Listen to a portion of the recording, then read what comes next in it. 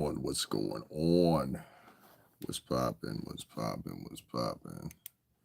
Give me a second here. Let me get this volume turned up so y'all can hear me. All that good stuff. All that good stuff. Hey, what's up, y'all? Happy the day after Christmas. I guess that's what y'all want to call it. I hope everybody's Christmas was good. Hope everybody enjoyed the time with their loved ones and all that or whatever. I just left out the house real quick. Got me some coffee in me. And I said, let me go today. So give me a second. I'm just sharing this real quick. Give me 1 second, guys. Just let me share this, and then we're gonna get into the show here. Because I got a couple of things I gotta. All right, that should be good for right now. We'll share some more in a minute. All right, so check this out, right? Yesterday I ain't even go live. You know what I'm saying? Instead, what I did was I instead did a couple of edits that I already were working on or whatever, and I just uploaded them. You know what I'm saying? Like usually, well, nah, I ain't gonna tell you that. Forget that. Anyway, as I'm sitting there and I'm realizing, hey, I ain't go live, I ain't do nothing. Like I ain't go a whole live the whole day, right?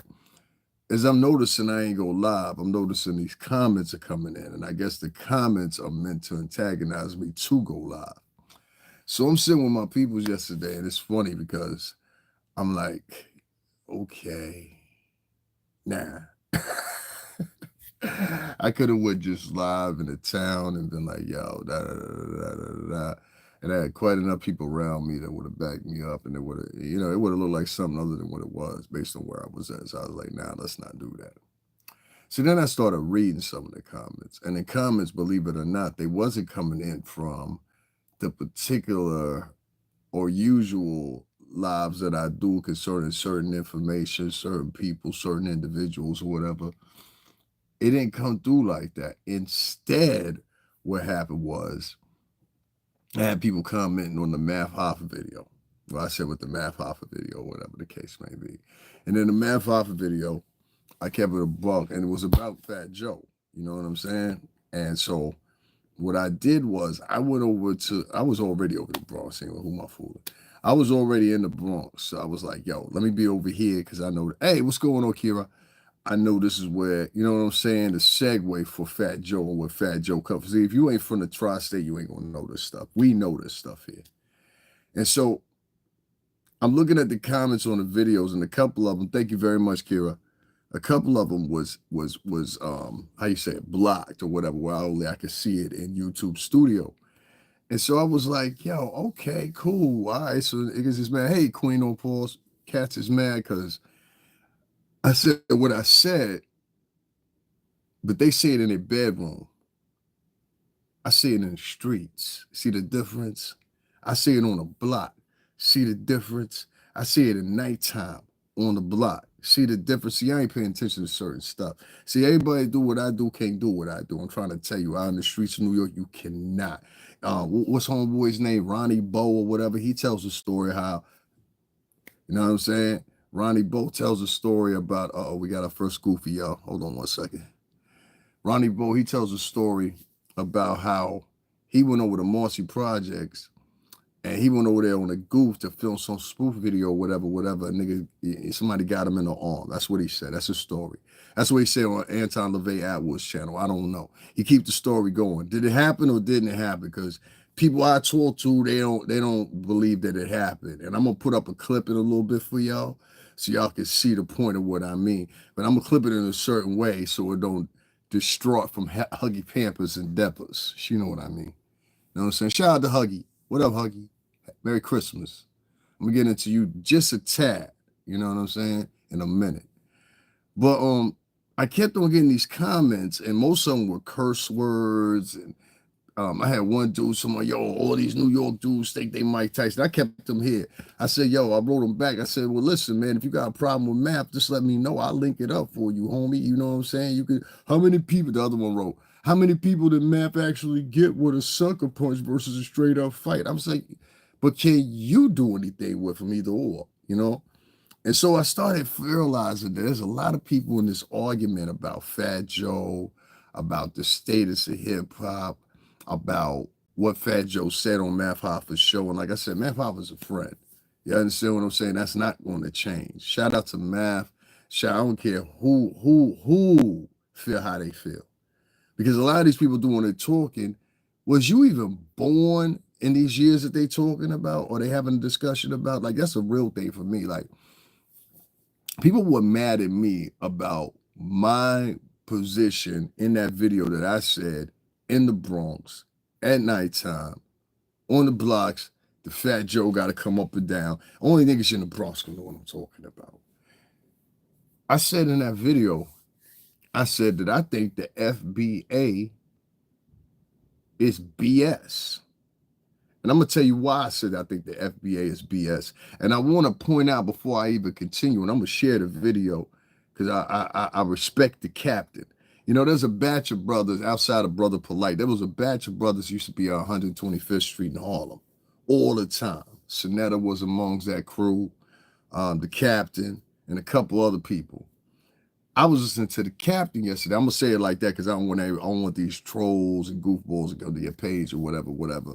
But this is a man that is a primary example and antithesis of the Black Power movement. You understand what I'm saying?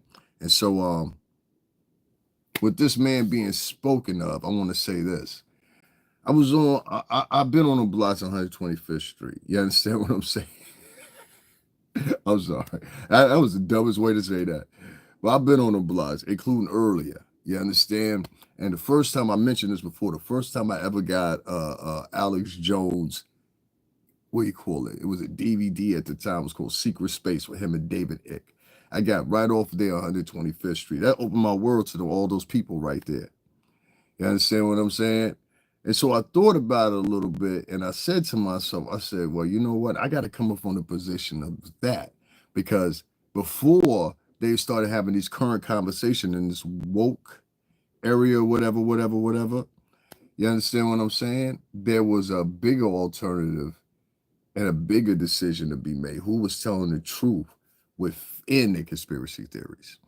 Evidently, many of y'all are familiar with it or not, Alex Jones, you understand what I'm saying?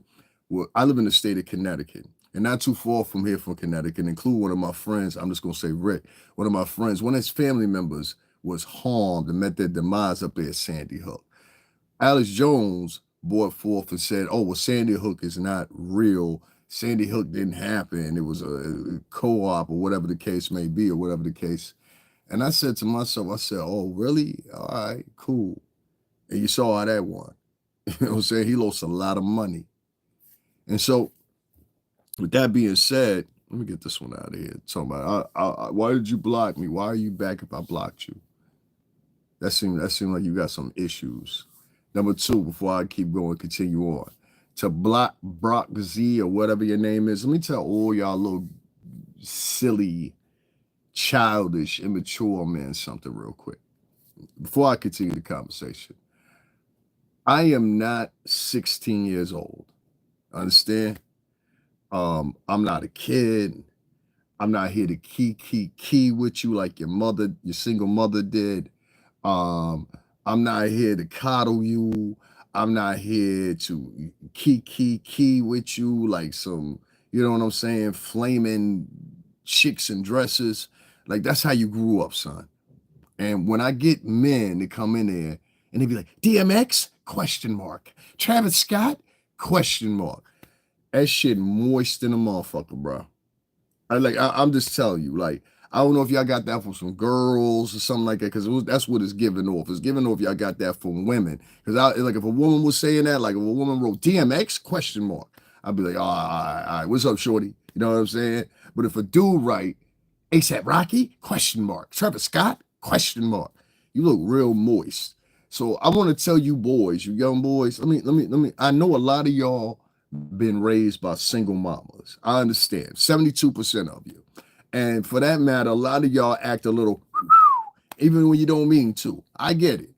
But listen, a lot of the stuff that y'all say out y'all mouth seem real moist. Real moist. And when you're directing what you're saying to another man, you got to realize the way you're being perceived. So I just want to say to the young boys or the fellas under, let's say, 30 years old, even some of y'all older ones are doing the same behavior. Start acting like a man. You're emulating women. Women say stuff like that. Travis Scott, question mark. ASAP Rocky, question mark. They write stuff like that in the chat room. You understand what I'm saying? Men don't write baby oil. Men don't write stuff like that in the chat room. You understand, fellas? It makes you look kind of moist. It makes you look kind of sweet. And if you aren't moist or sweet, man, get me? All right. Good luck to you, kid. Now back to the story. And I always have to have, because I have to understand some of these kids, they just don't know. They don't know any better. You know, poor them, huh? But somebody got to tell them. Anyway, moving forward. I wouldn't say I got any backlash on my comments or whatever, but this is what I got to keep it real with. And I saw that the captain and a few other people that are notary people in that Black Power movement, and unlike those FBA representatives, or which I will say again here openly, you can't find where they have an organization or a headquarters space. You can't find who's actually in charge. If you really ask who's in charge, the only person that seemingly is in charge is Tariq Nasheed, who I have extensively followed from the times you were walking with Michael Moore, talking about you was a pimp, up until now, where you are the true neutrality of the Black diaspora. From the time that you were on there with Tucker Carlson, Tucker, talking like you was one for the whistle name, you know what I'm saying? So I said to myself, right? I said, it seems like to me that this FBA shit is just that shit, and it's symbolic. Hold on. Let me tell you what I mean. Because this ain't the first time you have to wake up the people. So sometimes you have to wake up the people. You know, Malachi York, years ago, had the people believing he was the next thing to touchdown since Jesus. Come to find out, he was down there molesting kids and everything down there in Atlanta. You understand what I'm saying? At one time in history, Reverend Jim Jones, everybody admired and adhered to this man and his Heaven's Gate movement. And come to find out, he ended up making all these people, including Black people, who he took the titles from their homes in order to move to Africa to create Jonestown. Yes, this man forced these people to sell their homes so they can move to Jonestown, Africa, or what they called Jonestown, and literally embellish and develop a town with all these people that were quote unquote Christians that believed in each other, and ultimately he made them all drink cyanide laced Kool-Aid. Now, many of y'all say, oh, well, that's a rumor. Okay, well, I got one for you. If you go on YouTube and you do this is a simple search on Google, put in Jim Jones dying days, Jonestown. And what you're going to find, and I know what you're going to find, you're going to find a video, and that video is going to come up, and you're going to hear these people yelling and screaming in excruciating pain. Not all of them died there. There was many survivors that didn't drink the Kool-Aid once they saw what was happening, what was going on. There was many survivors, but there was more people that were dead. You understand what I'm saying? Now, if you don't get what I mean, it means that you motherfuckers are developing a cult mentality. Oh, a cult mentality is very, very, very dangerous. And many of y'all say, oh, well, that's Tariq Nasheed and that's the FBA. It can't be a cult. Malachi York had a cult. I can tell you of several other Black groups that were considered cults and took advantage of African Americans. And they claimed at the time, oh, well, we for the people. We about the people. We for the people. Ain't been a motherfucking group for the people wholeheartedly since the Black Panthers. The movement also, and I say maybe 2 or 3 other fractions. The new Black Panthers, I will say them. And I forgot what the brother's name is out there in St. Louis, is running up in the stores telling people, hey, look here, you're not going to sell this shit in our community. Those guys, which I also think are linked to the new Black Panthers, because they go a little bit everywhere. You know what I'm saying? They get things done. They go actually, these are men that actually, see, let me tell you the difference between symbolicy and the difference between actual inaction. These gentlemen that I'm talking about is one big older gentleman who was one of the part of the original Black Panthers. What they do is they go in the Midwest. They're centralized in the Midwest. They go from store to store. It's a group of about 8 or 9 of them. They work with local law enforcement or whatever, which particularly usually is Black cops.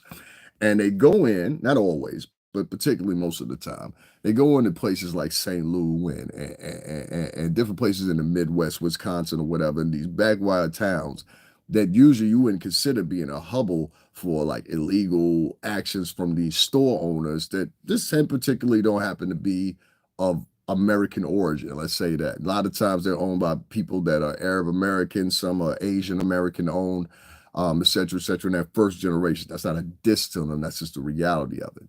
These gentlemen, they're going to these stores and they'll tell them, look here, you got to stop selling this, which can be K2, which can be many other different things that have been legal, made illegal here in my state and throughout the tri-state. If many people remember in New York, we had a big K2 epidemic for a while, and people was sitting over in the Bronx, Brooklyn, looking like zombies.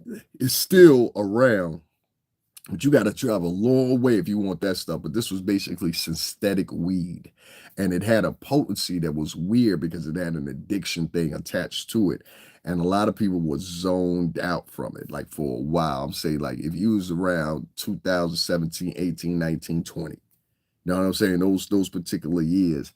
And then there was some legislation put forth by some brothers to get that stuff removed from the store. So that legislation has reached out there in the Midwest and a lot of places. So these brothers, they go into the store, one of them being a larger, older brother, they walk up into the store and they tell the store owners, yo, look, if you keep selling this to our people, this is what's going to happen. And they think they joking with them. And some of them try to get loud or whatever until they figure out, oh, these men are organized. They're not just some guys up in here yelling and screaming, yo, we'll do this, we'll do that to you. No, no, no, no, no. If you refuse, we'll be back next week. If you refuse again, we'll be back the week after that. You only get 2 tries. After the second time we come back, you haven't removed these products, which we deem harmful to the community. Well, our purpose now is to shut you down. And I've seen now several times where this gentleman has had a sign put up on these people's doors that we are no longer open for business on priority of the state or the city itself. See, that's action versus symbolism. Symbolism, on the other hand, is when you get these guys and they're online and they write a comment under a post you wrote. See, that's symbolism. They write it for symbolism and they also write it for a secondary objective, which is to try to get some followers or try to get people to, voice in and write behind their comment or whatever. I try to tell y'all, I'll give y'all an example. Y'all done seen people that come on my channel and literally these people been on here 13, 14, 12, 11 years or whatever, ain't got no material on their page or nothing, but they still comment. So you've been a professional commenter. You a veteran troll for the past 11 years. You ain't even lifted up. You ain't got no ambition to even be like, yo, I watch dumb podcasters every day. Let me try to freaking, you know what I'm saying? Do something here with myself. Meta. These people are loose cannons. They're lousy. And so you get these people in your chat room or whatever, and I'm pretty sure those are some people. This is circumnavigate this quick conversation before I go into the real conversation. They were very upset with what I had to say, and I'm gonna say it again. I stand by them again. One thing, listen, if you like me, you don't like me, or whatever, admonish one thing. I ain't no sucker motherfucker. I don't turn around on people, whatever, just because they in a jam. I don't turn on people just because, you know what I'm saying, they having a moment and it's popular to go against them like a lot of you YouTubers do. I don't turn on people and drop them just because a whole bunch of people say, oh, well, this is the end, because I remember when they were saying that about Young Thug. He home now. Oh, it's over for Young Thug. Y'all remember them talks? And that trial went for what, 2 years? It's over for Thug. It's over for Young Thug. That's concerning the Diddy thing. You understand what I'm saying? Anything can happen in a court of law. And mind you, that was a federal case. See what I'm saying? That was a federal case.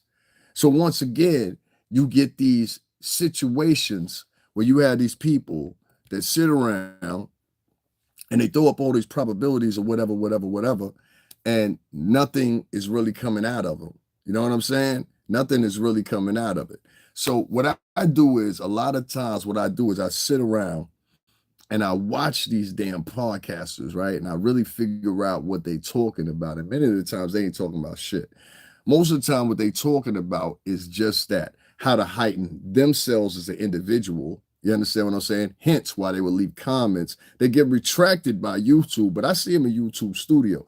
I literally had 8 comments about that freaking Math Hopper joint. And I say again, what has the FBA actually done outside of symbolism? And I think that's a fair question to ask. See, if you're talking about this symbolism type of end, the only thing they do is write comments and make posts.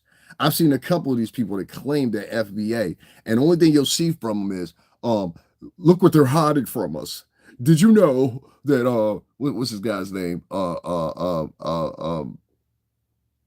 Booker T. Washington viewed at the cotton gin. Look what they're hiding from us. Did you know Sojourner Truth took slaves from the South and brought them up north? Look what they're hiding from us. And they'll pose these things in all these little intricate ways, which most of the time they've learned from collegiate institutions they've been through, or sometimes it's exurban. Y'all guys know what I'm talking about. You know what I'm saying? They're hiding the truth right in our faces. What you talking about? Martin Luther King was shot by somebody. I mean, the most simplistic of information. It's not information that can help you move forward. It's not information that you can use to, invest in something. It's not information that you can financially free yourself from. It's not information on how to get an LLC. It's not information on how to build a house. It's not information on how to, get a 401c. It's not information on how to, divulge your money into anything. It's just a bunch of symbolic jargon. Truth of the matter is, I don't want to hear a motherfucker from the FBA say shit. All right, if that's what you represent, that's what you represent. But don't pick your moments to come out and speak to people. And this is the other thing too that I don't like about that FBA shit. It's now starting to get singed in or made synonymous in linear fashion with Black Americans. Well, I'm here to tell you something. There's a whole shitload of Black Americans I know that ain't with that shit either. So I'm not going to allow one man who basically is doing this based on his own regard. You understand what I'm saying? Because in the end, nobody wins off this but him. He gets the more followers. If you go on your page and you yell FBA, it's not going to increase your donations as a podcaster. It's not going to increase your following as a podcaster. It's not going to increase people donating to you as a podcaster. None of that shit. You understand what I'm saying? So what it is, give me 1 second, guys. David McDonald. How you doing, David McDonald? How's everything going, buddy? You like looking in men's mouth, you sweet ass nigga. Now, ladies and gentlemen, here's a perfect example. Thanks for showing up, Dave. Let's motherfucking light and match Dave real quick. You know what I was just telling you guys about veteran trolls? Well, I want y'all to go over to David McDonald. He's a quite portly man who's out of shape. Looks like he's around about in his 60s or maybe tunneling towards 60. And he's been on here for 11 years and has no subscribers. But yet and still at 12 o'clock in the evening, David is taking his sweet Nelly ass around podcast to podcast looking at men's mouth. Shout out to David, man, for real. Let's give a big rainbow of applause for David. Hi, David. What's going on, David? Everybody give a pop for David. David doesn't have a wife. David doesn't have a girlfriend, and his kids in the house don't respect him. All right, peace, David. I appreciate you stopping by. And Dave, I got to ask you one question before I get you up out of here. Are you a proud FBA member? Watch this. Are you a proud FBA member, David McDonald? Are you a proud FBA member? Tell us, David. Come on, David. Come on, David. Come on. No comment? All right, David, listen, in the future, stop running around looking at boys' mouth. It's giving out something about you, homie. All right, peace. And he's out here looking at niggas' mouths and shit. I don't know what it is. It's just, to me, you don't go around, any nigga that run around looking at a nigga mouth, it's something wrong with him. I don't care what you say. Yeah, I don't care what nobody say. If you run around looking at some man's shape, or you looking at some man's mouth, or like, that's just certain shit in the prison system you just don't do. You run around looking at a nigga mouth, man, a nigga might just do something to you. Like, you know what I'm saying? Anyway, back to these FBA joints, because that's what homie probably was. FBA is not synonymous with African Americans. Everybody that signed up for the FBA. FBA is, in my opinion, a symbolization authority that exists only online. They don't exist offline. You understand what I'm saying? Now, Tariq Nasheed, I mean this with the utmost respect. You understand what I'm saying? But some of these motherfuckers you got that part of your movement are out of line. They ain't got no hospitals. They can't feed nobody. They damn sure don't donate. That's the worst thing about it. They'll come in here to all that blackety, blackety, blackety, blackety, black shit and don't donate a fucking dime. So I can understand what the fuck Fat Joe was saying. Well, most of these motherfuckers are a bunch of broke motherfuckers because that's what it feel like to me too. Even when I go to even when I go to Tariq Nasheed's page, right? Yeah, bitch, I be over at your page. Even when I go over to his page, it be the same fucking thing. All these worthless motherfuckers that's in his chat room, and all of them, you could tell they all struggling from the same ailments. All the bitches got multiple kids. All the niggas, they look like they just got out of jail, or they still sagging their jeans at 40-something. All the motherfucking grandmas in there look like they just 10 years away from leaving the strip club on that last shift. You understand what I'm saying? Grandma 50-something now. They don't want her up in the strip club no more. You understand what I'm saying? These are not, when you see who's representing that FBA shit, what you still trying to figure out, this ain't the best batch of people. And then when you see the people that are not involved in that shit, which you'll find or didn't sign up for that shit, what you'll find very quickly is these are the people that are actually intellectuals. See, you got it's sheep herder mentality. That's really what it is. He's the sheep herder and y'all the sheep.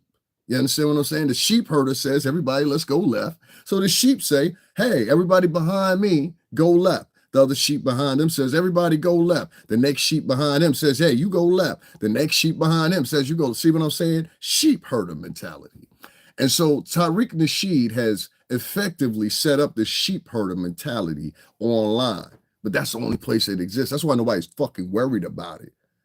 Because even when they have these arguments, they quick to sit up here and argue with somebody of color, but they never want to argue with anybody that they say actually is the oppressor. I've never seen Tariq Nasheed on somebody that's motherfucking part of the white structure of America, white supremacist structure of America. No, what you do is you take your ass over and sit down with them like you sat down with Tucker Carlson. You see what I'm saying?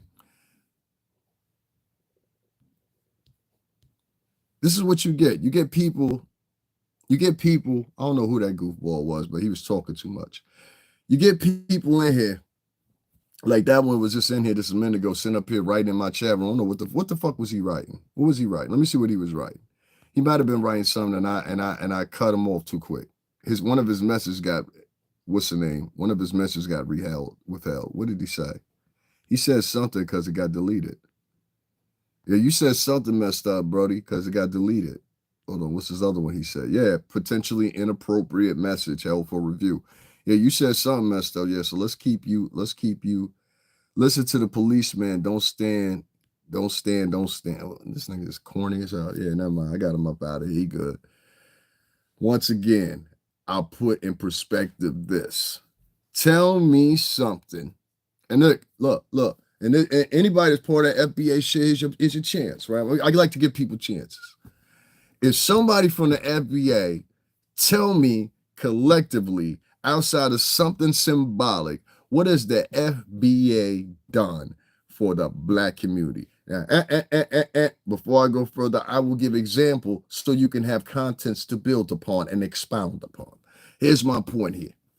If you look at these motherfuckers, the worthless bunch of bitches they are, because that's what they are, a bunch of crybaby bitches, most of them. That's all I see out of them. Oh, let's say all the crybabies came together and said, hey, we can cry over here online on a white man's platform about black problems. You think Elon Musk or fucking Google or fucking any of these guys, Mark Zuckerberg, you can't give a fuck about your fucking tears. You don't give a fuck about your tears. I made $3 trillion this past year in inequities. I don't give a fuck about your fucking tears as a class or individually. That's what they're telling themselves, but they're laughing at you.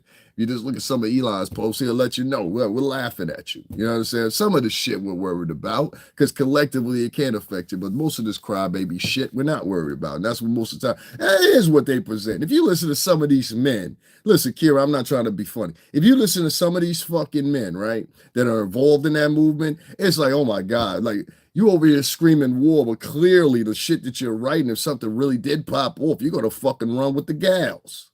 You see what I'm saying here? Like it's like a sucker space for me. You understand? So I look at it and I listen to this shit, and it brought me to this. Since everybody want to talk about me and what I said about Math Hopper. Math Hopper, my nickel. Fuck that. You understand what I'm saying? I knew Math Hopper before the podcast, nigga. Now, like I said, and I'm going to stick up for him, and that's why I went into the hood to say what I said. Y'all missing the motherfucking point. I went into the hood. There are people outside in the hood. I went to Fat Joe's neighborhood in the Bronx, or at least the segue he got to go to get to home. You understand what I'm saying? And went on there and talked my shit in front of everybody, and not nobody over there disagreed with me. You know why nobody disagreed with me on the block? And it was, if you pay attention, anybody know why I was at? There's 4 bus lines right there. It's always full with people right there. It was filled with people. That's why I kept panning the camera, let them niggas know, yo, there's people out here. And people were sitting there listening to me. You understand what I'm saying? And they agree. What the fuck has these niggas done? You know why them niggas was sitting there and they allowed me to say that shit? Because they had seen this shit before, where you get these pro-black groups that symbolically motherfuckers sit there and act like they for the culture and they here to help people out and all that shit, but monetarily, they don't do shit. Legislative, they don't do shit. Action-based, they don't do shit. So until you do shit besides pop up fucking grief museums and shit. You understand what I'm saying? Like, these niggas be popping up grief museums. Like, this is the history they didn't tell you. Did you know that a black man invented peanut butter? This is what they hide from you. We learned this shit in fucking 6th grade. These niggas don't even celebrate Black History Month no more. And they allowed, I seen you out there. I watched the video. Thank you, Kira. She said, yeah, I seen you out there. I'm doing that from the clip. I did that in a clip, but she actually was here and saw me do it live. She was in the chat room with me. There was people out there because people in New York City have seen this pro-black hustle before. You understand what I mean? You don't get what I'm saying? People in New York have seen this type of pro-black hustle before. You know who it was from? Malachi York. That's who it was from. And there was others before him. Black people have seen this type of hustle with Brother Polites. Black Americans have seen this type of hustle with numerous other individuals that were in New York City trying to do the same damn scheme. So I'm going to say to you, from my personal view, into that FBA shit, and my mother's a foundational Black American. So say something about her. My mother will whoop your motherfucking ass, nigga. You understand what I'm saying? And she licensed. She'll lay you down too if you really want to get smart. Now, my point that I'm getting at is, say that shit in front of her or some older Black American women or men over 60, 65. They'll tune you up real quick. Oh, they'll pick you out just like that. See, they ain't no tenets of what the FBA actually is. Can we introduce that shit? What are the tenets of the FBA? What does it take to be an FBA member? Because it seems confusing to me when almost 60 to 70% of African Americans that are here in America are mixed with white. Y'all remember when niggas was running around, everybody was mixed with Indian? Remember that? I'm Chickasaw Indian. I'm a Sacoy Indian. The niggas was running around saying, who remember them days when niggas was running around, oh, I'm half this, I'm half that, I'm half this, I'm half that. And they really wasn't. And they was saying it because they wanted to say it. You know what I mean? Okay, cool. But that would mean that you ain't a foundational Black American either if you mix with anything. That would mean that an African that has kept that same lineage up until now. Let me give you a better example. I live in Connecticut, right? We got 2 casinos out here, Foxwoods Casino and Mohegan Sun. I'm pretty sure many of y'all heard of them. Now, let me tell you the difference between Foxwoods and Mohegan Sun. Both of them registered, both of them represented, both of them, you know what I'm saying, have casinos. They collect money off their casinos and they disperse it out to their people. What's the difference? Well, the federal recognition with Foxwood Casino gives them land. So they're able to have homes out there. I know a whole bunch of them. Shout out to Sebastian. Shout out to the Colbutts. They all know me. You understand what I'm saying? Out there in Connecticut. You know where in Connecticut. Shout out to Saybrook. Shout out to Mystic. Y'all know what I'm talking about. You know what I'm saying? Town business. Now, if we're talking about Mohegan Sun doesn't have that. You understand what I'm saying? Mohegan Sun is a younger casino than Foxwoods, and Foxwood was the first one that was federally recognized. Now, let me tell you why I mention this. If you go, they have people that claim, okay, so for example, if you claim that you're mashing Tucket, all right, you're able to not only get money from the casino, you're able to move out on the reservation. They'll provide you a home. And some people see anywhere, if you go to school, people see anywhere it's from $10,000 to $25,000 a month. A month. All right. Now, this is surprising to a lot of people, but this is what happens. On top of that, you understand what I'm saying? You're hit with a whole bunch of benefits. You can go to college for free if you want to, any one of your choice or whatever. This is all federally, you understand what I'm saying? Inclusive of all their status. With Mohegan, it's very different. Yeah, they get money, they disperse their money out or whatever, but they don't have a set of land like the Mohegans did. Another thing that comes to part in the conversation is this. You have to prove that you're actually Mashantucket or Mohegan Indian at least 4 to 5 generations back. On top of that, you have to prove that you have a certain percentage of that blood in you in order to be able to be eligible for federal recognition. You understand what I'm saying? It's a very lengthy process. We've had people from Florida, Georgia, Atlanta, everywhere come to Connecticut hoping, and some of them get turned away. They ain't got enough percentage in them. So this is the same thing I talk about when I talk about the African Americans and that FBA shit. The shit is kind of silly at this point. Y'all niggas ain't doing nothing for nobody. You know what I'm saying? And real niggas that have been part of that movement, listen, I tell you straight up, my moms and my pops, I used to walk into people's house. They were playing Minister Farrakhan on the radio as I walked in. Be 4 or 5 brothers sitting at the table listening to him. You understand what I'm saying? I've been around that since I was a kid. You understand what I'm saying? So I know what I'm talking about when I see the fake version of it and the real version of it. I know when somebody take it and try to make it into a hustle, and the only thing they doing is grief counseling and grief pimping. Do you wonder what I mean? Grief pimping is this. Grief pimping has made a term because before you could just stand on a tree stump on 125th Street or whatever your choice of mechanism was, and you could sit there, right? And you could turn around and you could say whatever you wanted to the people or whatever the case may be. And at the end of it, you have some snake oil to sell. This is kind of what happened with Alex Jones. Alex Jones would tell people whatever they wanted to hear at the top of his show. And then at the end of his show, he was trying to sell them some elixir or some shit like that. It's the truth. Who want to disengage with me? It's the same thing to go along with the black podcasters. The black podcasters, they sit there and they'll preach you all this shit or whatever. Then at the end of it, they got something to go. That's why I never hide my fucking intentions. My intentions on here and why this platform is set up for us to motherfucker get on here, talk our shit, get monetized at a certain point and make money. The people that attribute outside of that or whatever, by hitting the cash apps and all that shit or whatever, that's to show the force that you have with the people. You understand what I'm saying? I've given up on that mission. And I have to say, I honestly and truthfully believe this FBA bullshit and this terminology and this thinking has been actually addition to that. See, let me give you an example. On a regular basis, and this is not just personally me, this is just real. And you can ask other podcasters this. They have tenants within the urban communities where they didn't have these tenants before. Now, let me give you an example. The other day, and I definitely don't agree with everything they say, but when it's right, it's right. The Sherelle chick, I'm glad you finally fucking brought it up.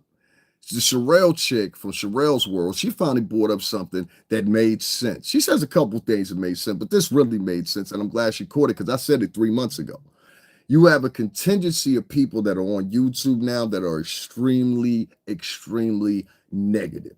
They capitalize and make money off of negativity. They move in negative forays. They only attack people that look like them. They don't want to attack anybody that doesn't look like them because of fear. A lot of these people that come up and say these things or whatever, they don't do it in the full regard that they could do it to people they claim that are oppressing them because they scared. Nobody else will tell y'all this, but I'm here to tell y'all this. They scared. You understand what I'm saying? Now, there's a contingency of men like me who, honestly and truthfully, I really don't give a fuck either way.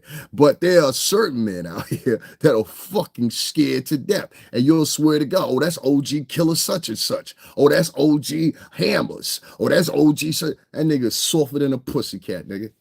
That nigga softer than a pussycat. Y'all be thinking these niggas because they all big and all that shit. Now, I done knocked niggas like that out several times. You know what I'm saying? They got witnesses for it. You know what I'm saying? They be, yo, Sean, you don't see how that. Just duff that nigga. Like, on my mama, I'm trying to tell y'all, a lot of these dudes out here, they got smoke for other people and broads. They got smoke for other people that look like them. Where your smoke at for white folks? Where your smoke at for anybody else? And that's not a racist comment. It's a real comment because they always point their oppression at everybody else. So what you trying to tell us, nigga, it really is you scared to take out your frustrations, big fella, on the people that you should be taking your frustrations out on, big fella, and instead you regulating them to us because we an easy target. Get this bitch ass nigga up out of here, and any bitch ass nigga or any chick that think like him. That's what I say. Those are the real cowards right there, those FBA motherfuckers, you cowardly, hiding, symbolic motherfuckers. You sit online all fucking day. Like, I ain't never seen so many niggas that sit up in my motherfucking shit and talk about, oh, well, you know, the reason. I had another one right to me.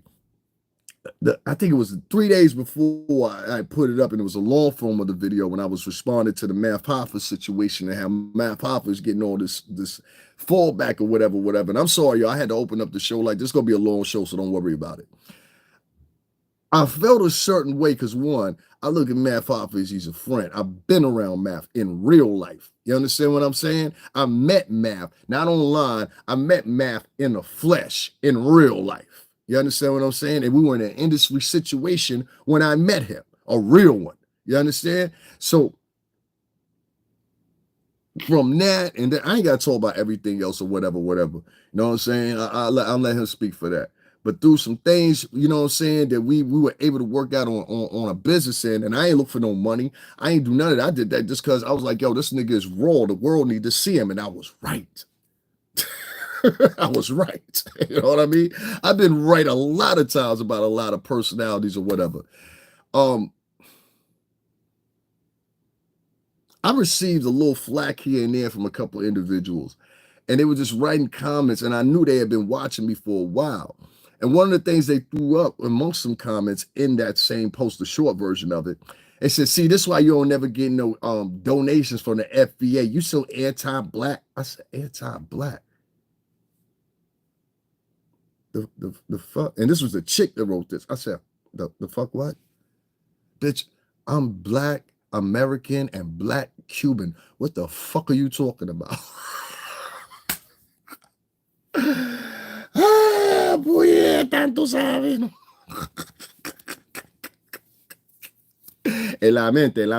Siempre en la mente, tú sabes, la peculiar, tú sabes, el anverso, pero la boca, no siempre, la boca, la no digo, la toda el FBA, boca, nada más. No tiene chavo por la gente, no tiene la comida por la gente, no nada, por la gente latino, tú sabes. Esta gente ahí, tú sabes, conglomerate, como es que diga, entonces sabes, no es importante. Porque tú no tienes los chavos, tú no tienes la comida, tú no tienes nada por la gente. Pero toda su boca. Anybody that's Latino, you know what the fuck I just said. And that's the difference. You niggas rule with your mouths. But you don't never really make no own real moves unless it's for you or a couple of niggas that you know. So like I said, once again, when it comes to that FBA talk shit, I've said what I've said before, and I'll say it again. I've sat here on my channel and went, like, many people that frequent my channel, you know, I'm the traveling vlogger, if you want to say. I'm always moving. I'm always at a location. The places we went to this year that I've taken these subscribers to will blow your mind. You know what I'm saying? I advise you all to go through my lives, and you'll see what I'm talking about. Me sitting right here right now is very, very, very, very unlike me. You understand what I'm saying? But I have bills to pay. You know what I'm saying? I wanted to make sure I had a decent, at least memorable Christmas for myself. You know what I'm saying? Which I did. And so I can't take my money and continuously feed this channel just for the views. I can get the same views if I'm just sitting right here in my wall. I determined that already. You understand what I'm saying? Unless it's something really, really of importance, or the crowd is supporting what I'm doing, I will no longer, especially in the cold. I got sick last week. I didn't even get a motherfucker from the FBA to donate $5. Let me tell you what I really mean. So there'll be people, most of the people from the FBA, they want shit for free. Let's get that out the way. Most of them folks that's in the FBA, they're people that want shit for free. That's why they all combine in the same thought process. And they feel the people that should be rewarded are the people that are the worst, the people that do these rebel rousing modes. You understand what I'm saying? That's what Al Sharpton used to do. He used to do a lot of rebel rousing.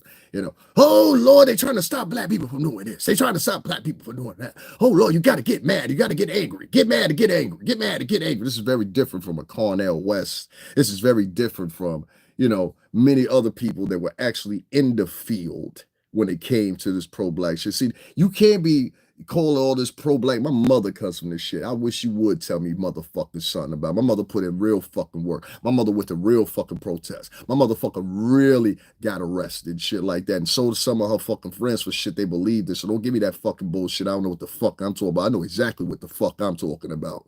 This shit is a fraud movement.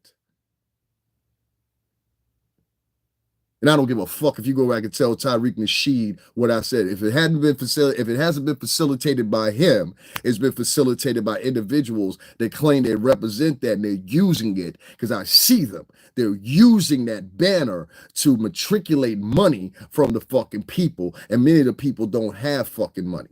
So Tariq Nasheed, what say you? Are you going to put down a foot and get control of your organization that is Gang under your signature? Or are you going to let things just go rampant and free and move out, kind of like Black Lives Matter was, where we didn't know who the fuck was in charge? We got questions, Tariq Nasheed. We got questions. Give me a second, guys. And the reason we got these questions is because we don't know can somebody tell me in the chat room who the fuck is in control of the FBA? Let me know right now. I give y'all a few seconds. All right, go ahead. Go ahead. Who controls the FBA? Go ahead. Watch this, watch this, watch this, watch this, watch this, watch this, watch this, watch this. Anybody? Who controls the FBA? Anybody? Nobody? Everybody silent now? Nobody understands English. Okay, I got you. But la gente latino, entonces sabe que la capitán, el capitán, pero la FBA. Anybody? Anybody? Anybody? Huh? Nobody? Nobody? Nobody? No, because nobody fucking knows. That's why, nigga. Because I'm right. That's why ain't nobody. Let me tell you something. If somebody was controlling the FBA shit, the first thing a motherfucker would have wrote as a representative of the shit, he would have wrote something in the fucking chat room. What's wrong? My chat room ain't broke. Let me make sure my chat room ain't broken up or nothing like that. Come on, come on. Y'all niggas want to say all that shit in the chat room. Okay, let's see what y'all got to say. Let's see what y'all got to say, because I see a couple of motherfucking comments here. Kareem, what's going on, brother? I had to refix the chat. Let me see what y'all talking about. Yo, I'm new here. Not really solution-based. They're not solution-based. FBA want to sit around and talk. Yeah, same old BS. You got some nigga in here talking about, show some respect, boy. That's a nigga. Kieran knows Cherokee too. That's right. You still selling red platters tomorrow, says Jay Bunny. Jay Bunny has been on here for 10 years and got 2 subscribers, y'all. Y'all go check out Jay Bunny. He needs the attention. Fucking loser. When did I leave the CES crew? I don't know who the fuck the CES crew is. Peace.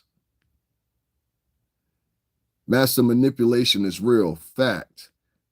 Hey, Taco Bell worker. Take your time, I got you.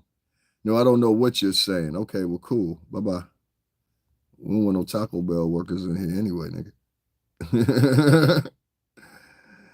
I just took a huge dump in the toilet bowl. Wow, damn, man. These men are pitiful. And a nigga had a clown emoji.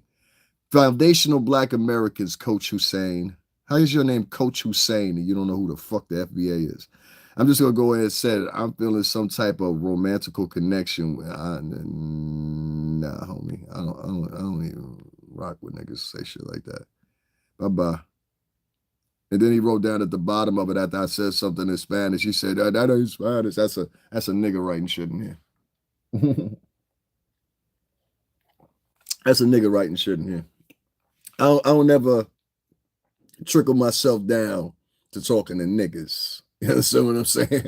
I done been on camera here having full conversations at Spanish events and every fucking thing else. I'm like, I hear niggas say shit like that, I just laugh at them. I'm just like, okay, cool. Because that's another thing those FBA niggas don't do. They like to deduce anybody that looks brown. So if you're brown or you have features that are black, I know Panamanians that look way more blacker than me. I know Hondurans that look way more blacker than me. You would never know a Dominicans too. And so, like, when you, how you say, phenotypically look like them, a lot of times they want to group you in with them or whatever on a state flip of not because of togetherness, but more so to down you. You understand what I'm saying? To down you. Like, bitch, I don't even know you.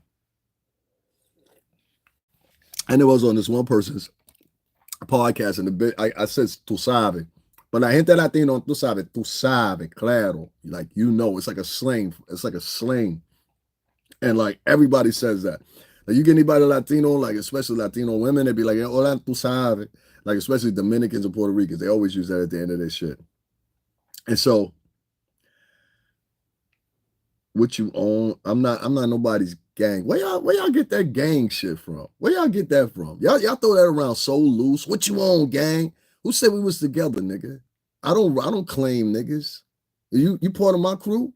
You part of the niggas I rock with? I don't like when niggas write shit like that. What's up, gang? Hey, yo, gang. Hey, yo, twin. I don't know where the fuck y'all got that shit from, but that shit sounds so fucking sweet. It sounds sweet. Like, would you go up in the prison shit? Like, would you go up in the prison cell? Yo, what up, gang? What up, twin? Would you go up in the prison cell and tell some nigga that's going 10 years, hey, yo, what up, twin? And see what happened to your sweet ass. Get your ass the fuck up on out of here, you goofy ass motherfucking nigga. I can't stand it. Any nigga that talk like that ain't never been in the field, my nigga.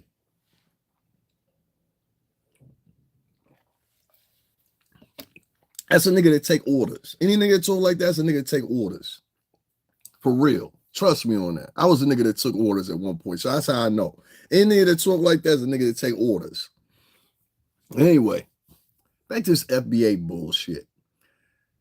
The reason I don't necessarily have a problem, I'm not going to do a full-on attack of the FBA, it's just their tactics and the cronies they have on YouTube to follow along with those tactics. You understand? We got one individual, man, which with the exception of one motherfucker, you keep on getting Myron's ass. I don't like the shit he's saying. Fuck him. And Myron from Fresh and Fit is actually from here in Connecticut, like literally right up the block. Like, I can get to where Myron's from in another 30 minutes, put it that way. He's the slimmer, taller one that's on Fresh and Fit. That shit you saying about him, you keep that shit up, O'Shea. Fuck that nigga. You know what I'm saying? Fuck that nigga. Anyway, you know what I'm saying? Keep that shit up. But O'Shea, on the other shit, like a lot of these foundational Black Americans, a lot of their, and this is as a group. This is not as, and I'm talking about an elected group. I hope you understand what I mean by elected group versus a group that's non-elected. You understand what I'm saying? Because there's a lot of misconstrusions with this way we're using language nowadays. People want to extend language the way they want to extend it. No, you can't extend language the way you want to extend it. Now, this FBA shit is an organization. Am I right? Okay. So let it be an organization, just like you would name the Black Panthers or whatever, they had a state of where they were at. Now, let me give you an example of the difference between the FBA and the fucking Black Panthers. The Black Panthers had a program where kids, they would go back to school and they would not only feed the kids, but they would also make sure the kids had book bags and things of that nature.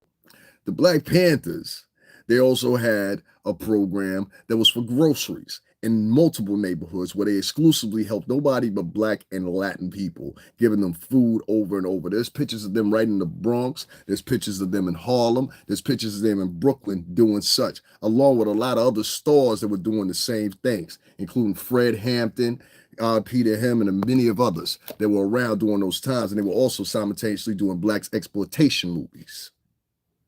You understand? So these groups actually were on the streets. People talk about Cardi B all the time. Cardi B and her Dominican ass was over there in the Bronx and Brooklyn handing out free jackets during the wintertime. How many FBA folks were doing that? And she was handing it out to Black and Latin people. It was people, there's videos of people running up, hugging Cardi. Go look it up right now. Cardi B hands out jackets in Brooklyn and the Bronx. Go look it up right now. Go ahead. There's videos of Finesse 2 Times out in the hood, handing out jackets, food, everything else. There's videos of Lil Bootsy handing out food, jackets, all kinds of stuff. There's videos of Nicki Minaj, shout out Queens. It's videos of Nicki Minaj, you understand what I'm saying? Out there handing out shit or whatever.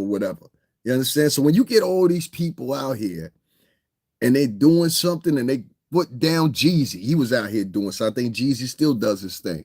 Remy Ma at one point, she was out here doing her thing out in the streets in the BX, handing out stuff. When the pandemic was going on, it wasn't African Americans that were out there helping people. It was fucking Latinos and everybody else, and African Americans would come around and grab what they wanted. I was there in New York when that shit was going on. Let me tell you something. The owner of Goya, if y'all know Goya or don't know Goya, Goya is asking a Black man with a New York accent if he's Russian is crazy. Yeah, that's just they send them in. That's one of the agents. And we're gonna talk about some agents in a minute. We're gonna talk about the agents in a minute. Yeah, there's some agents online on here on YouTube. Y'all might want to stay with me. You know what I'm saying? The owner of Goya, which is like basically they make all kinds of like Spanish condiments, olive oil, rice, you name it. You know what I'm saying? Black beans. Esto sabe la comida en la sabor latino. So it's the owner of the company just happened to be a Trump supporter, right? This man, because people wasn't able to work, a lot of people wasn't eating right. New York was hit heavily by the pandemic. I don't know how much I can explain that. We have still not recuperated here in the New York City tri-state from that pandemic. And if you live here in the New York City tri-state, you know exactly what the hell I'm talking about. We still have not recuperated from that. What the rest of the country has, and notoriety, for some weird reason or another, we sent all this money out to all these places that wasn't expected as much as a New York City tri-state for some weird reason. Like, why is Wisconsin getting like $9 million or $9 billion for pandemic relief? You know what I'm saying? That's a whole nother conversation. But anyway, we have not recouped from that. And what I saw during that pandemic almost made me sick, because not only did I have my own batch of stuff that I went through when it was going on or whatever, but I saw other people that were African American getting no help. I saw a whole group of homeless folks and half of that pandemic was in the wintertime. I saw a whole group of homeless folks literally huddle up, and the only people they had was them in the subway system. Like, they were downstairs sleeping in the subway because it was the only one place to sleep. You know what I'm saying here? So I'm talking about you had, and this is why it's still like this. What's going on, Lady Sparkle? You live in New York. You know exactly what I'm talking about. Just follow on with the conversation. And Merry Christmas to you, too. We had people here doing the New York City in the New York City tri-state area that were not only sleeping at the train stations, they were sleeping in the subway or whatever, and not one nigga helped them. There was sprinkles here and there and in between or whatever, but for the most part, niggas did not help them. You understand what I'm saying?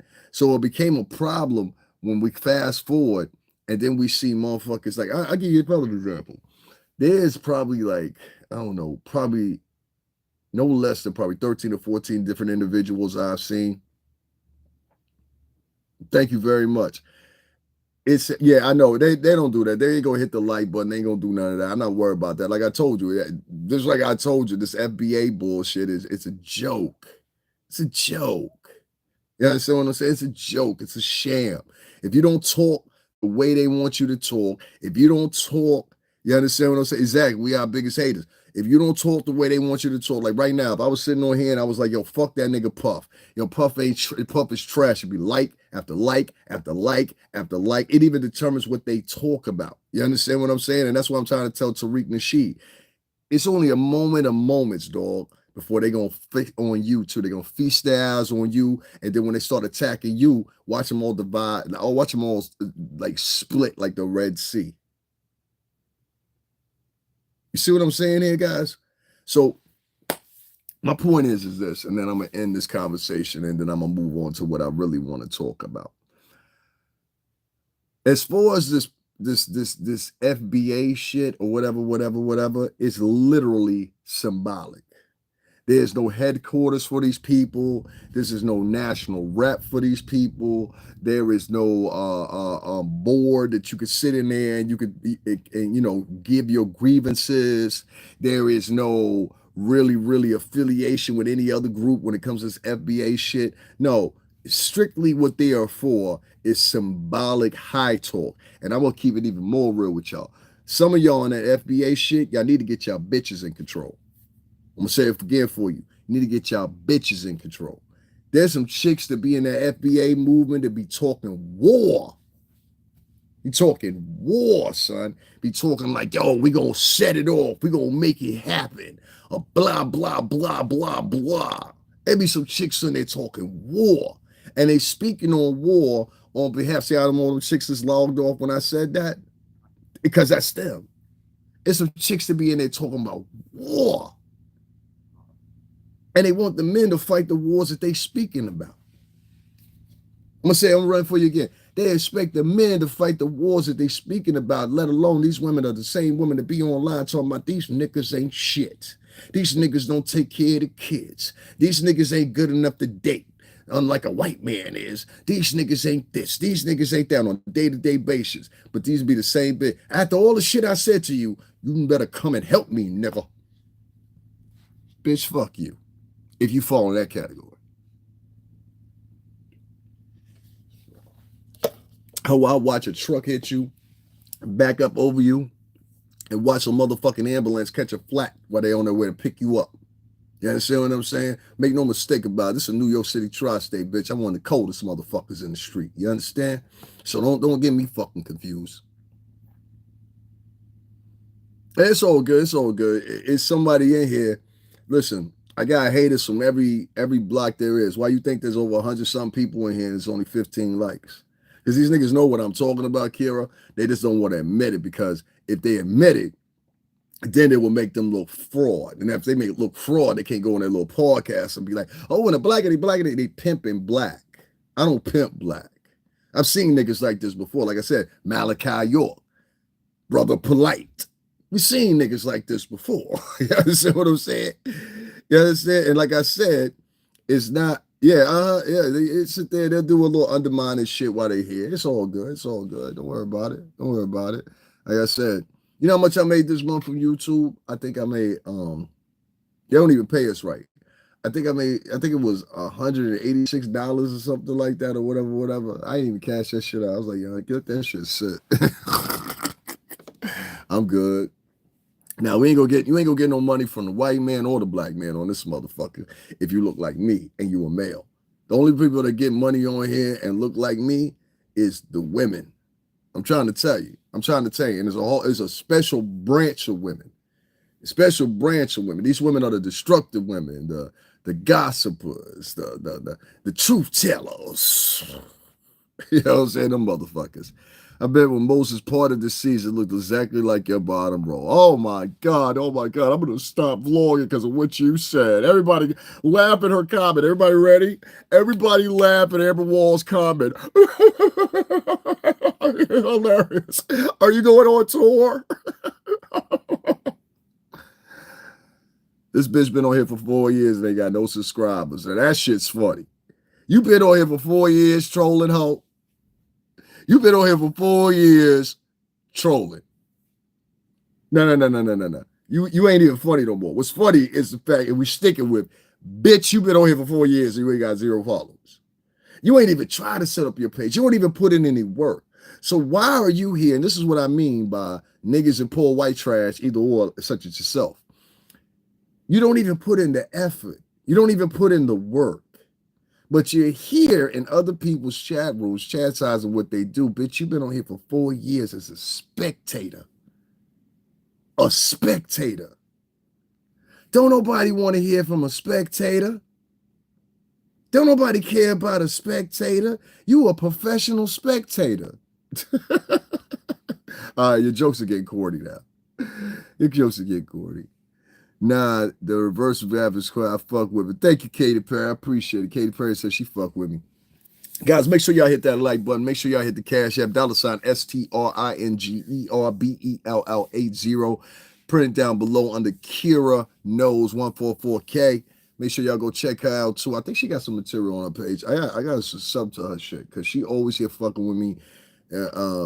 What's the name of them? Make sure y'all go check out Lady Sparkle channel. She's up here in the chat room too. They be talking about what they be talking about over there. A lot of that shit they be talking about be spot on though. I done sat in a couple of them joints. I be confused at first, but after I listen to it after a while, I'll be like, oh, okay, I get what you're saying. I ain't saying too much different than what I'm saying. Y'all just give me 1 second. If there's a glitch, I'm sharing this, so give me 1 second, all right? I want to make sure we get some people up here. I think I'm going to do a whole live about spectators in a minute, too. You know what I'm saying? There's a lot of spectator motherfuckers on YouTube nowadays that are just... Father Arbion, why will black people start taking accountability and stop blaming white people? I'll answer that for you, Father Abaddon. The same time as you're asking that question, when will black people start taking accountability and stop blaming white people? I will say to you this. There is simultaneously probably about upwards of 9 different countries that are blaming white people for their struggles right now. Most of those countries that are complaining are actually white countries. Isn't that ironic? So we're talking about Uzbekistan, if we're talking about Ukraine, if we're talking about Russia, if we're talking about Israel, if we're talking about many of these different countries that are white, they're all blaming white people. So what exempts African Americans from blaming white people other than the fact that you say they have an opportunity, yet and still, at the same time, when we look at the job market, they regulate, and Latin men, this is just by demographics, are literally social economically, they make anywhere between $4 to $5 less than African American men. On a salary, they earn something less than 25 to 30,000 less than African American men in society. That's why, like, oftentimes when I see like a lot of these guys are like, okay, yeah, you got a truck, but it's like, you know, or you got a Jeep, or like, let me tell you, okay, so some of you, somebody that's have Latino, I know the vibes, right? So it's nothing to have like a Nissan or a Subaru, you know what I'm saying? Like that's the vibes, and it's a Jeep, you know what I'm saying? And like in countries of origins like Colombia or Ecuador or Mexico, places like this, that little Jeep is a big deal. That's a semblance of I've made it. When you have this little compact Toyota Jeep or, you know, this extended cab truck from 2005, but you front like it's a 2024. You know what I'm saying? Well, when you have people like that's what they come from, and they look at that as, hey, I've made it. You understand what I'm saying? But you've made it for your country. You ain't made it over here where people is driving Maseratis, where people is driving Porsche, where people is driving in Bentleys, where people is driving, you know what I'm saying?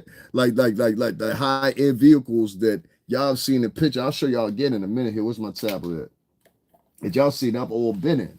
I don't just talk about them, I've been in them. You understand what I'm saying? And rode in them and drove them all night. So, and that's not a lie. That's not a lie at all. You know, I just showed, that's why I grabbed my tablet so I can show y'all. But, you get into this cycle, and I'm not trying to say one is better than the other. I'm just saying pay attention. So social economically is the terminology. If you don't beat me social economically, if you don't have the same predecessors, and I can tell you don't have any power in Congress, obviously, or they wouldn't even be in fear of everybody getting deported as soon as January 20th comes in and Trump takes office. You know, they represent, I think it's 7% of the House of Representatives. That's no power. You have no voting. If you stand as a group and you're in Congress, and this will give you a scoop. African Americans and white Americans have the most power in Congress, meaning they're able to veto or nay or pass a bill without even considering the other minority groups. That includes Latinos. The Latino caucus of Congress only makes up 7% of the House of Representatives. 7%. This is true. I'm not lying. So you go look it up for yourself. 7%. You're not powerful. You have no power. And I guess, when you're somebody that, and a lot of times I have to say this too, a lot of Latinos, they live on semblance too. So a lot of times, the only thing you have to live on is semblance and your pride when you're having a conversation about social, economic, or GDP, or things that might be particularly out of your scope that the rest of the world looks at, but you don't, as a ethnic group or whatever the case may be. You're going to find yourself in a pickle, kind of like right now, where Trump is about to take the White House. We know that the fractures is going to come in behind that. A lot of people are going to be investigated. A lot of people are going to be given the stiff. A lot of people are going to be deported. That's just what it is.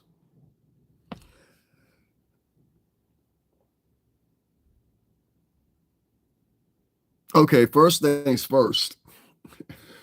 That is the most asinine conversation I've ever had in my life. But I'm going to enlighten you. Let me see something. Let me see how smart you really are. Kevin's post, who's been on here for 6 years and has no subscribers. But you know what? I'm gonna do this for you. I'm gonna help you out. Kevin, what race are you? First of all, before we start there. So I make sure I say this the right way.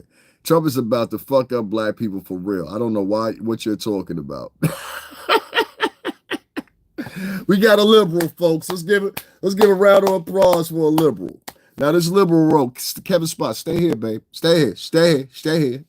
He says black people don't have any power in this country. America just elected a whole father who was in the KKK. First of all, Trump's father wasn't in the KKK. That's number one. You understand? If you can prove that, please put the link in the description box and we will follow along with him. We will retrace and retract our conversation from this here. Therefore, if you are correct, sir, which I know you're not. You understand what I'm saying? Niggas are real good, and poor white trash are real good, and Latin trash are real good at regurgitating other people's ideas, but not their own very own. They can't formulate their own ideas and opinions. So let me help you out, sir. Joe Biden was part of the Dixiecrats. Are you familiar with the Dixiecrats? Don't write shit else in my motherfucking chat room and shut the fuck up and listen. Because your opinion versus history and reality are two different things, you piece of shit. So listen and shut the fuck up or bop the fuck off. One of the two. I don't sit here and argue with bitches. Now, like I said, Joe Biden, who is motherfucking quoted, they have a fucking article about it. Joe Biden has been around the constituency of the White House since the 70s. The 70s. He has held, partitioned, and defended a black man, one justice, Supreme Court justice, who? Clarence Thomas, against who? Anita Hill. He sat on the Judiciary Committee board, and he was the head of it. And he helped Clarence Thomas get off. That's one. Two, so that goes right there to get that shit out the way. Two, Joe Biden before that, previously, because that was in the 90s, Joe Biden previously, before that in the 70s, was an avid Dixiecrat supporter. Do you know what the Dixiecrats are, sir, with your good, intelligent ass? See, this is a person that's pseudo-intelligent and just regurgitates like a parrot versus somebody that's actually got a fucking college degree. Let me ask you that, sir. Do you know who the Dixiecrats were? Let's wait for them. Give them some time. These folks back here, they're kind of slow. Do you know who the Dixiecrats are? You bitch ass, lion ass, coward ass, punk ass, unintelligent ass piece of shit. Do you know who the Dixiecrats are? Because if you know who the Dixiecrats are and you're in here and you're taking up for Joe Biden, let me tell you something. Joe Biden sat under his constituency and is quoted as saying, if my children went to school with minority kids, it will become a zoo. This is what this man said. It is quoted by NBC. You can go look it up right now. I encourage you to go look up the Dixiecrats at all. See, there's a difference between being somebody that's intelligent and smart, and there's a difference between somebody that's being a smart ass. And with that, let me get your 6 years been on YouTube and no subscriber ass the fuck up out of here. Ain't nobody listening to you, you loser motherfucker. Loser motherfucker. Loser motherfucker. There's always these loser motherfuckers coming up here saying so. Y'all notice that? Motherfucker been on here for 10 years. Nigga, you're not smarter than me. Now, if almost 61% of the House of Representatives is white, the National Black Caucus is 37%, and the National Latino Caucus is 7%, and the National Asian Caucus, who is the fourth one that is within, what's the name?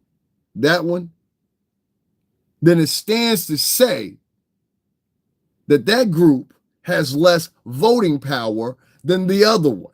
I don't give a fuck what your measurements are. I don't give a fuck what your thoughts are. That's reality, bitch. Nigga sitting up here talking to me and don't know what the National Black Caucus is, don't know what the Dixiecrats are. These are these motherfuckers that be in conversations here on YouTube, and the only thing they have to refer with is conversations on political situations that have happened in the past 10 years. They can't take you back no further than that. Nigga, you different than me. I can. I had a conversation with a motherfucker one day. He didn't even know what the prohibition was, but was in here trying to dictate me on motherfucker why I should vote for Joe Biden. I said, bitch, if you don't shut the fuck up, I'll be in front of Trump Tower, nigga. Have you not seen the videos? There you go. Because the job calls for intelligence, not your race. Whole tactics. There you go. Guys, make sure y'all hit up the Cash App, $ STRINGERBELLA0. Let me know if you donated so I can shout y'all out. You know what I'm saying? The real ones. All the fake niggas I don't care about. Y'all know how I get down. They don't like this type of talk here on YouTube when it comes to the African American conversations. They don't like these. They don't like these talks. They don't like these talking. Racist whites, they don't like it either. Yeah. Y'all just dumb for following these folks. Ain't nothing gonna change. They all the same, want to be unsaid. Exactly. I'm not a content creator. I don't know how to make video, but I have the wisdom and knowledge to experience that is valuable. No content, David. You always, thank you very much. Everybody here know like what I do. You know what I'm saying? Like I done been so nice this year. That's why I be talking my shit. I be like, yo, fuck these niggas, bro. All that faking. Y'all just give me 1 second. I'm getting some people in here that got disposable income. We got a lot of poor folks in here. I don't have no problems with the folks that don't want to donate or support the channel, whatever, like y'all support everybody else when they regurgitate. Let me tell you something, right? How many people peeped in my community room last night when a certain individual, I'm gonna call Alicia Smells, right? She went live. Y'all remember when she went live last night?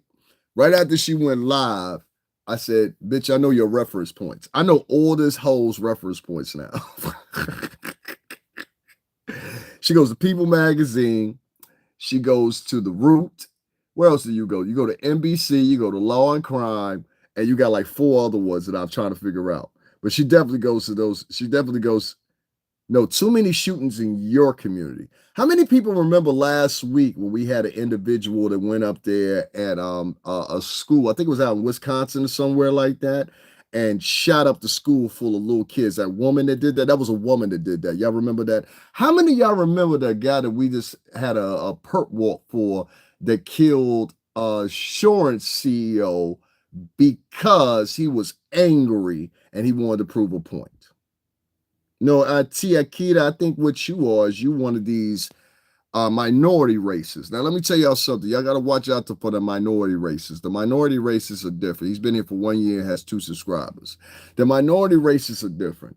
We have a group of minority races that are out here now that are actually minorities, but they want to brown nose, kiss ass, and lick the palms of white supremacists who are the same people that'll be online talking about, hey, we need to get rid of these immigrants. Hey, we need to get rid of this type of crowd. And they think from their brown nose and kissing ass and smiling and everything like that, that these conversations will cease. Like, yo, we need to, what's the word I'm looking for here? We need to deport all these immigrants that came over here just recently. There's actually Latinos out here that are light skinned that believe they fit in the white culture. And I'm like, listen, okay, you fit in the white culture? Sing the lyrics from Twist and Shout from the 1960s. You fit in white culture? Sing the theme song from Leave It to Beaver. And what you'll quickly find out is white Americans are more closer to being like me than they'll ever be to being like you. And more of them are waking up. Like real Latinos, I love talking to real Latinos. Like you get a real Latino that's from the island, he ain't coming into 1990 something or whatever. They keep it real. Yo papi, yo soy la negro ahí, tú sabes, no. Shengo, Arishu. Huh? La Cotora, and tú sabes, la sangre. Like you get them type of Latinos. Those are Latinos I've been around. I don't like these presentao fucking Latinos. You know what I'm saying? Oh, shut up, nigga. Shut up, nigga. Get the fuck out of my chat room. Go troll somewhere else, bitch. We had enough of you. You ain't got no followers. That's why you over here. You always notice it's always these niggas that ain't got no followers. They want to come over to somebody else's podcast and act like they fucking smart and shit. Funny Calls Twist. And Shot was written by a black musician originally. Exactly. That's why I mentioned it. They also think you're dumb. Like you ever notice that? Like when you look like, bitch, the reason I mentioned it, ho, is because I knew. Now get your goofy ass the fuck up on out of here with your good wannabe smart ass. Been on here 14 years and only got 2.4K subscribers. Get the fuck out of my chat room, bitch. We don't have the riffraff over here, y'all. I'm sorry. Let me give me a second. Let me share this. These hoes always coming over to your chat room act like you need a co-pilot. Ho, I don't need no co-pilot. I don't need no. If there's a co-pilot in my chat room right now, it's Kira. Kira can be a co-pilot. The rest of you hoes, I don't give a fuck what you got to say. I don't know you bitches.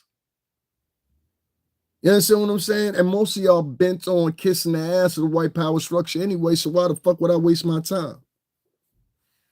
I know white chicks that got more motherfucking pride than you bitches do. On the real. It gets deep when you hear white women. I've heard a litany of different white female podcasters that I follow. Then now get into the conversation nowadays where they're talking about how black women and this minority women in it. I watched an interesting podcast, and this woman was obviously racist as fuck, but it ain't matter. I like what the fuck she had to say. And she was sitting there and she had a panel of like 6 or 7 or 8 women. They were all white too. And they were all sitting up there talking about how these desperate, and this is how the broad said it, I'm just repeating her words. She said these desperate minority women that come from poverty are sitting up there trying to date white men because they want to get in a better position in life and don't have to work. And how she called them lazy. Who saw that podcast? And I said, you dead on right. I said, as much as these niggas want to get mad or whatever, she dead on right.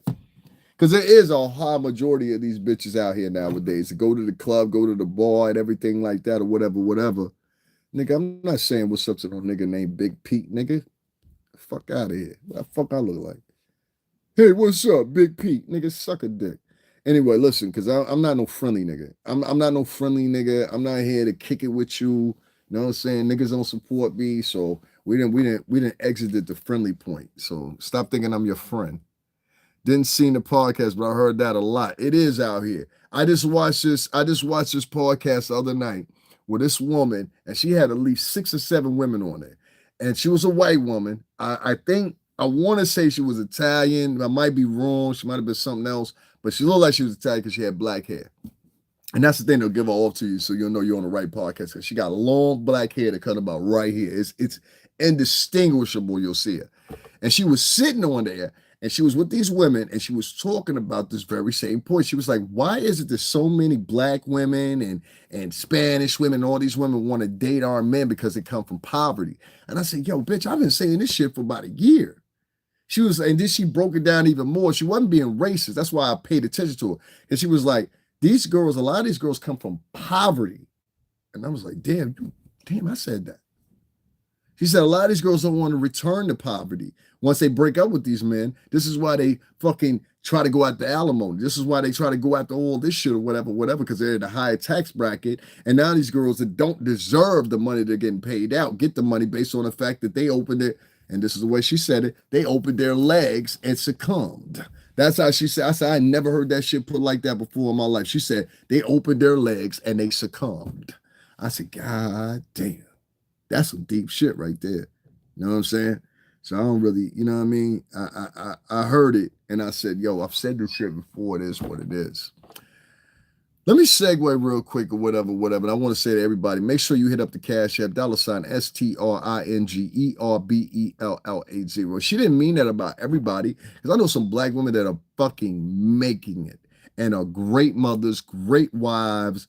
I know some Latin women that are great mothers, great wives, but it seems to be the contention lately of Asian women. I'm going to say this Middle Eastern women in general, meaning from India, Pakistan, or whatever. They're not even marrying their own men. If you do the demographics and you look at who's the least married in this country, it's the black woman and Asian men. Asian women are not marrying Asian men. I don't give a fuck what you say. Middle Eastern women are not marrying Middle Eastern men. They're preferring to marry white men because of what they see is three pillars, I believe. One, you have a biracial child, so that child is now automatically American or claim half American. Two, you have a lot of privileges that come through as far as tax-wise, as far as loans and everything else.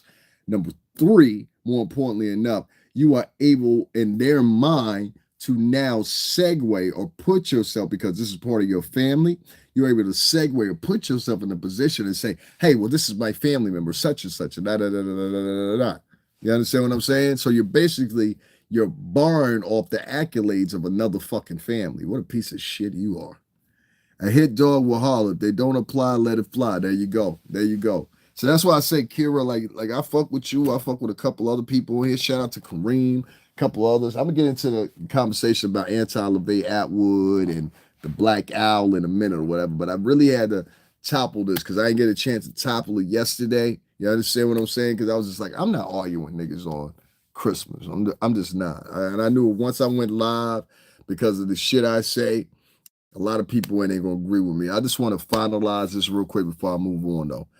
I'm on here live every day. I bust my ass. I'm half black, half Cuban American. Salud de la gente latino, tú sabes, pero la gente la cubano, tú sabes, salud, pero la corazón le llamas. That's not the point.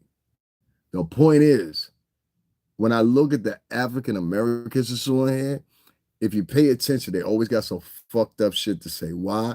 Because they're very quick to believe rumors. They're very, like, I ain't gonna say 100%, but I say about at least 60% of them. They very quick to believe rumors. So, like, if you say something and put it out there, whatever, they're gonna believe it automatically because somebody that looked just like them said it. Same thing with Latinos. Latinos do the same fucking thing. Now, the second thing that I say to them is this. Don't come on my motherfucking with this bitch ass nation. So you complain about these women hustling to marry into money, but you're begging motherfuckers on money from her. You didn't hear me beg for shit, you bitch ass nigga. You didn't hear me beg for shit, you bitch ass nigga. And I want you to stay here, you bitch ass nigga. Because you're the type of bitch ass nigga I'm talking about. Let me repeat what this bitch ass nigga wrote. So you complain about these women hustling to marry into money, but you're begging motherfuckers for money on here. Bitch, no. And I'm not Mexican, so stop writing Mexican motherfucking English in my shit. And my mother will kick your fucking teeth in, bitch. You understand? See what I mean? Like, this is what you get from African Americans. They always got smoke for people of color, but scared of whites. You a coward. You a coward. We freestyle forever. You a coward. It's okay. Let's see how long you been on here. Coward. This coward been on here for 12. You been on, nigga, you been on here for 12 years. You got 30 subscribers. And you want me to listen to you. Y'all listen to me? This nigga been on here for 12 years. 12 years. And got 30 subscribers. You know why you upsetting me? You upsetting me. Let me state out the obvious. Most of these niggas don't like me because they wish they had, look, that bitch ass nigga held up out of here when I pulled them out. Most of these whole ass niggas that be on here on YouTube, they ain't got no problem with their motherfucking favorite podcaster asking for donations. There's some of these, let me tell you something. There's some of these podcasters that sit on their motherfucking, that's the little game they run. The FBA niggas. That's the game they run. So let me tell you how the FBA niggas do, or niggas that follow into those attributes. What they do is they go from podcast to podcast, and they'll be like, it'll be 3 or 4 of them. I don't like Davin Lewis. He asks for donations. And I know he travels everywhere and he'll be at these court cases. He's covered all the Diddy trials and everything else. But I just don't think he deserves donations like my favorite vlogger does. That sits in his bedroom at his uncle's house. That's how these niggas think. And really what it is, let me tell you the psychology behind it. The psychology behind it really is this. These are niggas, fuck you and Sabrina, nigga. How about that? Fuck you and Sabrina. What it really is this. These niggas sit around and they scared. I want you to say the real, you scared. Just say it. I'm scared. Say you scared. But what they do is they'll sit around, the Diddy create Pizzagate, Matt and Larissa. The Diddy create Pizzagate. I gotta know. God damn, y'all been on here for 17 years and got 23 subscribers? Bitch, I can't even respect you. Do you know how long you have to be a lazy motherfucker to be on here for 17 years? Listen. Matt and Larissa, I want y'all to go check out their page. They need some help over there. These motherfuckers been on 17 years. Let's see. Y'all been on here since 2008.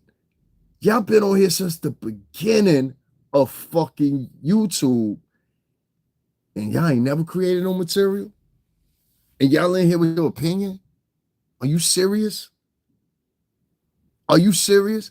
Y'all niggas been on here for 17 years and I can't make this up. Hold on, I gotta take a screenshot of that shit.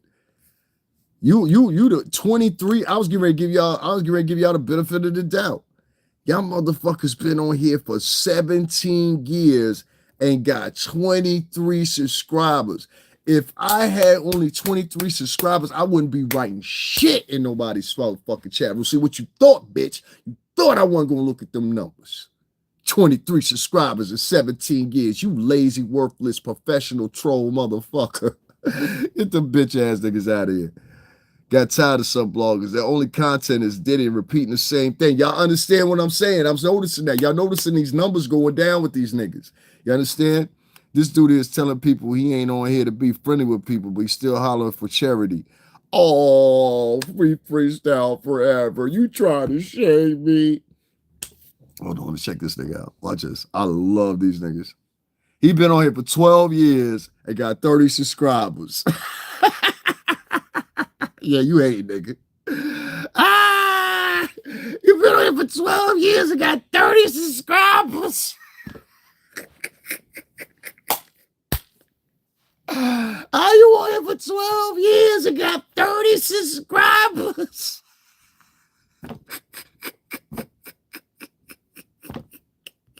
I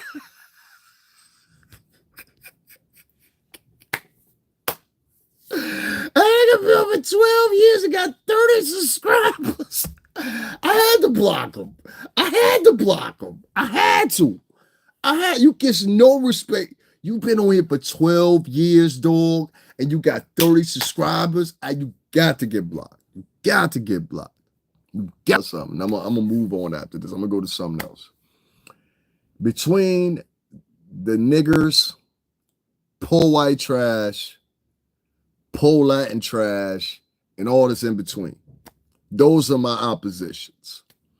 These people, because you don't like, you notice those people were in here and they were talking on situations that I don't even know those people, but they were speaking on me in a position where as if they knew me. Like, for example, it was like, tell us about Diddy. I didn't say nothing about Diddy in this whole podcast. So how do you know anything about my relation with Diddy? You see what I'm saying? You brought that up though. So that let me know somebody put that in your ear and told you that. Now it's trying to figure out who's the podcaster to put that in your ear. See, let me tell you something. Y'all be donating a lot of money to these fuck ass podcasters. These podcasters, they literally yesterday, like I was trying to talk about earlier before I skipped it. But what's that bitch's name? I don't like this hoe. Lisa Smells. We're gonna call Lisa Smells. All right. We're gonna call Lisa Smells for the better part of a word. Lisa Smells yesterday literally regurgitated the Roots whole. Now I'm talking about the fucking news outlet, the Root. This bitch literally regurgitated everything that they said, and niggas is on there talking about, oh, yo, you're always working. No, that bitch is always reading. Oh, you getting flagged for that. Oh, you getting flagged for that. You ain't think you was getting flagged for that. You getting flagged for that. I can't even tell y'all what he said, y'all. But he getting flagged for that. Yeah, you definitely getting flagged for that. Yeah. Yeah, you been on here for a long time, too. Damn sure, it's damn shame you about to lose shit. You been on here for a long time. Damn shame you about to use shit. Yeah, you don't write no shit like that to me. I told you it'd be a lot of the men in here. Be writing some funny shit. Let me go over here real quick. Let me show y'all what I'm talking about. And I'm going to play this shit, too. There's a lot of these niggas up here. There's a lot of these niggas out here, right? That literally be reinterpreting the fucking, like, okay, so for example, like, these niggas will read an article, right, son? And what they'll do is they'll regurgitate the fucking, how can I say it? They'll regurgitate and in portions revamp what they're reading. We all kind of do it, but the difference between me and I think a lot of these other niggas is like, I make sure that I throw my own twist. Like, I don't need no help right now with what I'm talking about. You know what I'm saying? I don't need no, I don't need no, yo, my nigga, get the fuck out of my chat room, my nigga. I don't know you. I'm not your bro. I can't stand when a nigga call me bro and all that shit. You ain't never donated a motherfucking dime. Fuck you. You're not my friend, nigga. You're not my friend. Let's stop that shit right now. I don't do all that shit. I'm not here to pander with niggas. I'm not here to kick it with niggas or whatever. But yesterday, I peeped something about Lisa Smells' fucking podcast that I really didn't like. Hold on one second. Let me just copy this motherfucking link real quick. Hold on, I'm gonna put y'all on. So yesterday she did a post and she was talking about Tony Bugs because she found out some shit, bitch. I told you, didn't I? I told you last week. You weren't paying attention. You was asleep. You know what I'm saying? I told her last week. I said, yo, it's gonna be a whole bunch of changes or whatever. Now the bitch scared. You know, that mean you too, ho. I mean you too. I'm small, but I'm big. You see, as small as it look, I'm big. You understand? Yeah, big. Small as I'm looking big. You see what I'm dealing with? Yeah. You next, bitch. Little do you know. Little do she know. I told you stop talking. You wanted to turn it up a little bit more, though. I told the bitch, like, this chick, she wanted to keep on talking. Nigga telling her, yo, listen, I worked with the company for 17 years, bitch. What part don't you figure out? She still wanted to keep talking. This is literally the most annoying bitch on the internet. Like, this whole, first of all, I can't listen to her more than 20 minutes and I start getting like nauseous. I'm like, I cannot listen to this chick no more. Second thing is, this chick, she's literally a liar. You understand what I'm saying? Like, she makes up material, but the only thing she got to dish out is Puffy, Diddy. I got the Diddy updates. No, bitch, you ain't got the Diddy updates. What you got is you sitting around regurgitating other people's motherfucking information. That's what you doing, ho, and presenting it to the crowd like it's yours and getting applause for it. They only let chicks do this shit. But if y'all listen to the motherfucking shit, it says Jay-Z versus Tony Busby news. How did Tony Busby mess around and found out about Jay-Z? Busby gets hit with embarrassing lawsuit while Jay-Z sued Busby. How Diddy and Jaguar Wright are involved in more from Jay-Z Busby rivalry. This bitch is writing this shit in her motherfucking vlog, acting like this is her material. Nah, bitch. Nah, bitch. This is the motherfucking root, hoe. And you ripped off of that motherfucking article yesterday, and you reread that article and positioned this shit. And let me tell y'all something, right? And I'm gonna break the other bitches down too, including the Canadian black owl bitch, because I don't like that bitch either. Let me tell y'all something, right?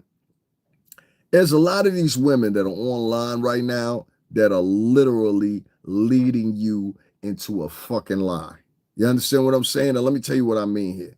This chick, I'm gonna call her for all mistakes and purposes, Lisa Smells, because she smelled like bullshit.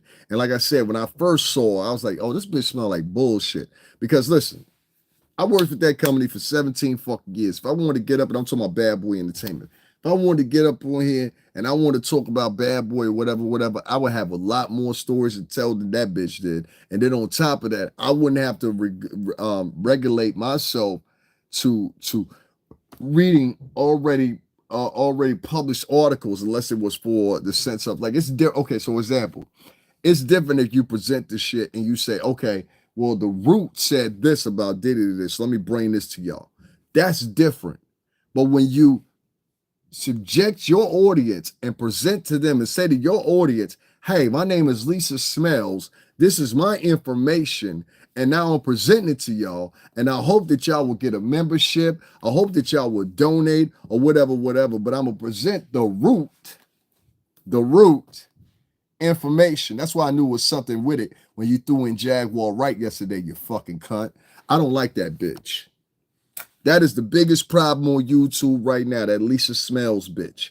Now, let me tell you why I said this. Hey, bitch, you know I don't like you. And I'll tell you to your fucking face. I'll tell that nigga that's in jail behind you. There's a lot of other shit I could have said about you. Where your kids at, ho? Where your kids at, ho? Out of 3 of them, where 2 of them at? Eh? All right, then. Watch your step, bitch. Watch your motherfucking walk. Hoes out here pretending like they perfect, ain't got the kids with them, though. Hoes out here talking about niggas and their kids, but where your kids at? Huh? Where your kids? Where your kids at? And we're going to start having more conversations about that because this bitch sat around and talked about motherfucking Misha Hilton. She talked about Chance's mother and a whole bunch of other people out of the clan. You understand what I'm saying? But yet still, you don't talk about your kids. Where your kids at, ho? Huh? So you all this front and stunt, you be, oh my God, guys, and like, oh my God, and like Diddy, and like Diddy, and oh my God. And if your name is Sean Diddy Combs, if your name is Jay-Z and all this other weird shit you be doing on your motherfucking channel, right, ho? You really think it can't happen? I hear you. And she be pretending like she a lawyer. Make sure you use that lawyer knowledge in court coming up soon, all right, Mom? Make sure you use that energy right there. You want to be famous, right? How come you ain't promoting the motherfucking Hollywood Reporter shit no more since yesterday, huh? Because Jay said he going after anybody's neck. Ho, I tried to tell you, I tried to warn you, talking to niggas that was actually in this shit, was actually around when shit was going on. You ain't smart enough to pay attention. You think everything ha ha kiki hee hee, ha ha kiki hee hee, all right, ha ha kiki hee hee. Ha ha kiki hee hee, your ass into a courtroom, ho. You got salacious material on your page. You got multiple amounts of motherfucking salacious shit informing people that something is going on that wasn't going on. Not only of that, but your theories get disproven every time. So at that point, it's salaciousness and misrepresentation of the truth. So y'all run over and tell that hoe, you understand what I'm saying? Lisa Smells, bitch, mount you up and get your paper right. You understand what I'm saying? Because I'm seeing that you only make maybe like 200,000 a year, but you're gonna need more than that. You're gonna need more than that. Matter of fact, I'm gonna make sure the parties that be, including Puff, run that shit out for the next 5 years, bitch, until you broke. That's how much I don't like you. Bogus act like they work for Bad Boy, No Diddy, and Jay Person. These motherfuckers don't know. Let me tell you a nigga that know that been around. Let me show you the difference. Let me show you the difference. This is the difference. This is the difference with these vloggers. Even the top nigga that y'all toting around right now. I'm going to say it like that. Huggy, what's up? I ain't mad at you, Huggy. Do your thing, whatever. I don't give a fuck no more. You know what I'm saying? Huggy ain't even the issue no more because Huggy know what time it is. Huggy know what time it is. You know what I'm saying? I'm not worried about the Allie Carter bitch. That bitch is a fucking actress role too. You know what I'm saying? Oh, poor Allie Carter. Fuck Allie Carter, that lying ass bitch. Bitch, if you so much in hiding, Allie Carter, why the fuck you always up online? That shit don't even make sense. Bitch so much she hiding or whatever, but always got to lie. Y'all ain't catching me? The bitch say she's hiding, but she always online. That don't make sense to me.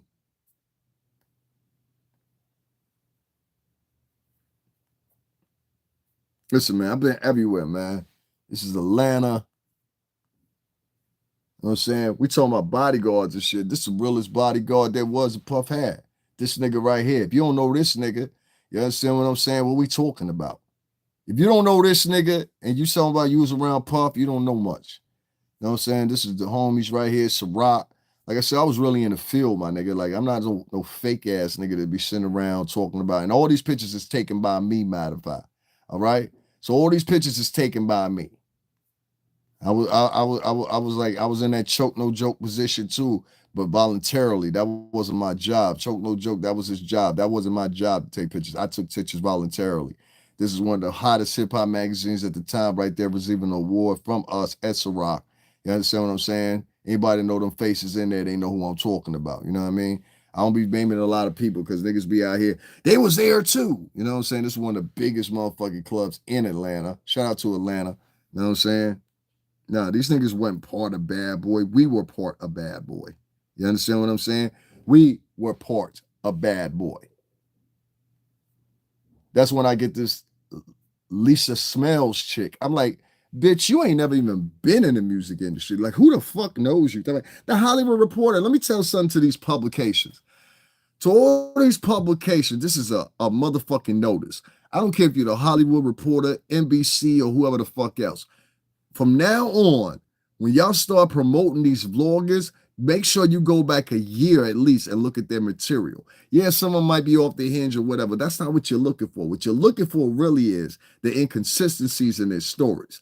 That bitch, Lisa Smells, has a history of attacking nothing but men. If you ask me personally, I think the bitch is a lesbian and she's just hiding it. You understand what I'm saying? But that's my personal opinion. I think she's a misandrist. I think she's a feminist. And I think she's a lesbian that just happens to have kids. You understand? There's a lot of lesbians out here that just happen to have kids. You understand what I'm saying? How many of y'all fellas out there that seen these lesbians that be in a full relationship? Gilliam, you know what I'm talking about? They be in a full relationship with a fucking bitch. And the bitch just had a baby 3 months ago. Y'all ain't never seen that shit? I've seen that shit a million times. How the fuck you got a 3 or 4 year old, but you in a lesbian relationship? Be out here eating pussy. Let's continue. A lot of these hoes be out here eating pussy. You understand what I'm saying? If you underdig me? A lot of these hoes be out here eating twushy. You understand what I'm saying? For real. Or want their mouth on a twushy. You understand what I'm saying? For real. A lot of them. A lot of these disgusting ass fucking chicks that y'all holding and paying homage to and shit like that. Hey man, get the fuck out of my face with that bullshit, bro. You give a fuck about none of that. This is Puff's old Jeep right here. Everybody remember this joint right here. You remember this one right here, right, Slime? Come on, man. This is in Miami. I should be coming up somewhere. Anybody recognize the strip, you know exactly what I'm talking about. You know what I'm saying? Like niggas be talking like they was around. Like nigga, you wasn't around, nigga. That's why when I'm hearing this Lisa Smells bitch be talking, I'm like, bitch, you ain't doing nothing but regurgitating motherfucker what you read. And I caught you yesterday when you regurgitated the fucking Roots fucking what's the name article. Like she literally regurgitated the shit and just tried to slip in Jaguar Wright. Bitch, Jaguar Wright will beat the fuck out of you, ho. Jaguar Wright will beat the fuck out of you, ho. I ain't even gonna hold you. Jaguar Wright will beat the fuck out of you, ho. Why are you mentioning her name? You ain't been in the story, and that's the problem I have with a lot of these Jaguar right bloggers all of a sudden. Y'all motherfuckers ain't been in the story, and that's the problem with a lot of these niggas that got with you too. I don't care if you feel a part of the spectrum or whatever it is. You understand what I'm saying? Whether you like them or whether you don't. You know what I'm saying? Y'all niggas ain't even smart enough to understand some of these faces y'all been seeing lately and don't even know it. Some of these faces y'all been seeing lately and don't even know it. I be running circles around these niggas, son. I be running circles around these niggas. These niggas are slow. You know, my nigga, I'm trying to tell you, if it was really some smoke, you would have been done. You understand what I'm saying? It would have been done. Now listen, this chick, Lisa Smells, this bitch, she don't do nothing but go to other people's podcasts, regurgitate what the people on the other podcast says, and then deliver it to y'all like she the motherfucking voice of reason. This hoe ain't got nothing to do with nothing. You understand what I'm saying? You understand me? Nigga, get the fuck up out of my chat room. I don't fuck with niggas like you. Can you give us advice? What the fuck this nigga said? Can you give us advice on financial? Yeah, I give you some advice on financial literacy. Donate to $STRINGERBELL80. If you so pro-black and you so against you so for the culture and shit, and you talking about financial literacy, that's where it starts. It starts with philanthropy. Go ahead and hit that. Go ahead and hit that. And if you don't hit that, don't ask me another fucking question ever again. And take your ass over there with the suckers and the bitches.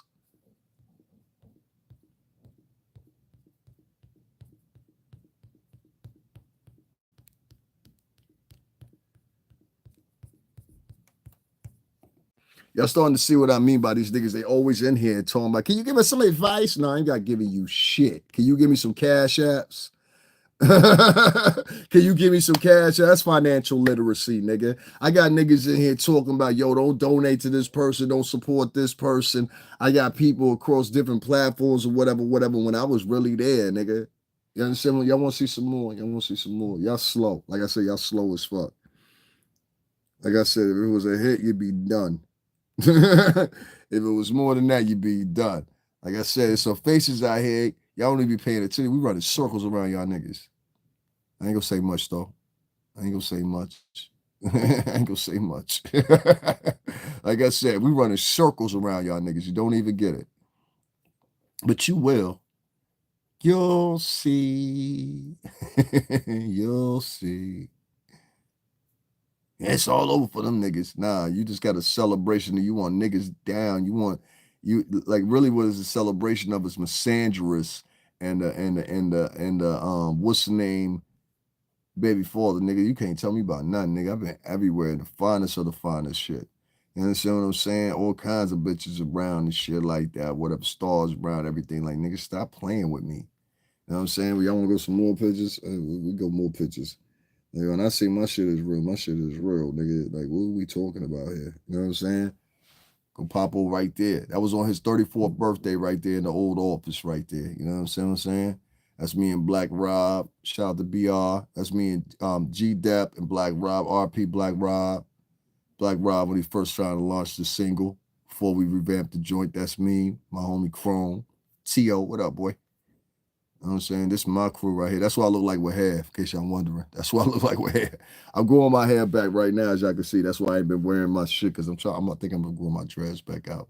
That's me and BR right there, me and Black Rob after one of his earlier performances. That's all of us right there. Bad Boy Van. Shout out to Mayor. All of them. This is Sean, his motherfucking sensitive ass when he was really hot. Know what I'm saying? That's me. The bad boy jacket on, all that, whatever. That's me. And it's different time periods. That's me and Poe right there. You know what I'm saying?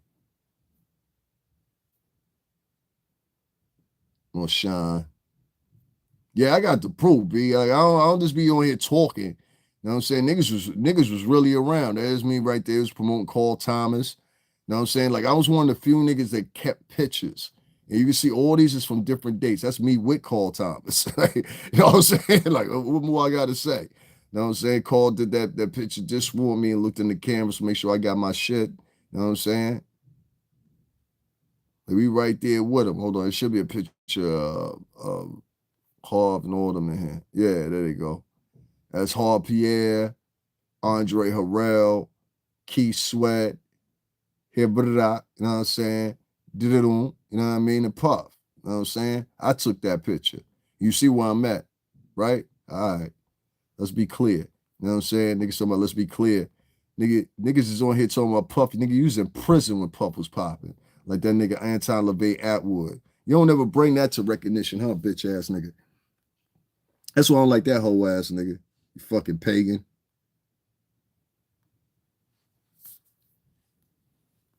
Hold on, we got some more joints in here. Let me see what else I got. Me and a nigga, Nori, miss me and Nori on a block, man. What you talking about? You know what I'm saying? Me and Nori on a block. Shout out to Nori. Shout out to Drink Champs. What else I got in here? It's BET Awards. Oh, yeah. That's it, nigga. Niggas don't be lying, niggas. Up in the mansions. Y'all want to talk about all these mansion parties and all that shit here, niggas. When you see niggas up in here butt naked, you see bitches running out screaming. Nah, it's all love up in here. You notice that, right? You want to talk about these mansion parties. This is a mansion party. You know what I'm saying? It's a real mansion. There's your boy right there. I want to talk about these mansion parties with the Maseratis, all that, Alfa Romero's out and all that. Y'all want to talk about that? You know what I'm saying? Breezo, what up, boy? You know what I'm saying? You talk about all shit, you know what I'm saying? Bentleys, what we talking about?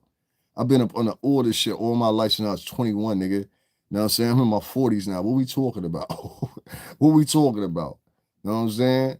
Y'all want to talk about the mansion party? It's pool, jacuzzi, and then there's a third pool too. You know what I'm saying? See how niggas was living out here. Bad boy, baby. You know what I'm saying? 3-car garage on one side, 3 cars on the other side.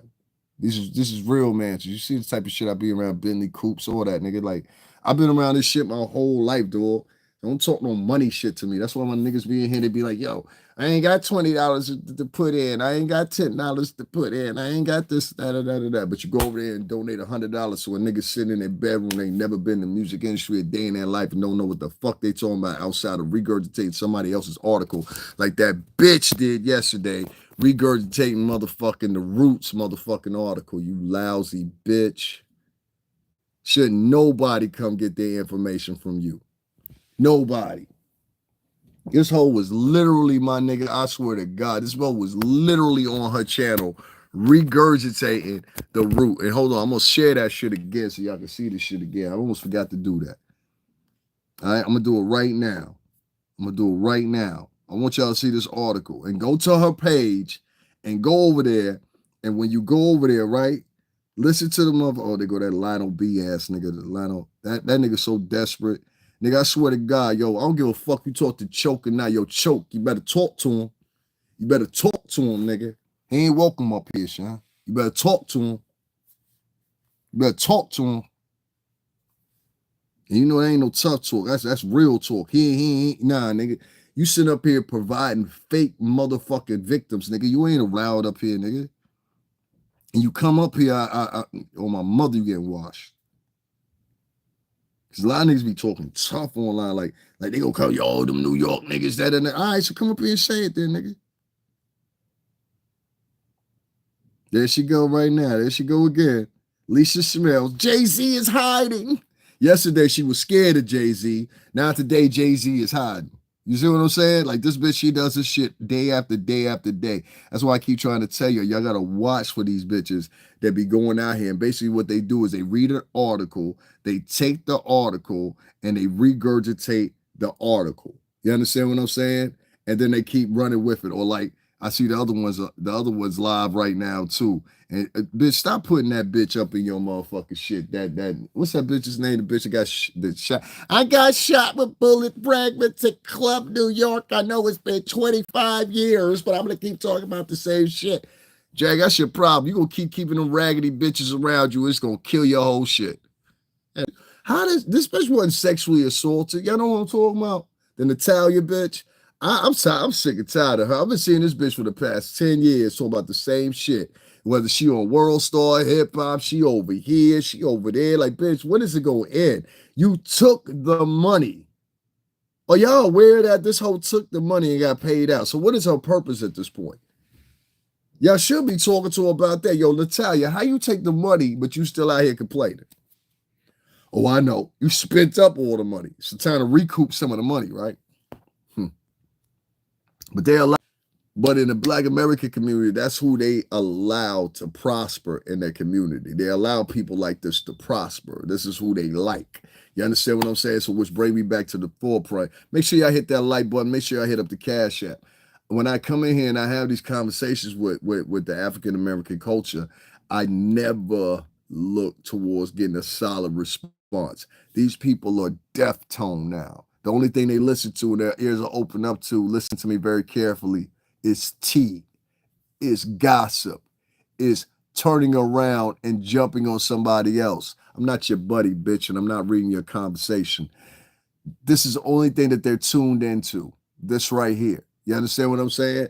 So if you're gossiping, if you're talking down on somebody, if you're being sassy while you're doing it, or whatever the case may be, this is the only time they're going to pay attention to you. It's the only time they're going to donate to you. If you have a vajay, like the two bitches, this motherfucker, well, I ain't gonna say two bitches, the one bitch is open right now. You go over to her podcast, she ain't gonna be doing nothing but kicking motherfucking hypotheticals, what ifs, and a booty. That's how the bitch talk like Betty Boop or something. Like, if you just listen to this bitch talk, Lisa Smells, if you just listen to this whole talk for about 10 minutes, you will quickly understand there is something, in my opinion, wrong with this bitch. Like, she's not all the way there. If you look at her life and she tries to project her life like she's so perfect, like a lot of these YouTubers, they try to project their life like their life is so perfect and your life is so out of line if you don't agree with them. And what you do is you start paying attention to like the bullshit that be going on with these motherfuckers. Like, there's another motherfucker, Anton Levy Attwood. I saw today, and that was the worst thing you could have put up. This motherfucker gonna put up, and I'm gonna prove to y'all some of these bitches are wrong. This nigga, Anton Levy Attwood, that's what I like to call him, because the nigga look like Anton Levy, in my personal opinion. So if y'all don't know who Anton Levy is, that's a dude that used to head the segregationist unit of the Church of Satan, if you want to say. So anyway, Anton Levy Attwood and his friend, partner, possible lover, motherfucking, because y'all niggas look weird. Like, I don't trust no niggas to get out of jail and say, let's start a podcast. Like, I don't trust that. That shit sound like some fruit booty shit to me. In the words of 5150, that sound like some real fruit booty shit to me. But anyway, you know what I'm saying? Anton Levy Attwood, who's trying to project himself nowadays as being some top line prisoner. You was hardcore. Nah, nigga, you was washing drawers, nigga. You was washing drawers and writing postcards. This is the type of shit I hate. When you get niggas that have been up in the prison system, see, let me tell you, you get three types of niggas in the prison system. You niggas that go and do their bid and they silent. You don't even know they ever did a bid. You don't know this nigga did 10 years. You don't know this nigga did 20 years. Then you get the other niggas, like, they come home, they be like, yo, son, I was up in there wilding on everybody. Yo, niggas just say, yo, let's go to lunch. I'll punch a nigga in his mouth on my way to breakfast. It's some niggas that really lived that. But the majority of them didn't. Then you get the third type. The third type is what Anton Levy Attwood is. He's a projectionist prisoner. This is the nigga that come into prison and he look at prison as an opportunity because of the way he talk. You know what I'm saying? We joined your mother, man. We about to gang bang out. Too bad you ain't gonna be here, man. For real. Shout out to your moms. So anyway, when you get Anton Levy Attwood and his followers, because that's probably one of his followers right there, they deal in a lot of what you call manipulation. You understand what I'm saying? And I've said this about Anton Levy Attwood before. Nigga, you was locked up in what, 2007, 2008, 2009, whatever. You wasn't even out of fucking prison with half of this shit that they're talking about right now took and transpired. So how the fuck you know outside of rumor, conjecture, and motherfucking your own form fucking conspiracy theories? Makes sense? This nigga was locked up for 9 fucking years. So a lot of this shit that we're talking about right now, this punk ass motherfucker was in prison when the shit was going on. And so he claimed. He sound like a nigga to me that was washing drawers in prison. And there's a whole bunch of these rest of these cowards that be online like that nigga. Because nigga, you are a coward. You wasn't shooting nothing, nigga. You wasn't hurting nothing, nigga. You was a dope head. Y'all online listen to a ex-dope head and giving an ex-dope head money. Because, listen, if you giving an ex-dope head money, then go in the hood right now. There's a bitch named Shaniqua or Keisha that could use the same help. You understand what I'm saying? Y'all niggas are funding an ex-dope head. They allowed the ex-dopehead from Europe to get his life right and his money right because he talks nice and soft. You know, I tell you, you got to talk soft, though. If you talk like a man like me, you talk with conjecture in your voice and projection in your voice, they're not going to like it. Then he's got his little banshees. They invited another witch over there with him, too. Who's the other black English witch I got over there with you now? that bitch, yeah, I seen that. I seen that. Oh man, them motherfuckers is a coven, nigga. They a coven. You ain't know that? That's my personal opinion. They a coven. You understand? They got the white witch over there, the black witch over there, the warlock over there, the warlock's assistant, because that's all you'll ever be. See, all your family were warlock assistants. That nigga come from a chain line. Cause I be laughing at this shit, bro. I be laughing at this shit. These niggas take this shit so seriously, man. And just like that, I could have the motherfucking lights cut off. Just like that, I could have your motherfucking lights cut off. All right, don't believe me. Don't believe me. I like it when you don't believe me. I tell you the truth, yeah, motherfucker. I'm gonna keep it right here, and then I'm gonna chill up off of here, and I might come back with another show. Probably not. I don't talk to these niggas too much. I just had two other subjects I want to talk about. When it comes to Anton, Levy, Attwood, this is the phoniest motherfucker on media right now. You understand what I'm saying? And bitch ass nigga, I want you to know I said it. I don't give a fuck who you trying to line up with you, who that bitch is over there trying to conjure spells on or whatever the fuck else, nigga. You're out of your fucking league. You understand what I'm saying? How much did you make last year? About $249,000. How much did you claim in taxes? I mean, about 239, 49,000. You're worth something around there, right? How much did you pay in taxes, cocksucker? Huh? How much did you pay in taxes? Here's a better question for you. Out of that money you made, did you make that money on the backs of niggas? Because basically what he's doing is putting y'all niggas back into a field and indentured service too. That means the white ones that are over there with him. And basically having y'all pick a couple barrels by the pound and turn them in. You understand what I'm saying over there in the Attwood plantation? They don't see it. I see it. Huh? Fake Thor. I see it. Anton, Levy, Attwood.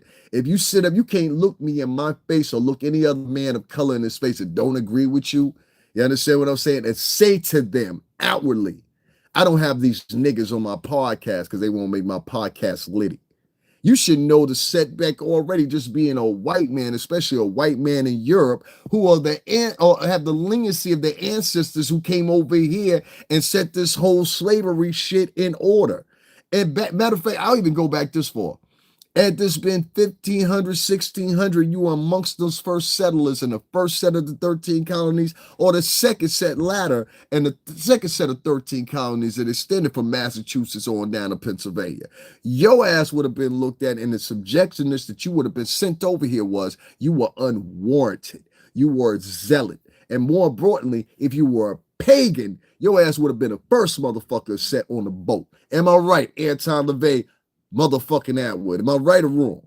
Huh? Because see, if you don't understand this, during the slavery times and all that shit, those motherfuckers that started slavery, those were motherfuckers they did not even want in Europe. These were religious zealots. These were people that they've considered outcasts. Some of these people they considered witches. The Bible itself wasn't able to be translated from Latin until it was a crime. There was one individual that took the book from, I believe, Spain or Germany. And we took it from Spain, went to Germany. Then from Germany, he came to fucking Britain. And they were trying to kill this motherfucker. This motherfucker lived incognito for the rest of his life. So these religious zealots, this motherfucker would have been part of that had we taken it back. He's a pagan. You understand what I'm saying? And for my God understand, I can't understand why Huggy Pampers, I can't understand why a lot of these motherfuckers go over there and sit with that motherfucker and they call themselves black. I don't understand that shit. When you can see that motherfucker's a master slave, motherfucking master. He sat around niggas over there in that prison for years trying to motherfucking study them. The nigga was a stockbroker. You understand what I'm saying? I fuck around with stocks my damn self. As many of y'all know, I was willing to teach y'all before. So my point is, this nigga used his intelligence and circumnavigated around the niggas that were over there and motherfucking what's the name in that prison, and that's why he got with everybody. Nigga was on that the other day talking about I became real good friends with the banana family. Nigga, you ain't come friends with nobody. You became motherfucking acquainted with a nigga that motherfucking don't really fuck with you like that. You understand what I'm saying? You think the banana crime family gonna ride for you? Huh? Then when everybody, listen, how many people in here in New York know that the Genovese crime family was started really by Nicky Barnes? How many niggas know that? Huh? Somebody right now go get OG Big Midwest for me. You know what I'm saying? So he can confirm that. Because everybody and their mama know that Leroy Nicky Barnes, a black man, started the Genovese crime family right there and saturated in Harmon. Everybody know, if you watch the show, you won't even have to watch it, but everybody know Bumpy Johnson, motherfucker, was instrumental in dealing with the Italians. He didn't just deal with the Italians, he dealt with Italians. You understand what I'm saying? Same thing goes for the extension of Leroy Nicky Barnes, where he came, where he was an extension of that. Same thing goes for motherfucking why they made the movie about him or whatever, where y'all know what I'm talking about. That character, I ain't gonna say his name because a lot of people don't fuck with him, but that character that Denzel Washington played in American Gangster. See, people here in New York, we know this. How many people know the Genovese and the Banana Crime family was right here in fucking Connecticut, nigga? The fuck are you talking about? You can't even come to America. You was in Arizona. Niggas should go to Arizona. They go out there for a thrill. Niggas is in fucking Vegas. They were either remnants that were left there or whatever. Shut the fuck up, nigga. I don't know you. You came in here and came with a name, Muhammad Ali. Are you serious, nigga? Die, nigga. You ain't your family. Goofy ass niggas can't even come in here and talk like men. They want to come in here with fake profiles. Meet up with me, dog. Talk to me. You understand what I'm saying? Let's have some target practice. Let's do something fun. You know what I'm saying? Niggas don't want to do nothing fun. Niggas want, no. I want to sit down to your podcast. Give me $1,000. I want to sit in your podcast. Give me $1,000. It's a lot of money to be made out of lies. A lot of money to be made out of lies. So what about Puff? What, nigga? You want to suck his dick? Huh? You like boys, nigga? Let me tell you something about niggas that be in here. Nigga, you ain't know nothing about me talking about Puff or nothing else. You don't even know who the fuck I am. This nigga been on here 8 years and got no subscribers. No wonder you got a dick hanging out your mouth. So let me tell you why you got the dick hanging out your mouth, right? Listen, when you slobber the whole schlong, make sure you put some mustard on it next time, cocksucker. All right? Motherfucker. What about Puff? What about Puff? Why you got Puff's cock down your mouth? Huh? A lot of these dudes, like, I get it, like there's something funny happen or whatever, but then a lot of these dudes, y'all have a peep, they be acting like really sweet. Like they want to have sexual relations with Puff or something like that. You understand what I'm saying? Like, nigga, you too invested to be a regular nigga. Like, nigga, you work at McDonald's. Why you invested in the story? Nigga, you work at Foot Locker. Why you invested in the story? Nigga, you work at Starbucks. Why you invested in the story? What benefit is it to you? I actually come from the music industry. And there's many of us others on here that do as well, such as Dame. I hate seeing Dame sit around and talk to all these suck-ass niggas. Dame, I gotta say that from the bottom of my heart. I don't like you talking them suck-ass niggas because it goes against your motherfucking morality. First of all. Second of all, you already got your own platform, so why you sitting there talking these suck-ass niggas? You don't need them niggas. Just concentrate on building your shit. Your shit, and I'm going to tell the rest of these vloggers the same shit. Stop going to talk to these motherfuckers thinking that old format from fucking 15 years ago is going to work. You know, the one where, well, I'll sit down with them. Like, this is 2002 and 2011. That's going to make you increase. That shit don't make you increase, dog. That shit don't make you increase. I got vloggers that got more followers than me, and I get more views than them on a daily basis. Make sure y'all hit that like button. See there? Niggas don't like this real talk, dog. I try to tell you, they like sucker talk. They either like sucker talk or being led by sheep herders. That nigga Anton LaVey Attwood, I don't like you, nigga. You understand what I'm saying? For real. Honestly, you've been in the peen, man. I really wanted to buy you a polka dot shirt for motherfucking Christmas, dog. I'm gonna be honest with you. You understand what I'm saying? Because you got too much of another man's dick in your mouth on a day-to-day basis, but yet you claim you got the little cute little wife and your cute little son. You understand what I'm saying? You want to live the quaint life, but at the same time, you want to be a terrorist online. So that's the problem I have with a suck-ass nigga like that. That's why I can't celebrate your happiness, nigga. I can't celebrate your motherfucking livelihood, anything, nigga. I hope everything in the world worst happens to you and only you. But you'll see. You'll see. Oh, you'll see. And all them whole ass motherfuckers with you, including that fucking that white witch you got over there with you. All thing you gotta do is just look at that bitch for 5 minutes. You know that bitch ain't on shit. That's the only thing you gotta do. You just look at that bitch for 15 minutes. You understand what I'm saying? Beverly. I'm gonna call her Beverly. Beverly. Beverly. That bitch Beverly and the other black chick she brought on there the other day with her. It's also a witch. And good at taking instructions. You can always tell a woman of color they're good at taking instructions. The only thing you gotta do is just glance and they be like, No, that was a trained motherfucker in the same art she is. You think I missed that, huh? See, one thing about the white and the green witches, they always got this gleam off their eyes. It comes from Lilith. And your former curse from Eve. You didn't think I knew about that, huh? That is a whole antithesis of witches. Many people don't have this conversation, but I will. The reason that you're so funny, you're hilarious. You've been on 3 years and 1 subscriber. Oh my God, you're so funny. Anyway, the reason you have a lot of these women that are on here and they preaching the gospel that they gossiping is because of pure simple fact, all these chicks want to be seen. You've never seen Beverly before a day in your life, have you? Anybody ever seen Beverly? In fact, and I can say his real name, the only person, he was over here trolling the other day too. Nigga, stop trolling my shit. Lionel, I respect you, but don't be over here trolling my shit. All right, especially with a fake ass fucking account, nigga. Come over here with you and your bitch and come over here and talk to me if you want to, because you're married, right, nigga? I saw your real podcast. You're actually an intelligent man. But if you and your bitch want to ask me a question, bring you and your bitch over here. Don't be coming over here with no fake ass profiles, dog. I don't give a fuck if you used to be a prosecutor or not. The nigga you working with right now is an informant. Huh? Is that fair to say? I got a theory, since we throwing out conspiracy theories all the time.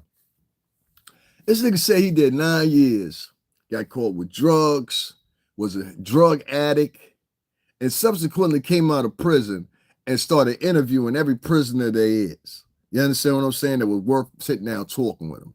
He claims he has connections with the Bonanno family. He claims that motherfucking, I'm not going to say his name like that.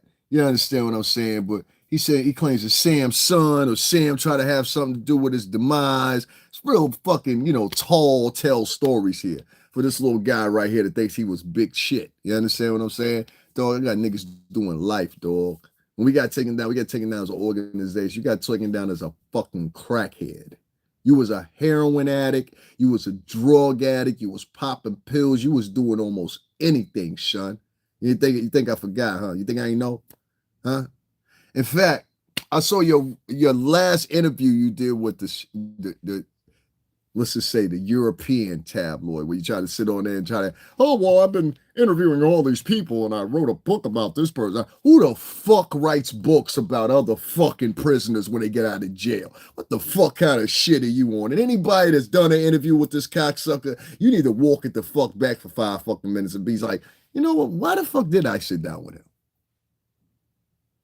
Why the fuck did I sit down with Anton, Levy, Attwood when this nigga was in here on open charges? This motherfucker was in here for being a drug addict. If you looked at him, you could tell he was a fucking drug addict. You understand what I'm saying? And he claims he was the man out in Arizona. Well, I got some people out in Arizona that may disagree with that. You wasn't the man in Arizona, homie. You wasn't the nigga in Arizona. You know what I'm saying? For real. Shout out to OG Mac Drama. You know what I'm saying? And a couple of the boys out there that know what I'm talking about, because I did the check on you. You definitely wasn't the man in Tempe. You definitely wasn't the man in motherfucking a couple other places, but I'm gonna leave it alone. You definitely wasn't a man in Tempe and Mesa though. And those are the two spots where everybody move at, dog. You wasn't a man and you was known for moving around, but you wasn't a man like that. So all this front talk like you was a nigga on the block, that's what you trying to do. You trying to make some semblance with black people. Yo, I was on the block too. Yo, I was in jail too. Do you think that's your symbionts with blacks and Italians? Get the fuck out of here. I grew up with these fucking people. You didn't, fucker. That's why you come on your podcast like, hey, God, so could you tell us a little bit more? No, that's fake Thor. Could you tell us a little bit more about actually your involvement in the conspiracy? Because what you say, what we really want to know is, were you holding the drugs before you ran into Diddy? That's what we need to know, okay? And then this other cocksucker. What I want to know is, they try to talk all articulate or whatever. This is fucking Euro trash, both of them. And you know it. You understand what I'm saying? Your own motherfucking father know y'all Euro trash. I seen him up here the other day. You try to pimp him out. Yeah, Daddy, get up here and legitimize me and let people know I don't come for trash. You are trash, motherfucker. You are trash. You're trash.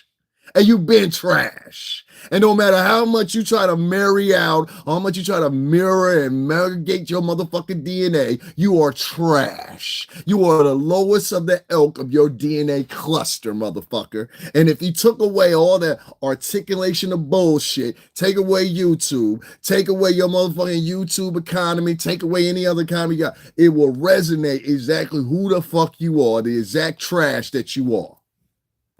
The fuck out of here. That's why there's a reason why motherfuckers that are conspiracy theorists and shit like that, they all resonate with each other like they do with Anton, Levy, Attwood. I'm going to tell you why. Because all of them are talking the same bullshit. They all from lower periods of society. Even if they educated, like the Canadian Black Owl, that is the dumbest fucking woman I have ever heard in my fucking life. Listen, I don't even fucking like AT2. I'm going to say the nigga's name. I don't even like AT2. But I'll tell you something. His rebuttal from that bitch's rebuttal was fucking masterful. I don't give a fuck what you got going on with Jag. I don't give a fuck what you got going on with any other people. That shit was masterful because he said the same shit that I said. Who is this bitch? This bitch came out of nowhere. Nobody knows this hoe, but she's sitting around like she a fucking expert on everything that's Jaguar right. I'm like, bitch, what was you 3 years ago, 2 years ago? Like, any sensible person would be like, look, I don't know nothing about this like that. I can talk about little pillars here and there that I know about the situation, but other than that, I don't know what's going on. Let me keep my motherfucking mouth up out of it. No, instead, this bitch is on her channel because she see it works for her. So what she does is every chance she gets, like, trust me, in another hour, all three of them motherfuckers gonna be live because they all work together. They're like a cult. I keep telling y'all they a cult. You understand what I'm saying? This nigga is the new motherfucking Alex Jones. That's what he's going after. He's the new Alex Jones. And the only intelligent person he got over that is worth listening to, and even though I don't agree with everything you say, is Lionel. Lionel, stop that trolling shit. I actually respect you, sir. Don't you follow in the handlers of that motherfucking Euro trash.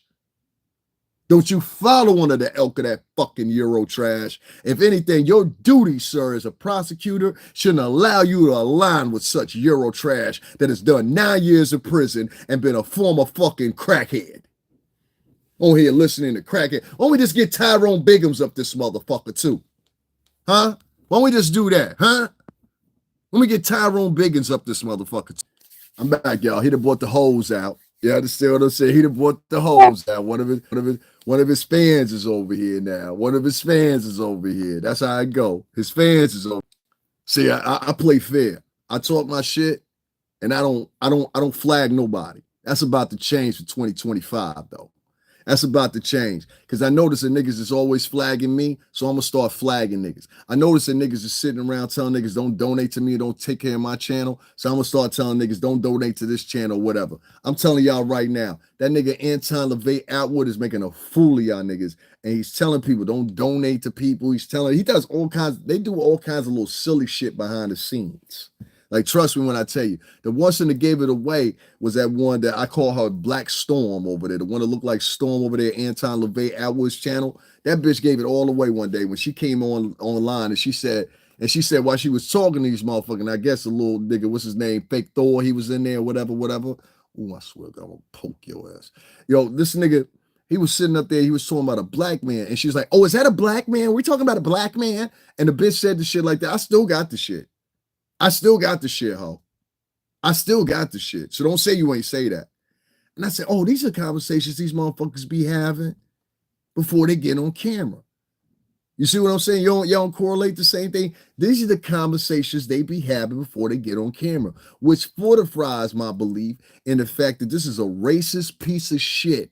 You understand what I'm saying? And this little man's, you know what I'm saying, Barney Rubble, aka Fake Thor, is sitting up under there. And that goes the same thing for that popcorn Barney Rubble planted ass nigga too.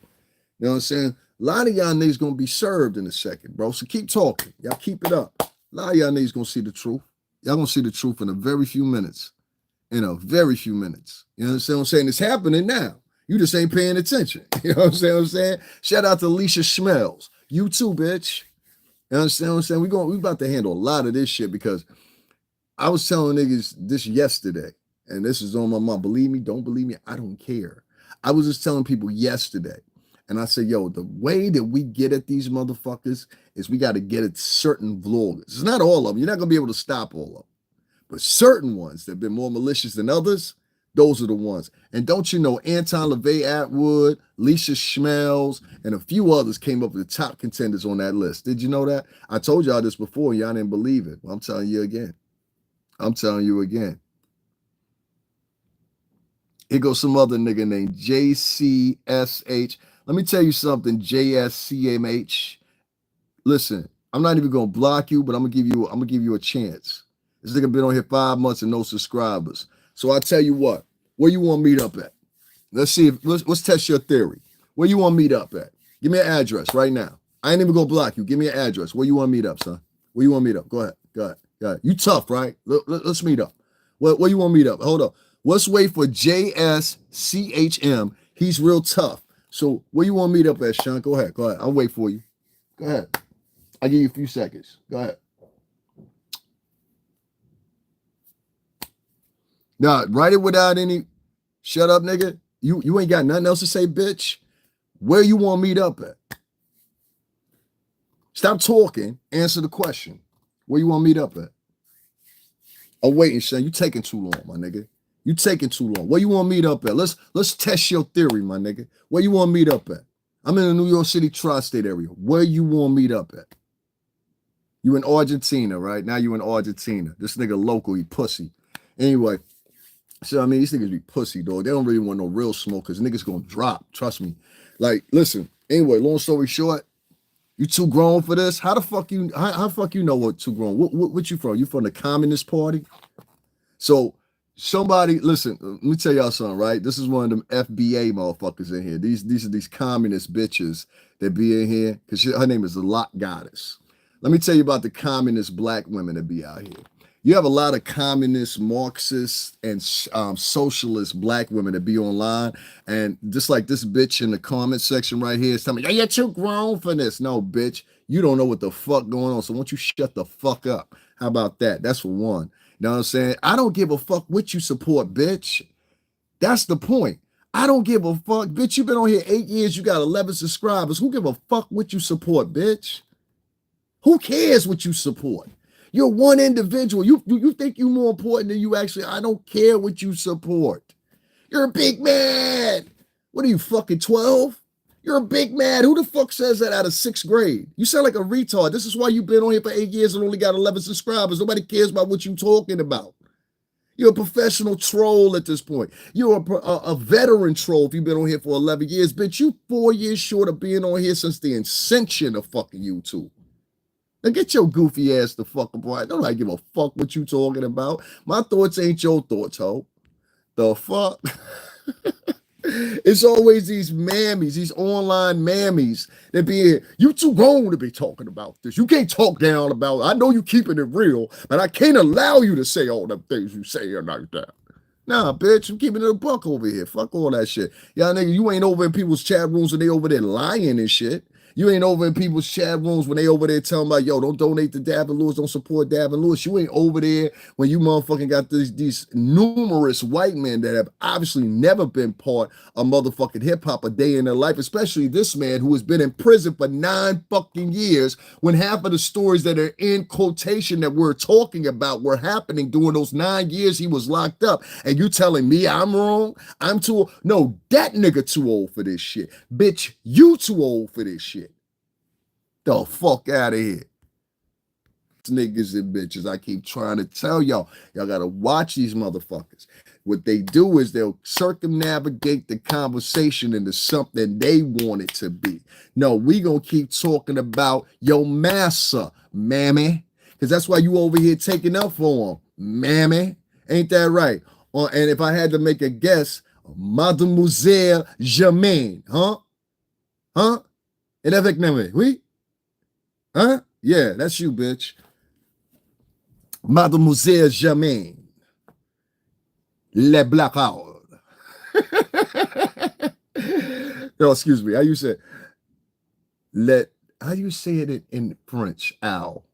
Somebody let me know how you say owl in French. I forgot. Le owl la brou. What's it? Le owl negro.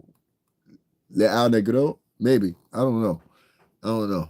I never really get into French like that. I know my French and I know my French. Somebody correct me how you say the black owl, the Canadian black owl in French, right in the comment section. Anyway, this hoe, number one, mammy, tap dancer, shoe shine polish on at all times. Shoe shine polish and a rag on at all times. This mammy, I saw her the other night, and niggas is right about you. Okay? You's a true yammy, if I ever seen one. Go to her show and peep her mentality, peep her mobility, peep her enthusiasm when she's on her show. And you'll see it's limited, especially when she on there talking to that old black fella. You understand what I'm saying? Who nigga don't nobody fuck with you. You know that and I know. Matter of fact, I dare you to get online and say, Davin Lewis don't know what the fuck he talking about. And everybody in the hip-hop industry that matter currently fuck with you. I guarantee you, my nigga, I got 10 niggas right now that'll say they don't fuck with you openly on camera. Right? All right, then. Let's start having them conversations why a lot of niggas don't fuck with you because of the years you've been known as a gossiping ass nigga. So stop that fronting shit, nigga. I know niggas that personally know you, B.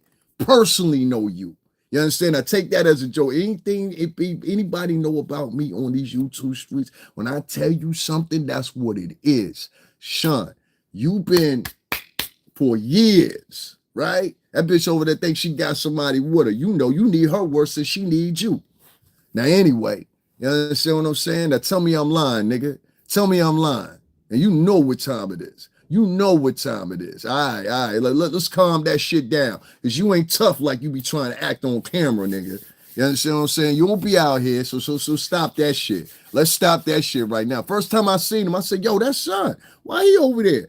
Oh, all right. You over there brown nose and trying to take the ride. Now he over there sitting with the coat.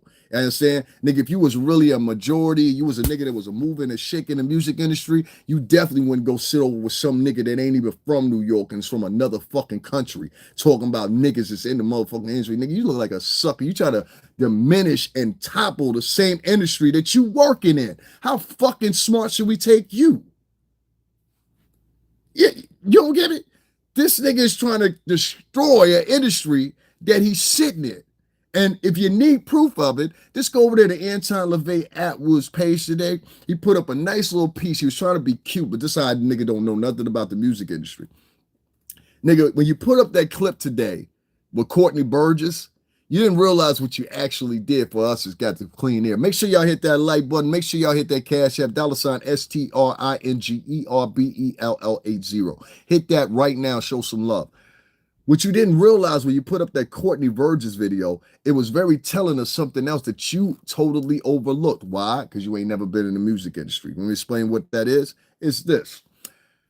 Courtney Burgess says something, and out of all the bullshit he said, I got to give him this one.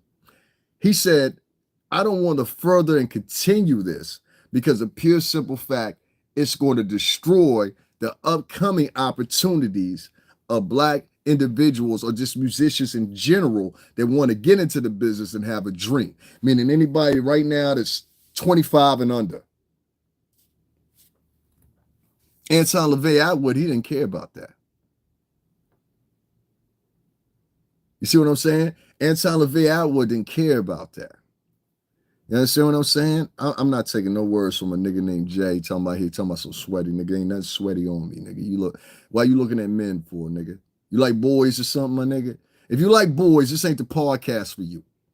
You understand what I'm saying? If you like boys, this ain't the podcast for you, my nigga. All right, cool. Anyway, Courtney Bird just said some real shit in that clip that he put up. He said, I'm not going to be the part of making sure these kids don't have no opportunities. These niggas, you're going to sooner or later hate them. And you're going to understand what I'm talking about around about March or so. There's going to be this is my prediction. There is going to be a whole full out revolt of all the motherfucking tea gossipers. You understand? And you got the opportunity right now to change the way you move. This nigga sound like somebody's over there, Anton LaVey Attwood's page. I don't want that nigga in here. Anyway, long story short, you'll get it. Or you're going to get it. You're going to get it. And I'm going to make examples of the 3 top niggas on there. So I'm telling you right now, Lisa Smells, she going down. Anton LaVey Attwood, you at risk, my nigga. You understand what I'm saying? You said a lot of things on your page, which in the years you're mentioning, you were locked in prison. You did 9 years, right? You were locked in prison. The years that these things that you're having conversations on your channel. So how the fuck do you know? You ain't even have motherfucking TVs out there. Look, DMX was locked in the same prison he was at out there with Sheriff a pie or a pal, whatever, that fat white man with the glasses or whatever, right? He was in the same prison with DMX. DMX came out there later. I think DMX got locked up in there like 2009, 2010. Point is, these niggas is out in the desert. They're in the middle of nowhere. And Sheriff Opie, he's not a nice man. They did a whole documentary on this nigga on motherfucking HBO. Let's go on there. It's an HBO documentary about the prisoners in Arizona and how they treated or whatever. This is where Anton LaVey Attwood was out there in Arizona. Exactly, Kira. You understand? DMX was in the same prison. They had DMX wearing pink shit. You understand what I'm saying? They embarrass these niggas. So I'm sitting here and I'm listening to this nigga. I'm like, yo, you know all this shit. You talking all this shit about, pink prison clothes. You talking all this shit about Puff. But nigga, at one time or another, your ass is out there wearing a pink motherfucking prison outfit. And every prison I watched a couple of your prison photos or whatever.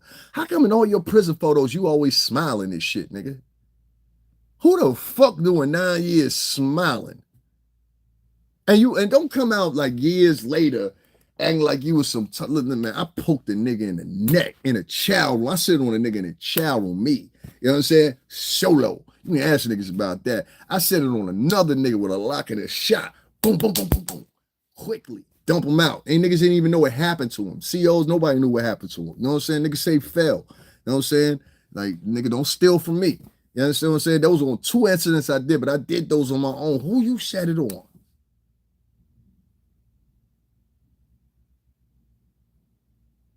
Why the fuck is you smiling in prison outfits?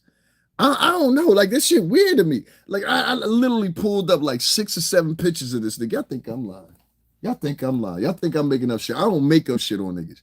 That's one thing you won't get from me. Even if I'm beeping with you, I won't make up shit on you. They'll make shit up on me, but if I'm beeping with them, I won't make up shit on it because I just find that shit dishonorable. I find that shit dishonorable. Like, if I got to make up shit on you, that means I'm just hating. Nah, I ain't hating. I'm proving a point. Watch this shit. I ain't never seen a motherfucker sit there and smile in his prison outfit. If you doing 9 years and you smiling, what the fuck is that shit about? Give me 2 seconds here. I'm pulling it up right now. Give me 2 seconds. Why is this nigga always smiling and shit? Like niggas have really been down, son. Ain't smiling like this in no prison outfits, nigga. The fuck are we talking about here? Why is this nigga always smiling? What are you smiling about? That's that motherfucker right there.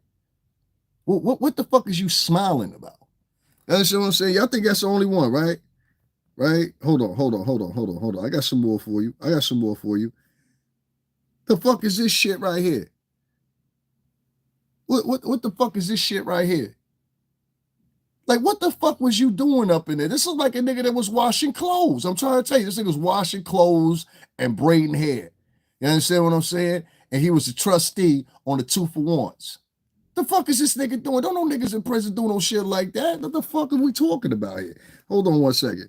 Look at this nigga. Y'all think I'm playing? What the fuck is this shit? This is a hardcore. This is who we supposed to be scared of? Nigga, fuck out of here, nigga. Well, hold on. I got some more for you. This one the one gonna kill all of y'all. This nigga up in the prison doing this move right here. What the fuck is going on here? What the fuck is going on? You in the prison doing this move right here in front of niggas?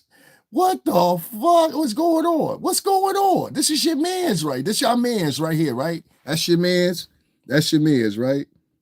That's your man's. That nigga real flexible, son. That nigga real flexible. Where you learn how to do that shit? That's your man's though, right? This your man's. This your man's right here doing all these bending and twisting and shit in prison. You know what I'm saying? Huh? All this who the fuck out here been locked up doing all this bending and twisting in prison and all that shit? The fuck out of here. Especially this fucking move right here. This is the one that got me right here. It look like that nigga about to go, ooh. Like that motherfucker go, ooh.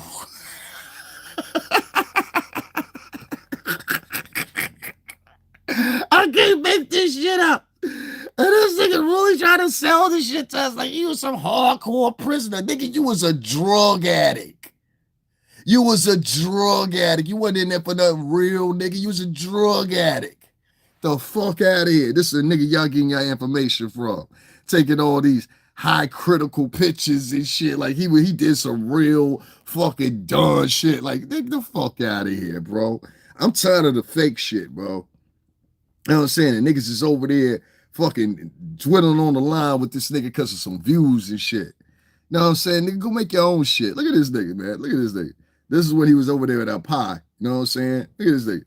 He swear he was that nigga, boy. Look at him. He swear he was that nigga. Look at him. Look at him. This nigga look like a straight jerk. This nigga like a jerk. Get the fuck out of here, nigga. That's what I'm saying. I don't know what nigga that, look, here you go again. Smiling. This is all a game to this nigga. Look at this nigga smiling again. Smiling. What you smiling about, son? You doing 9 years. What is you smiling about? Yeah, I'm trying to figure this out. What is you smiling about? And he always reaching for something. What you reaching for? What that look like? What that look like is going on there? If you reaching like that, nigga, touch your toes. Then he going back visiting niggas and shit. Like, what the fuck? This nigga's a con artist, my nigga. You understand what I'm saying here? Shut up, bitch. Shut up, bitch. You understand what I'm saying? Y'all don't understand what I'm saying? How you going back to the prison interview? Like, let me tell you something, nigga. Real niggas, if you came back up to the prison trying to interview niggas after you and this did a bid, the first thing niggas is talking about, yo, nigga, how long you been working for the chief? That's the first thing niggas is saying. How long you been working with the chief and the captain, nigga? And that's what lead me to this conversation. It's real funny that a man that was a former drug addict was claimed he was with the Mexican cartel, claimed all this big revolting shit, right? And now you a full-time snitch on YouTube. So my question is, you back here, and I just showed y'all a picture. He going back to visit niggas in prison and shit like that or whatever. The thing I gotta ask the question is this. Niggas, you working with the police? Because that's what it seemed like to me. I don't trust no nigga. Listen, I've been in there before 2 times. I don't trust no motherfucker that come back to the prison talking about, look, I want to write a book on you.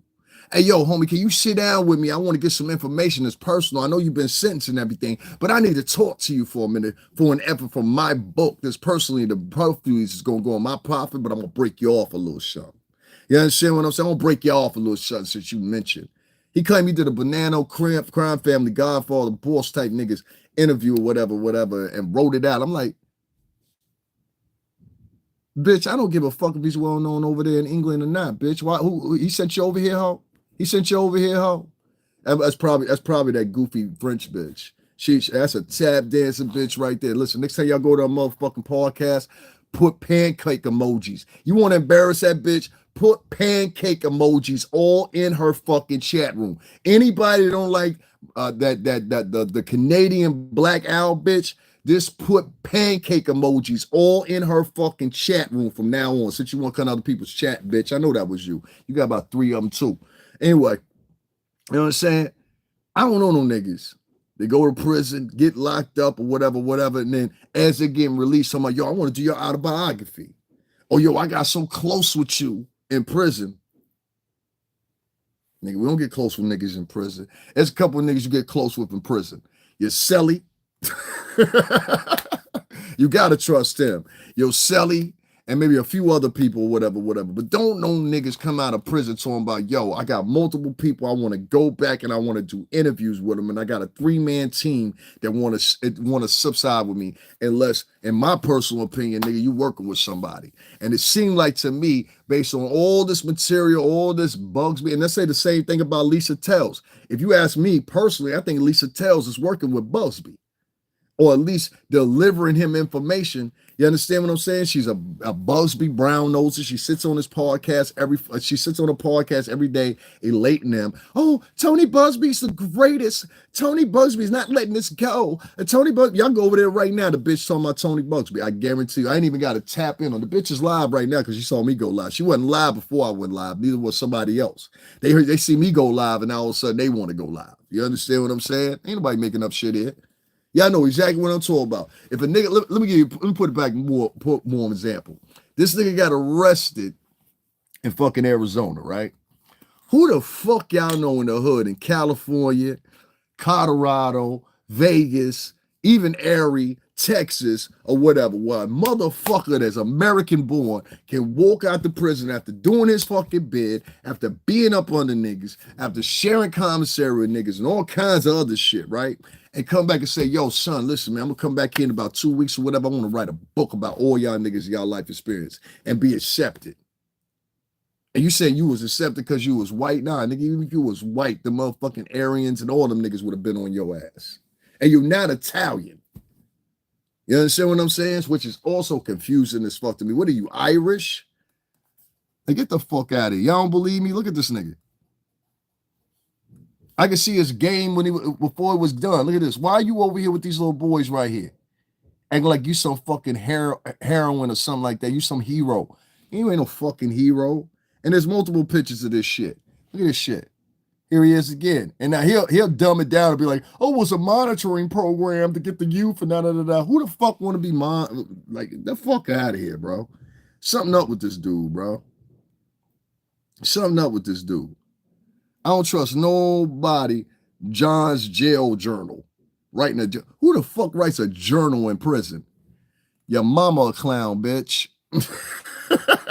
Why? Because I'm talking about your, hold up, why even block you? You mad because I'm talking about your mans? You mad because I'm talking about your mans? You came over here because I'm talking about your mans? Nigga, I know for a fucking fact. Hold up, y'all. Hold up, chat. This whole ass nigga named Ards in here said, get a job and start trying to make money off another man's name. Motherfucker, first of all, my page is monetized. That's first of all, bitch nigga. Second of all, I've been here for 5 years, bitch nigga. Third of all, I don't fucking know you, you fucking coward. Fourth, and finally, and most of all, your mans that you over here taking up for, this nigga on a daily is on his page talking about Puff and motherfucking Jay-Z, 2 men he's never been fucking around, and the motherfucking dates and questions are between the times that he was doing his jail bid. So bitch nigga, won't you and your mans get a job? How about that? Why don't you and your mans keep other men's dicks out your mouth that you don't know, and you're not even in the fucking demographic that they live in because your ass can't be here because your man's got kicked out of the United States. Let's talk about that. Let's talk about that. Nigga, you can't shame me. I don't know you.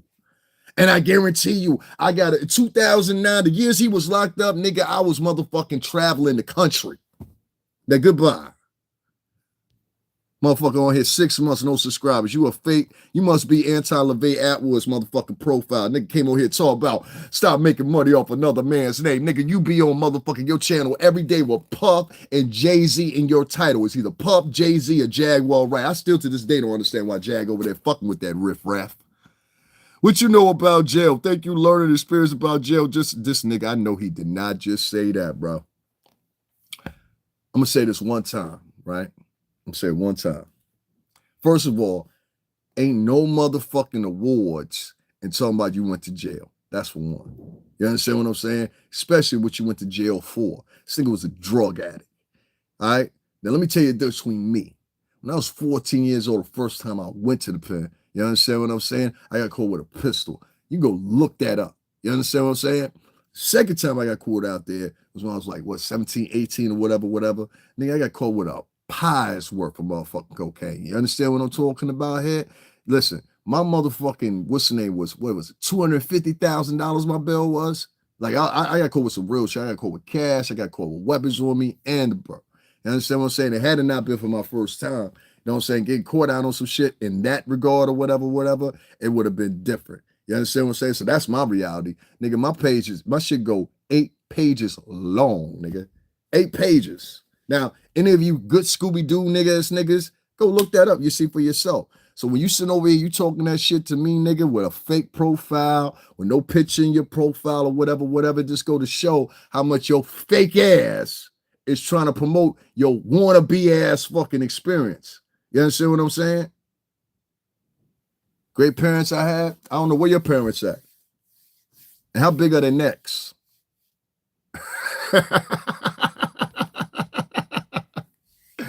You know what I'm saying? I did things on my own admission.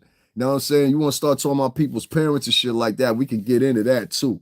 You know what I'm saying? Like whatever you want to do. What's your purpose? Oh no, these are his followers now. They like to do I don't this is not his channel. We don't do that over here. Nah. Hold on one second, guys. Let me get all these cornballs out of here with the fake profiles. Hold on one second. Yeah, I got you, Dana. You can stay here. Hold on, let me second. Let me get the Anton-Levy Attwood people up out of here real quick. You know what I'm saying? Oh, I don't let them get to me. I'm cool. Because they know I'm telling the truth. Only nigga that start speaking up and start spitting like that is niggas that know what I'm talking about. This nigga is out here running game on Black Americans and you don't even live in the United States. You understand what I'm saying? So it's like, it's weird to me. Because like, not only do you not live in the United States, but you wasn't even here in America when the shit that's going on that we talking about was going on. You was locked up. You understand what I'm saying? So how the fuck do you have any interpretation of how you able to make money outside the fact that you talk very pleasantly?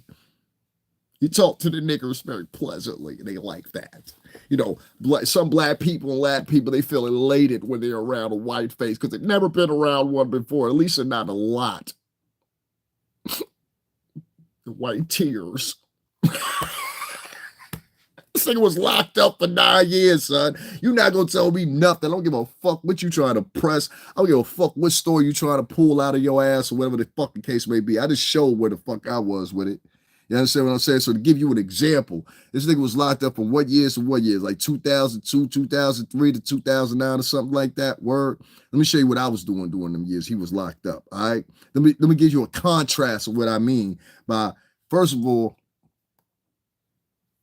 hold on one second.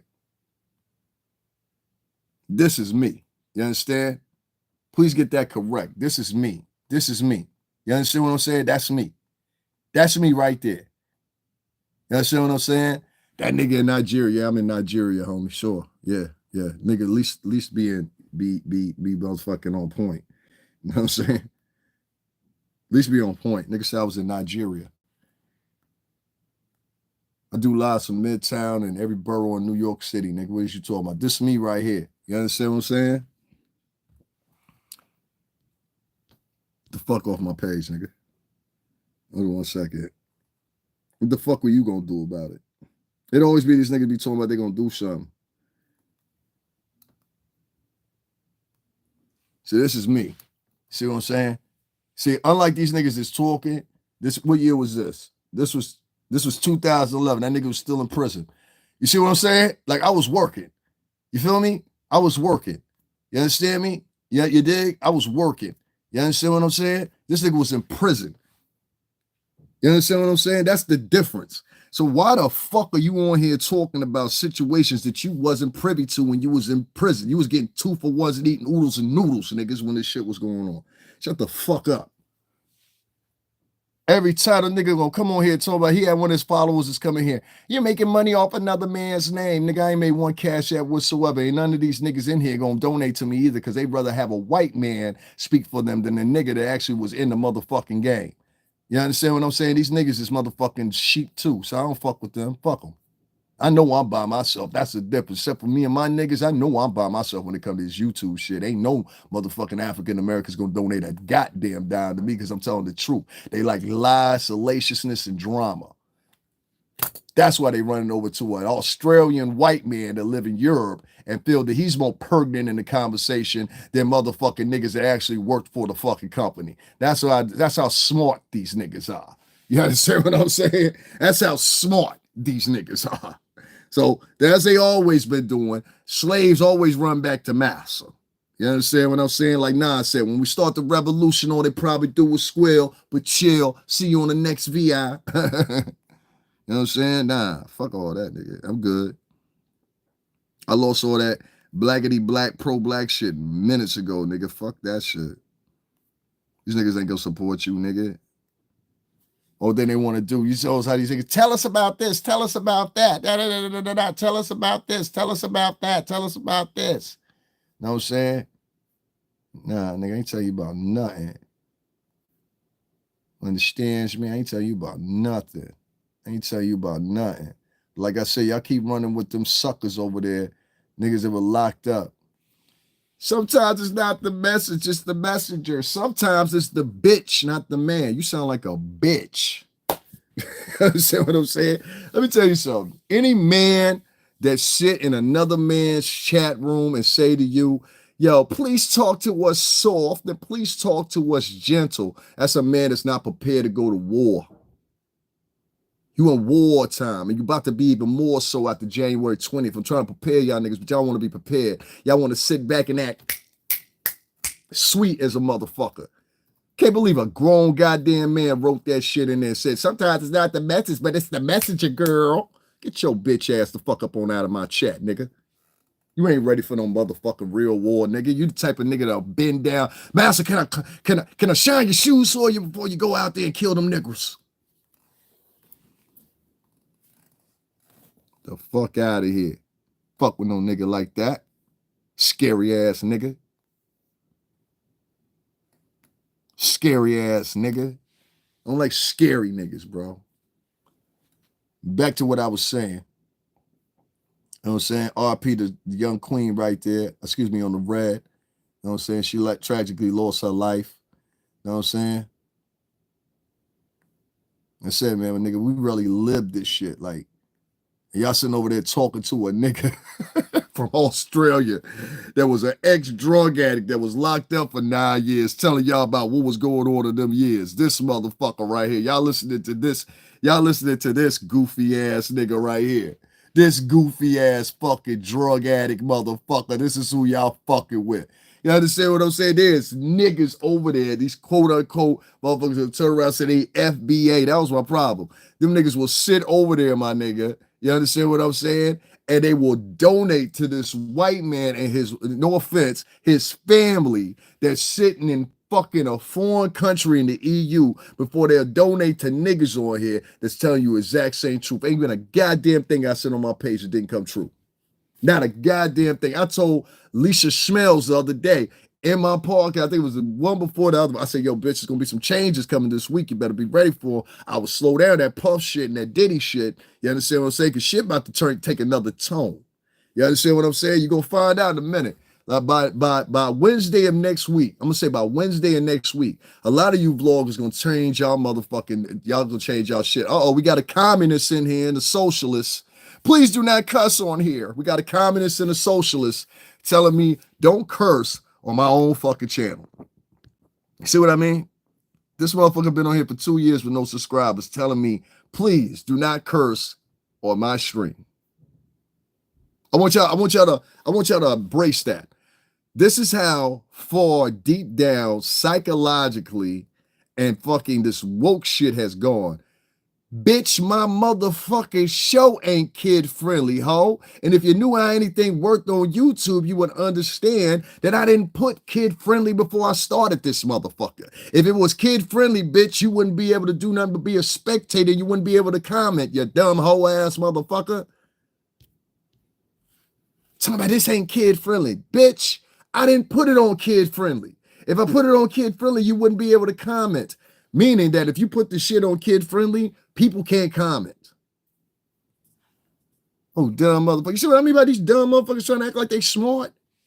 If I put it on kid friendly or made for kids, is the terminology go. Everybody that vlog know what I'm talking about. They will not allow you to make comments. So how the fuck are you even making that statement when you see you dumb motherfucker? Well, y'all niggas distracting me, man, because y'all niggas ain't supporting. I'm just proving my point with these niggas. That's all I'm doing at this point right now. You know what I'm saying? Give me 1 second, y'all. I want to see something, make sure. I ain't giving no thoughts on that. I covered that story. I was there. I went and covered that story, and it's on this channel. If you can't donate, I don't give. Stick with y'all for another 20 minutes here, and then I'm heading the fuck out, cause you know what I'm saying. My team ain't here. I got a group of out of 20-something thousand people that follow me. All these motherfucking YouTube subscribers nowadays, they like nah, it's some people in here. Y'all just make sure y'all hit the like button. Out of these YouTube subscribers that we're getting, these people are fucking, a lot of them are either haters, a lot of them are either random people that you do not know. A lot of them, a lot of these niggas, especially the men, don't have a dime to their fucking name. That's the most scary part about it, because when it comes to the black dudes and the Latin dudes, you can't really get them support because most of them ain't got a fucking credit card. Most of them ain't got a bank card. Ain't that bad? Most black and Latin dudes don't even have a bank card. So they can't even donate to you even if they wanted to. But if it be some bitch or something like that, they go donate to them real quick. That's one thing you can guarantee when it comes to black and Latin men. They so bitch hungry that they always donate to bitches. You understand what I'm saying? You got to remember that $100, $200 don't matter. I don't get donated here to me because I be telling the truth and the real shit about shit. And like, niggas just they don't keep it real. You know what I'm saying? That's what it is. We in a fake era right now. You know what I'm saying? A lot of pretenders, a lot of liars. But just let that sink in. These niggas will go and donate to a white man that was locked up during the years that this shit was transcending. But a nigga that actually worked for the company, they be like, yeah, nah. A nigga that actually take them on trips and shit like that. This nigga literally sits in his bedroom and has all these line ass tap dancing niggas show up on the show and gets money from it for black people. And if you from Belgium, you with that nigga. I enjoy the content. I just can't donate daily. I enjoy your, yeah, AKA you done donated to me before. I ain't talking about you. I'm talking about there's a lot of black dudes on here that have been over there donating to that white guy, but won't go over here and donate to the so-called brother. That's why I tell niggas, don't call me your fucking brother. I'm not your brother. You understand what I'm saying? I'm not your brother. Don't do that brother sister shit no more. I used to do that shit. You call a bitch a sister nowadays, she'll laugh at your ass. Go ahead and call one of these bitches a sister and see if she don't laugh at your ass. You understand what I'm saying? They'll straight look at you in your face and laugh at you, a lot of them. Go ahead and call some of these niggas brother. They'll look at you and keep walking past you like, what the fuck is wrong with you? You know what I'm saying? Ain't no brothers and sisters out here, nigga. It's just motherfucking content creators and niggas that feel what the content creators are saying. I've learned to adjust myself to the new reality. The new reality is this. African-American people have no loyalty anymore. Their loyalty, you can see it, is exempt now and is put in position as soon as a white person come into play. Now, to many of y'all, that might be a racist statement or whatever, but many white people know what I'm talking about. I live in a mostly white state. I live in Connecticut. So I like to think I know what I'm talking about. I don't live in a fucking sticks of the ghetto and there's a fucking high rise and there's people pissing in the elevator. I don't live in those types of situations. Never have, never will. You understand? I'd rob a fucking bank for that happen. But you know what I'm saying? They loyal to money, whatever they loyal to. It's just sad that you got so many niggas on here that rather donate to a white man. Like I watched it. These people will donate to this little short white man, funny looking white man. I like to call him Fake Thor, and his partner, who's an ex-heroin addict. You understand what I'm saying? Nah, well, then that means the totality of them. But like, I don't. I gave up last year, and I'll say going into 2025, it'll be even less. They're not gonna be more podcasts like this. You understand what I'm saying? One, I'm not gonna get paid shit off this podcast. Like, let me give you an example. I take a hit for y'all niggas. When I come in here and I'll be talking the shit I be talking or trying to give men advice or whatever, those are not my videos that get monetized the most. Those don't make the highest revenue off my, and a lot of times I'm cursing them, so they don't make no money either, but enable to keep it.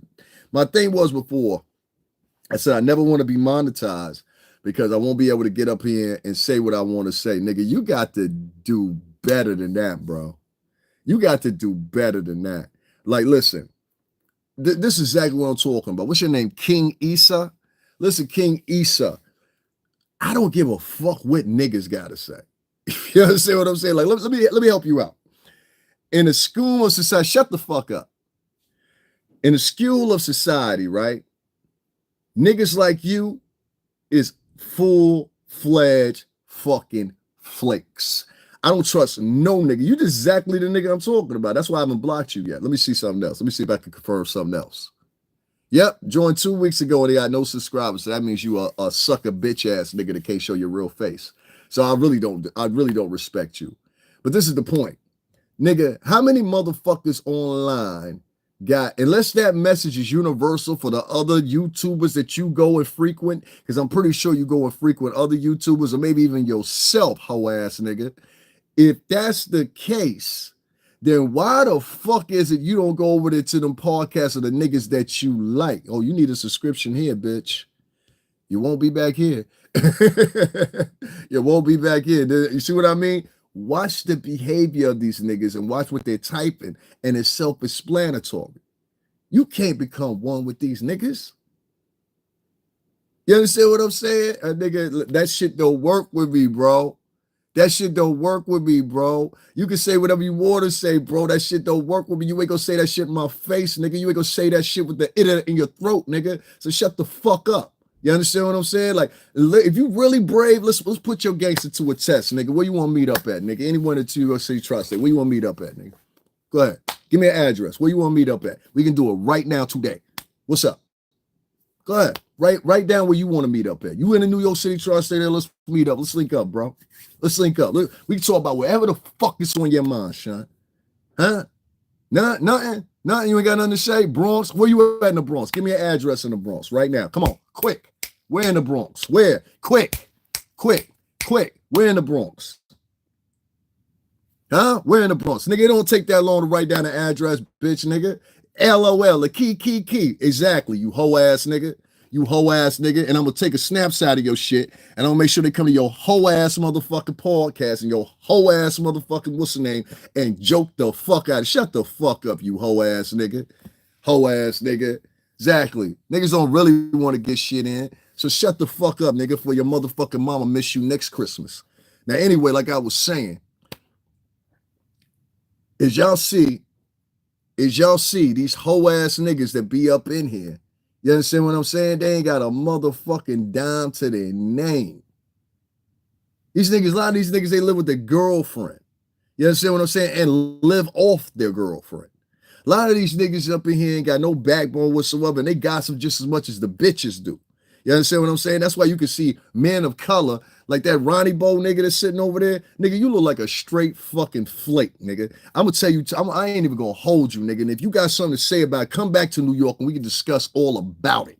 I don't give a fuck where you from. You understand what I'm saying? We could discuss more about it.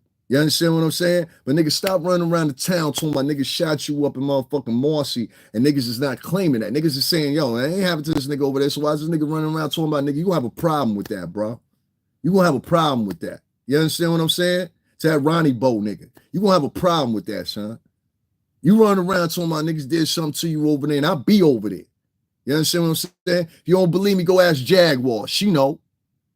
You understand what I'm saying? So let's not get it confused, nigga. Now, this is one of the moments in your life where this is really happening. Stop running around telling people something happened to you over Marcy and nothing happened to you at Marcy, boy.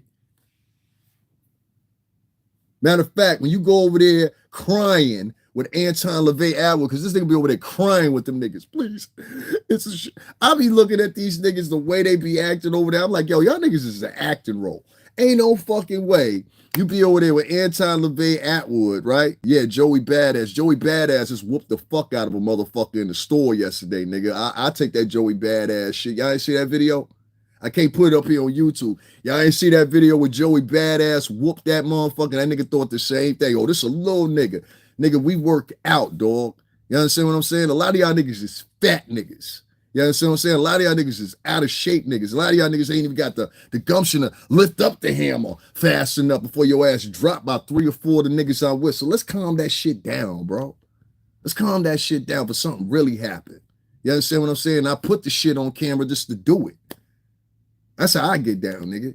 I put you on camera just to show niggas how pussy you was. Talking about some Joey Badass. Nigga, tell the whole story. Joey Badass whooped that nigga ass up in that store in motherfucking Lower Manhattan, nigga. Right? All right then. All right then. All right then. Hoe ass nigga. See what I mean by these hoe ass niggas that be coming up in here? These ain't real men, dog. These ain't real men. These is the bastard sons of single mamas. They even sound like bitches when they talking. You can't figure that out. They sound like bitches when they talking. That's why I don't like going live on here, because niggas they ain't ready for the shit I be talking about, dog. Shit I be talking about, shit that happening up at the town. I ain't talking about that silly ass shit you talking about from Ohio or whatever little small location you from in the United States that nobody really gives a fuck about.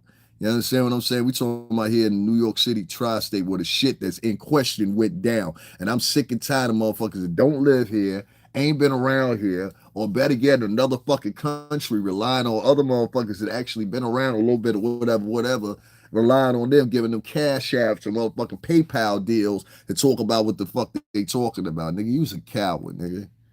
Stop sitting around online acting like you motherfucking some gangster ass nigga. Nigga, you ain't no gangster, nigga. When you gotta start trying to prove you a gangster, I know you a punk, Anton, Levy, Attwood. And nigga, I said it to your face in person, Duke. Factory. You understand what I'm saying? So anytime you want to feel froggy leak, dog, for real. I'm talking about hands, knitting eye, whatever you want to do, nigga. Pokers, whatever you want to do, my nigga. I don't like you. I don't like nobody to sit around and make money off of niggas, but they ain't giving money back to niggas. You understand what I'm saying? A couple years ago, we would have robbed you.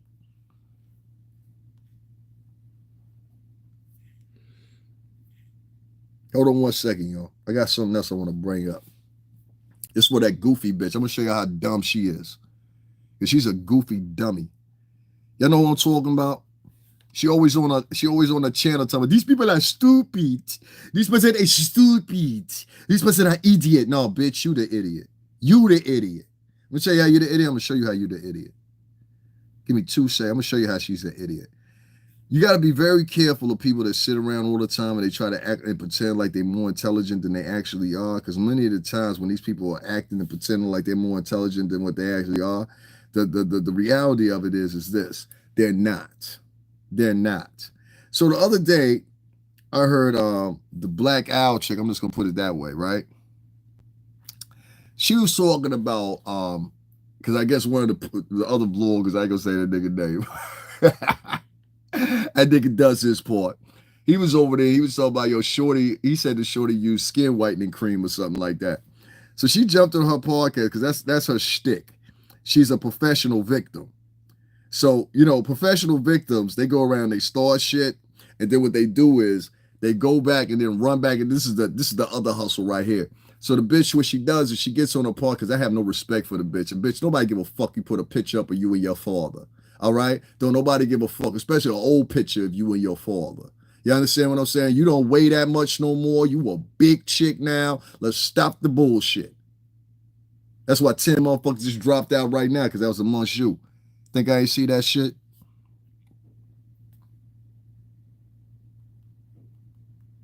And Canada. I'm not a nice motherfucker, that's why. Fuck all that shit. All that nice shit. I'm not nice, motherfucker. I'm not nice.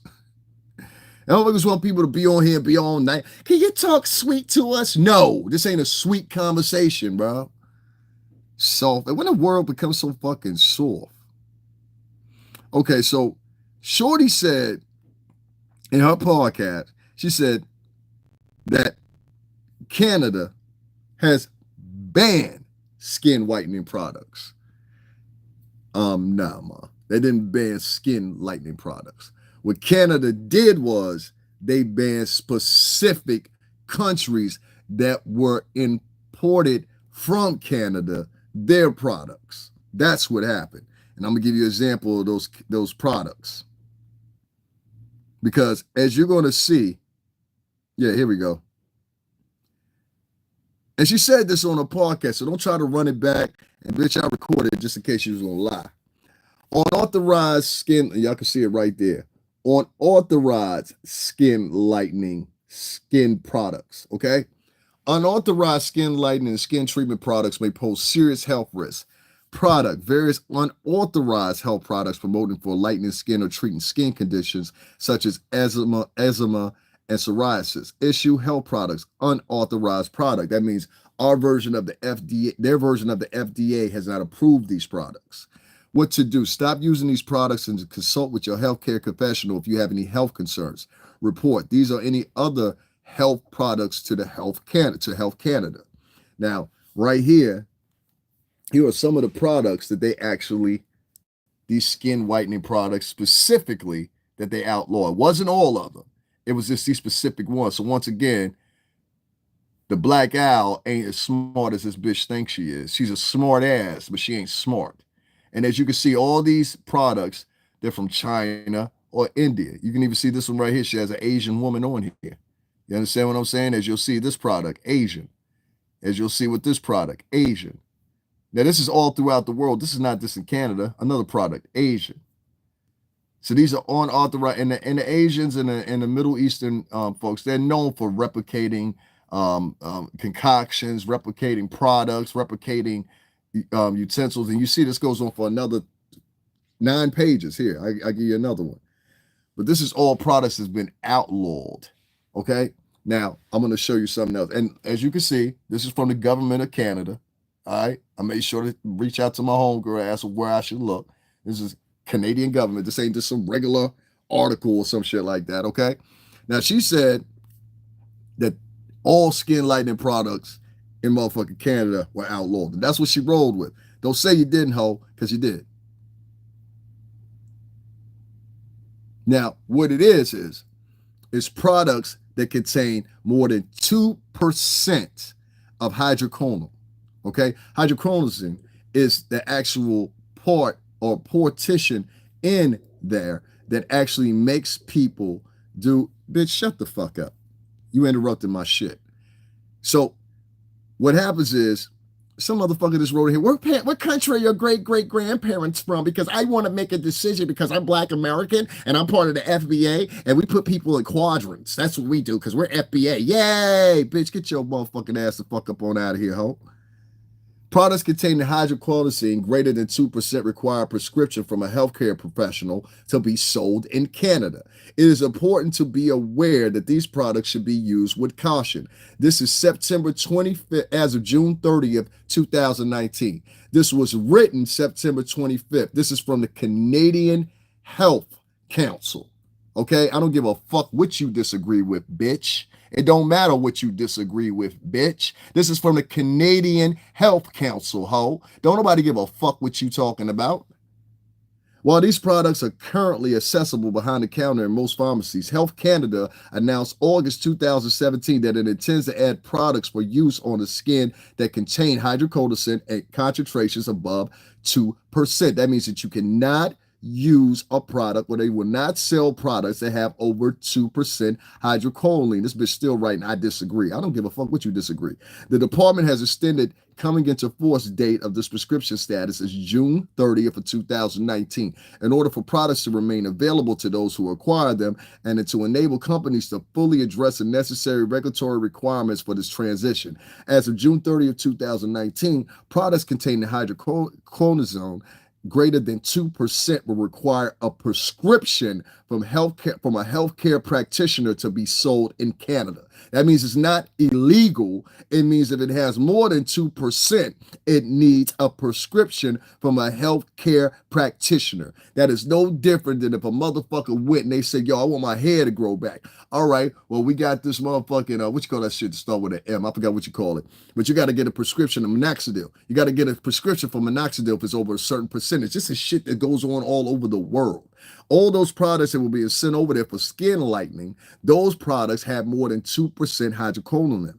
Hydroquinone is an active ingredient that actually lightens the skin, and it attacks the upper epidermis of the skin. And actually, that upper epidermis is tattered, and basically the hydrocortisone eats into the other layers of your the other two layers of your epidermis. So it's two epidermis that shit is breaking through. This bitch said this is fake news, and this is from the government of Canada.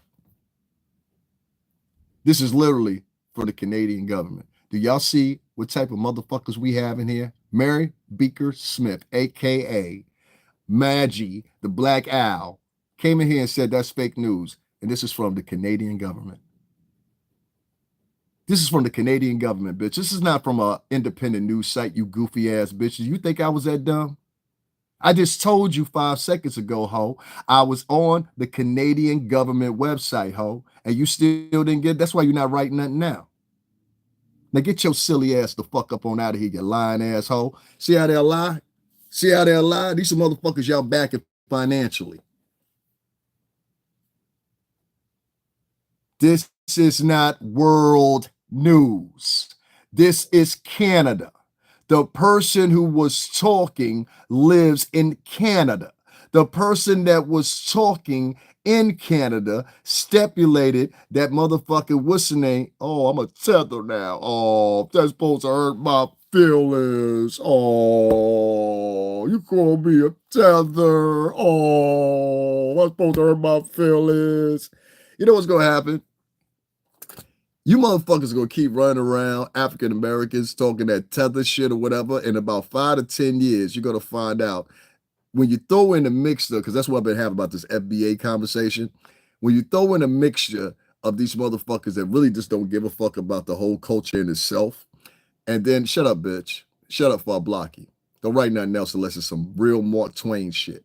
You understand what I'm saying, bitch? I don't give a fuck what happened to you, bitch. You were still a slave. You still a slave. That's what you're really saying. You haven't given up your slavehood yet. You're still a slave. You will always be a slave. You know, I know you're a slave. You didn't even have the gumption to put your picture in your motherfucking profile. Oh, no, I'm far from a failure, baby. I like it. I think it's funny, though. Are you all from the anti-Levy Attwood show? Oh, did y'all go get Maggie, the Black Owl? Comment ça va, mademoiselle? Oh, no, I'm just laughing at y'all niggas because it's funny. But you know what's going to really happen? Because most of y'all niggas is dumb as fuck. What's going to happen is y'all going to keep on that conversation and keep on putting your faith in that quote-unquote FBA shit and trying to get out here and fifth floor of the project, motherfucking shame people, nigga. I don't give. All right, bye-bye. You doing too much. You know what I'm saying? I know that's funny as hell. Nah, that's the other whole nigga to be sitting over there with her. Hey, yo, my nigga, for real, I'll do you dirty, my nigga. I'm letting you know right now. Listen to me real quick, my nigga. Listen to me real quick. I will do you dirty. You understand what I'm saying? You feel me? You understand me? And all that shit you was talking on that podcast with that bitch, that shit don't match with me, my nigga. I'm not gonna fight you, my nigga. You understand what I'm saying? So be easy. All right. That's what I thought, nigga. Because this ain't no game. So anyway, like I was saying, You know what I'm saying? Because niggas be thinking something sweet, my nigga. Nah, nigga. Do my resume, my nigga. Like for real. 8 pages, my nigga. I will do something to you. And tú sabes, claro que sí. You not fucking with no nigga that's a goofy, my nigga. Trust me on that. You understand what I'm saying? You talking all that shit. My feelings hurt. Oh, I love the nigga insults. I love nigga insults. Yeah, nigga, whatever, nigga. Then do something about it then. Do something about it. Do something about it. That's all I be telling niggas. Do something about it. Don't come on my page with a fake profile talking tough. Show your fucking face, pussy. You understand what I'm saying? Because if you're not showing your face, then it don't mean it. What up, Javon? If you ain't showing your face, you just a coward. Like I already marked you as a coward before you even got on the podcast, my nigga, because you can't even show your face. You writing the indiscriminate comments to a nigga that I can't even see. Like, what the fuck is this all about? You understand what I'm saying? And you ain't got no money. You know what I'm saying? So anyway, they over here for that black owl bitch, but bitch, you was wrong. Point blank. It's amazing how these niggas will come up on here and they be trying to, like, niggas is on here rolling out for a bitch in Canada, but man, shut the fuck up, nigga. Don't nobody give a fuck about you. You ain't even got a right motherfucking, what's the name? You ain't even got a right profile. Anyway, they'll come on here and they do this. The first thing they do, and this is how you know they ain't got no respect for you as a man. Listen to me, man. They'll come on here and when they talking to the men, including the men that were raised by single moms that wasn't shit, what they'll do is they'll talk to niggas like any old kind of thing. But they'll go over there with their Anton, Levy, Attwood nigga, let that nigga say whatever he wants to about black Americans and don't say anything but sit there and grin and smile with them like that fucking Madge Pie bitch up there in Canada. That bitch sat over there after she got off her fucking, she was just happy and elated as fuck that she was sitting over there talking about niggas, exclusively niggas. You ain't got one motherfucking podcast hoe with you talking about somebody white in the past 3, 4, 5 fucking months. All right. And when you was talking about somebody, you was talking about the Royals. I think you threw up one yesterday. You understand what I'm saying? Talking about the Royals or whatever. But don't worry, bitch. You and your man, y'all about to be real popular, especially that nigga, because you know better, nigga. You know better. You know better. You know what I don't like? I don't like a nigga that otherwise is pussy and you get up online and you try to act like you tough and you know niggas know you beat. You know niggas know you. I'm talking about that nigga that sit over there with that bitch. You know what time it is. You know what time it is, nigga. You a one-man show, nigga. Maybe 2 at the best. You know what time it is, nigga. Calm it down. Calm it down. Over there, gaslighting that bitch. You gonna have 1 million followers. No, that bitch ain't. No, that bitch ain't. Shut the fuck up. I can control you. I got you up out of here, so I guess that's wrong. Nigga said, you spent too much time. Nah, nigga, you shut up. You shut up. Telling Javon to shut up. Javon, welcome over this motherfucker. You not. See, you notice that these hoe ass niggas, they start coming out when you start saying the real shit. You see what I'm saying? Like you fucking up their hustle if you say the real shit. You got to understand what's going on here. You understand? You understand what I'm saying here? These niggas go over there with Anton, Levy, Attwood. Yeah, I bet you are. Listen here. Let me get that one right in here. Let me get that one right here. Vanguard 300. I'm glad you wrote that, homie. I'm glad you wrote that. And we're going to make sure we mass report you too. And we're going to mass report Anton, Levy, Attwood too. Oh, you want to call niggas names too, right? I got you. I got you. I got you. See what I'm saying here? These are niggas that will ride for that white man. They'll ride for that white man. I told you, slaves. Slaves, straight up slaves. Straight up slaves. They ready to ride for that white man. We gonna mass report this channel. That was Mash Pie, the other nigga. Yeah, you go ahead. I got both of your motherfucking profiles. Go ahead and do what you want to. I had that shit back by the end of the day. Anyway, you don't know the same people I know. You better watch who you're talking to, because your shit might be gone. Huh? You don't know who I know. See, a lot of niggas, they get on here and they think like we all sitting in the front stoop of the projects or some shit like that. We all know each other. We kicking it. Nigga, you don't know me. You don't know who I know. You don't know why I'm able to say the shit that I say on here the way that I say it. You know what I'm saying? Shout out to Little. You know what I mean? Don't make me go reach out to Little. You know what I'm saying? Don't make me go reach out to Little. You know what I'm saying? Don't make me go do that. Don't make me go do that. I go do that, you really gonna have some problems. You understand what I'm saying? You really gonna have some problems. So you pick your poison. You make your decision. You make your decision. Yeah, they sent them. Yeah, I told you. Listen, anytime I bring up the Anton Levy Attwood nigga, anytime I bring up the black man hating ass French bitch that act like she's smarter than everybody else, and she's a fucking idiot. That's why she got mad, because I was just disproving her. What type of nigga gets mad when I'm proving them wrong? You understand what I'm saying? What type of nigga gets mad when I'm proving them wrong? Nigga, you just getting mad. You just upset, nigga. You just upset, ain't you? You came back 4 times with about 5 different profiles. This is a homeboy that said, well, the old nigga.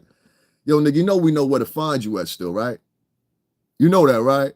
You know that, right? You know I know where to find you, right? All right, I just want to make sure you knew that, all right? Make sure that's your last time saying something on here, all right? Niggas be acting like niggas can't find them. There's a couple of niggas that really don't understand what's going on, but y'all keep talking that shit. I appreciate you. You know what I'm saying? But be aware, you know what I'm saying? You come talking that shit with me, nigga, I'm gonna get you up out of here. It's gonna be your last Christmas, nigga. Please believe that. You understand what I'm saying? Please reference me before you motherfucking talk anything else. A lot of niggas be on here talking real motherfucking what's the name? You calling 911, that's what's up, baby. That's what's up. You gonna tell them how you was writing in my chat room? I'm supposed to be scared of the police or something. That's what's going on. You know, I'm a nigga, y'all. You know I'm a nigga, so I gotta be scared of the police. You know what I'm saying? Nigga, you really ain't never been on my page, have you? When somebody tell this nigga I'll be with the police at the fucking corner, I'll be around thousands of police. For you to sit here and talk about this, a nigga right now, right in my chat room, talking about they gonna pop me, the police gonna kill me. I got you. I'm gonna set you up with the police. Nigga, just say you a coward. I told you to handle it.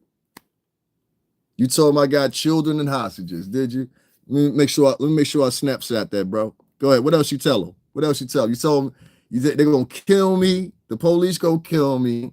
You told them I got children and hostages. You bet they'll get me offline. Let's make a bet. I got a better bet. I got a bet that you, sir, actually gonna be gone. You understand what I'm saying? Because you that old nigga that sit over there with that French bitch. You understand what I'm saying? And act like a bitch.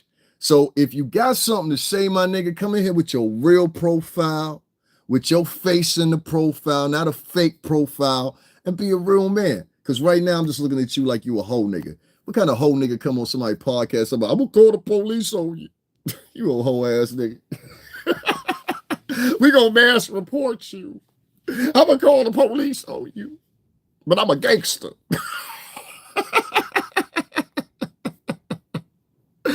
Oh God. So anyway, these suck ass, I told you, boy, they get charged up when you tell the truth. Listen, if somebody wasn't telling the truth on you, right, then why the fuck you got to come over here? Get what I'm saying? That's the type of moves they make. So we gonna do the same moves on the French Black Owls page and a Homeboys page later on. Y'all got me? We gonna do the same thing. Since these niggas want to come on other people's pages and this is their room of etiquette, now you can't come up here and tell me you threatening me and all this shit and then turn around and say, I'll report your page after I responded to you. That's some coward shit. That's how they move. You see what I'm saying? I keep trying to tell y'all, African Americans, most of them are cowards, dog. They coward. That's coward shit. I'm gonna call the police. I'm gonna use the white system that I talk against you, because you're a nigger like me, and niggers can never motherfucking be successful. This bitch got mad at me because I'm literally reading because she quoted it wrong from the government of Canada. She claims, this woman, that she's so smarter than everybody. Everybody say idiots. Everybody, she's just the smartest Haitian woman that was ever born on this earth. Motherfucking Socrates, nobody got nothing on her. She's just smarter than everybody. She got 15 degrees. It's worth, you know what I'm saying? But yet still, she ain't using her degrees to get a job. This bitch is a substitute teacher and a mainstay and motherfucking a YouTuber that follows behind an old wrinkled white man that's talking about 9 years of history that he was locked up in prison for because he had so much of a fucking drug habit. You understand what I'm saying? That he couldn't maintain out in the streets. So we supposed to supersede that for you, you tap dancing ass motherfucker. That's a tap dancing asshole if I ever seen one, boy. I just ran across a lot of tap dancing coon chicks in my life, but that one right there, I ain't never seen one like that. That's a different type of coonette right there, boy. It's a different type of coonette. That's between her and Huggy. But anyway, the chick was on a page, just so y'all have some context. The chick was on a page the other day because a particular YouTuber said that she probably lightens her skin, or appears that she lightens her skin. I can see where he come from with that. I went to the chick's Instagram. She had pictures of her scantily clad, bending over, whatever. You don't believe me, just go to her page and click her Instagram. You'll see it for yourself. Hell, I held it up and showed niggas on the fucking tablet what it was. You understand what I'm saying? So she was trying to get chose. You understand what I'm saying? Oh, Caribbeans equal cowards. No, niggas equal cowards. Look, it's the same nigga over here again. Damn, dog, you bored, huh? You like that bitch, don't you? Old man, you like that bitch, don't you? Gray Bob, you like that bitch, don't you? That's why you be over there flirting with her like a pervert. Let me tell you, this dude right here that's in the thing, he be over there flirting with the French chick. You know what I'm saying? He be over there flirting with the French chick, but he an old nigga, right? She only like 34, 35. He looked like an old nigga. Like, even if he wasn't an old nigga, he looked like an old nigga. So he be over there trying to flirt with her scantily or whatever, but at the same time using her for a screen time on her podcast. Real loser ass nigga. You know what I'm saying? Yo, Gray Bob, check this out, nigga. Anytime you want to make it happen, nigga, you know what time it is. And tú sabes, la toda gente, la Honduras, and la Dominicano, and tú sabes, la Cubano. You let me know what's up, nigga. Don't come back over here. Now, straight like that, nigga. Anything else you got to say after that, you say after that. Stop writing shit in the comment section, nigga. If you a real gangster, you know how we get it. Let's get it like we get it, nigga. Now you just talking my fucking ear off in a chat room, you hoe ass nigga. You ain't gonna do that shit in Brooklyn. You ain't gonna do that shit in the Bronx. Well, I'm gonna type you some shit in the Bronx. Nah, nigga, it's on site, nigga. What the fuck you think you talking to, nigga? Like, you got me fucked up, bro. You understand what I'm saying? Like, you coming new to this shit. You trying to do like little taunts or whatever. This bitch was wrong. And a real man would be like, all right, shorty, you was wrong. That's what it is or whatever. You're not a real man. You a sucker. You knew I was weak. You still coming back with fucking fake profiles. Y'all see this shit, right? This nigga crazy. Wow. Let's laugh at him a little bit, y'all, while we sitting here. Let's laugh at him. Let him write some more shit. Let's laugh at him. Let's laugh at it. We laugh at niggas like you, nigga. You on profile number 6. That means you a psychotic motherfucker, too. Go ahead, dog. I know, dog. I know. I'm fucked up, man. Shit fucked up right here, man. You right. All the bitches be telling me all the time, man. What else, man? What else? Yeah. What else? Keep going. Come on. We waiting. Anything else? I'll work a boldy, my nigga. See, you don't even know me. How many people here that's been my subscribers know I rock a bald head? So you said the hairline, the dentist, and you knew I was weak. Nigga, I just told you I'll get you the fuck up out of here. You still sitting here cracking jokes. He's still here. He's still sitting here cracking jokes. He's a comedian. I just told this nigga I'd take his fucking life. He's sitting up here cracking jokes. Key. I ain't worried about no nigga that sit around talking about key every day. Nah, nigga. You ain't paying attention, nigga. I really be in them trenches, nigga. You understand what I'm saying? You not like me, papa. So stop trying to act like you. I know. Here's another fake profile. You really like that bitch, don't you? Huh? You old pervert. You really like that bitch, don't you? He likes that French chick. That's why he keep coming over here. You like that French bitch, don't you? Oh, you go get me off of YouTube, Sean? Come on, man. You looking pathetic this time, man. Man, fuck a fade, man. Fuck a fade. I'm with y'all old niggas that be over like 35, 40 and shit. Y'all niggas be in here talking like it's 1995, nigga. This is not 1995, my nigga. The rules is different. You understand what I'm saying? So I want here to let you know. If you threaten me or you tell me something that ain't for real, you know what I'm saying? I'm going to tell you straight up and down, I'm going to get you up out of here. You understand what I'm saying? Now, you figure out how I'm going to get you up out of here, but I'm going to get you up out of here. You understand what I'm saying? That means if you keep coming to me, threatening me, say, I ain't threatening that hoe. I made fun of her. You understand what I'm saying? I ain't threatening you. I made fun of you. You understand what I'm saying? But you keep coming back over and over with fake profiles. Not hating, but you're playing yourself with these threats. Let these bumps internet play you out of your position. You're gonna get, oh yeah, you right, man. You right. Yeah, man, you be weak, man. You be weak. Yeah, bye-bye. Bye-bye. Bye-bye. Bye-bye. Bye-bye. That's crazy, right? A nigga came back like 9 times with a fake profile. That's that old man to be sitting over there with her. See, he ain't say nothing until I mentioned that broad, and then all of a sudden he want to say stuff. Or either that's her. You know what I'm saying? So I'm gonna keep it PG-13. But now I'm not threatening nobody. I'm just letting you know, dog, if you keep coming over here and you bother me, and let YouTube know this too. You can't come into people's thing with fake profiles. This nigga say I can't stand on fake profiles, and this shit say OJ Simpson.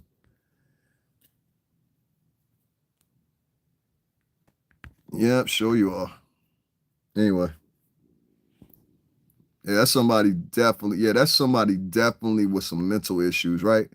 This nigga just came back again with 8 different we just sitting there observing him now because at this point, everything that I'm saying about you is true.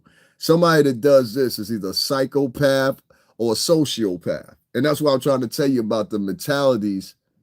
Oh, okay, I hear you, dog. I hear you, dog. I hear you, dog. We ain't arguing with new niggas. Anyway, you know what I'm saying? Yeah, we ain't arguing with new niggas. He had his man come in here now. Any nigga that's sitting around there and they got 8 to 9 profiles on deck that take between 10 to 15 minutes to create, that's somebody that has a mental issue. You understand what I'm saying?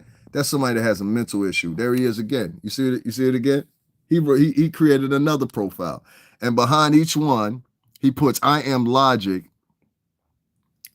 And this is number 8. So you done had 8 profiles. I hear you, dog. I hear you, dog. I hear you. I hear you. I hear you. I hear you. Know what I'm saying? Like I said, this chick, she has had words for many different podcasts. She had words for AT2. I don't even get along with AT2, but she had words for him. She had words about Official King Payne. She had words for all the different podcasters that got more subscribers than her. And so what she does is she formulates these lies. She goes around trolling people's pages. Damn, that's number 9. Damn, homie. I hope that you must be real. You looking for a boyfriend, huh? You on profile number 9? Y'all see what I'm talking about? Look at this person. They are crazy. So they write, I am Logic 83 reloaded times 9. So that means that this person has 9 different fake profiles. Yo, you got some real issues. What kind of drugs you on, son? Because I just ain't into a nigga like that. You know what I'm saying? Maybe that's Anton, Levy, Attwood. It might be him too. You know what I'm saying? You have 5. He says, I have 500 profiles. You probably do. You seem kind of homosexual too. You like boys? That's why you keep coming over here because you like boys? No. He's not unblockable. He's a person that just did what he told you. He's got multiple different. You must be rocking along with him. This nigga is lost. That nigga said, I got another fake profile. There you go again. And another fake profile. Another fake nigga. We just go at, yeah, that's why I'm trying to tell you. That's a sociopath. That's a sociopath. That's all right. We'll take care of him. Don't worry about it. Don't worry about it. It don't take nothing but an email. All of them will be removed. It don't take nothing but an email. As soon as I get off here, I'm sending that email out, so it don't matter. Yeah, I'm in jail, homie. I'm in jail. You know, they allow us to wear hats in jail, you know. That's somebody that's racist. You see what I mean? You see anybody African-American coming to catch my back? Of course not. Of course not. You get what I'm saying? Yeah, that is crazy. He came back 10 times with a fake profile. You know what I'm saying? That's why I don't go live that much no more. That's why I tell you I don't fuck with niggas too much no more, because when you fuck with these niggas, dog, I'm about to get off here right now, but when you fuck with these niggas, you understand there's nothing coming out of it. You understand what I'm saying? What I'm talking about right now goes beyond the comprehension of these niggas, but it struck a chord with that nigga. And if I had to make a guess, that's that old nigga to be over there. You know what I'm saying? Nah, that's beyond trolling, dog. That's something different. That's somebody with a mental illness. That old nigga to be sitting over there with the French bitch, that nigga already know, nah, nigga, you scared, nigga. You better be scared. And if you're not scared, put your address down. Put your address down. All that shit you typing, put your address down. Go ahead. I'll wait for you. Go ahead. Go ahead, son. Write your address down. Because we ain't doing that, then why you keep showing up for, Sean? Why you keep showing up?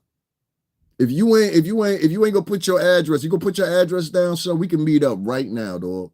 For real. I'm minutes outside New York, dog. What's happening? What's happening? All right, y'all stay right here for a minute. I'll be right back.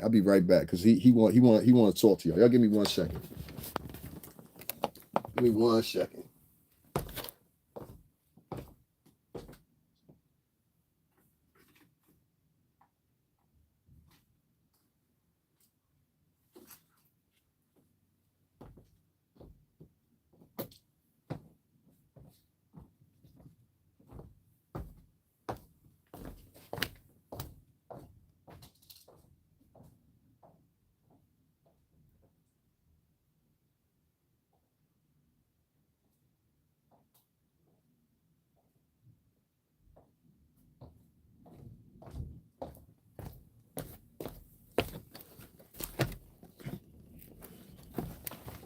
And nigga write anything else? What's up? Where we meeting at, bro?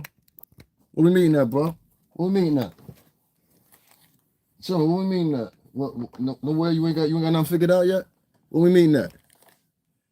What we meeting at? What we meeting at, Sean? You know where I'm at? So where I'm at? Write it down in the chat room, Sean. Where am I at? You just gave me stipulations. You're a coward. That's crazy, right? That's a nigga with over 10 fake profiles. That's that old nigga. I'm trying to tell you. Old nigga. What's up? What's up, dog? What's up? What's up, old nigga? You in the New York City tri-state area. I just told your punk ass, let's meet up. What's up? Today. Right now. What's up? You scared? Thought you was tough. Oh, man. Let's get you out of here. I don't fuck with none of these niggas. Some nigga, yeah, she done went over there, cause she can't, that's my problem. Like, you can't be a chick online starting problems with people, and then you turn around and try to get back up. Now, you know, bitch, I'm about to turn up on you and that nigga now, right? You know that, right? You know that, right? To the French chick. You know I'm about to turn up on you and your mans now, right? This nigga came in here 13 times with 13 fake profiles. Like, what kind of neurotic motherfucker is that? You are crazy. Ask me why I don't be paying attention to these people. These people are crazy. He ain't got that smoke for a white man. When he was over there with the white man, he was grinning and smiling.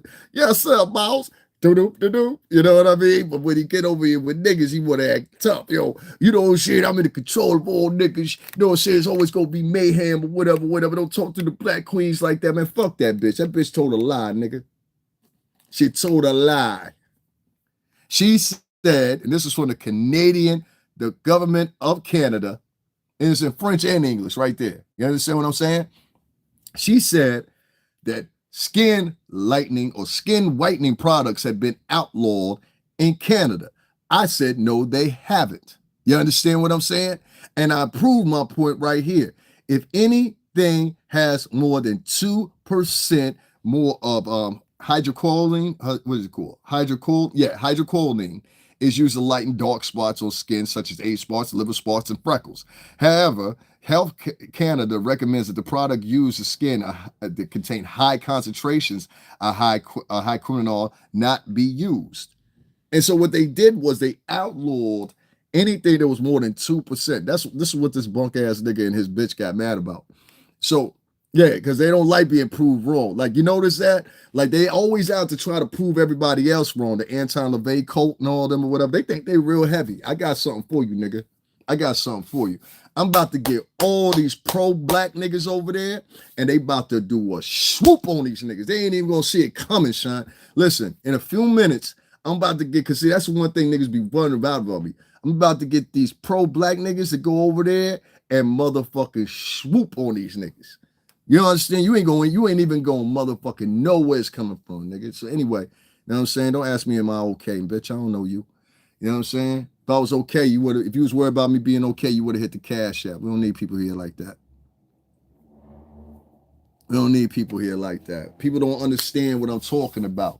We had a chick the other day that was on, that's why I said, listen, if you a real nigga, being on YouTube is not the place for you. You understand? That's why I regulate myself. I do 3, maybe 4 lives during the week. Other than that, I don't do no more.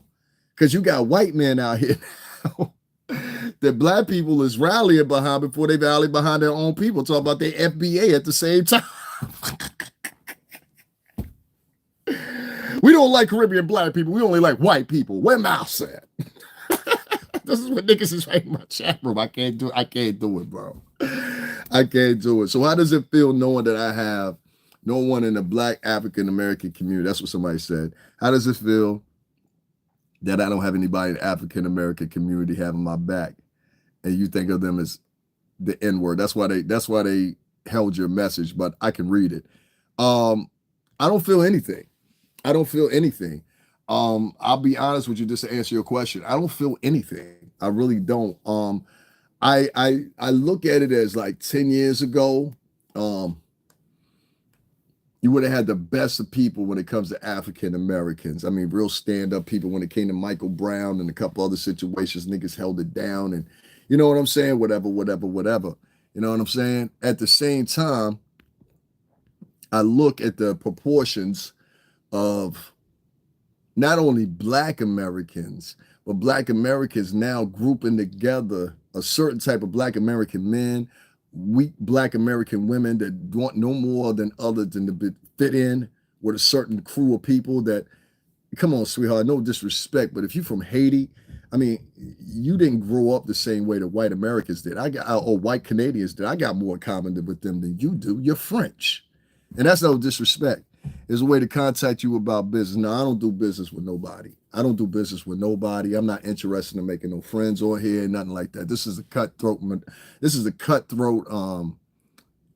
area here on YouTube. And as you can see what I go through right here, this man just had 10 profiles, kept coming back and forth, because I disproved the bitch that he has a crush on as being fake. You know what I'm saying? The bitch don't know what she's talking about. I'm about to throw some other shit out that she don't know what the fuck she's talking about either. She said in Haiti, they don't sell. Now, see, I didn't even get to that part. She said in Haiti, they don't sell skin whitening. Yeah, that ain't nothing personal against you, my boy, but don't nobody don't. You notice I've been on here for 4 hours, ain't one person donated to me. They're not going to donate to me. But if they were over there with Anton, Levy, Attwood, because his podcast is white, they donating to him. So all the money that used to be in the black sector is now getting circumnavigated to 2 or 3 or 4 white men.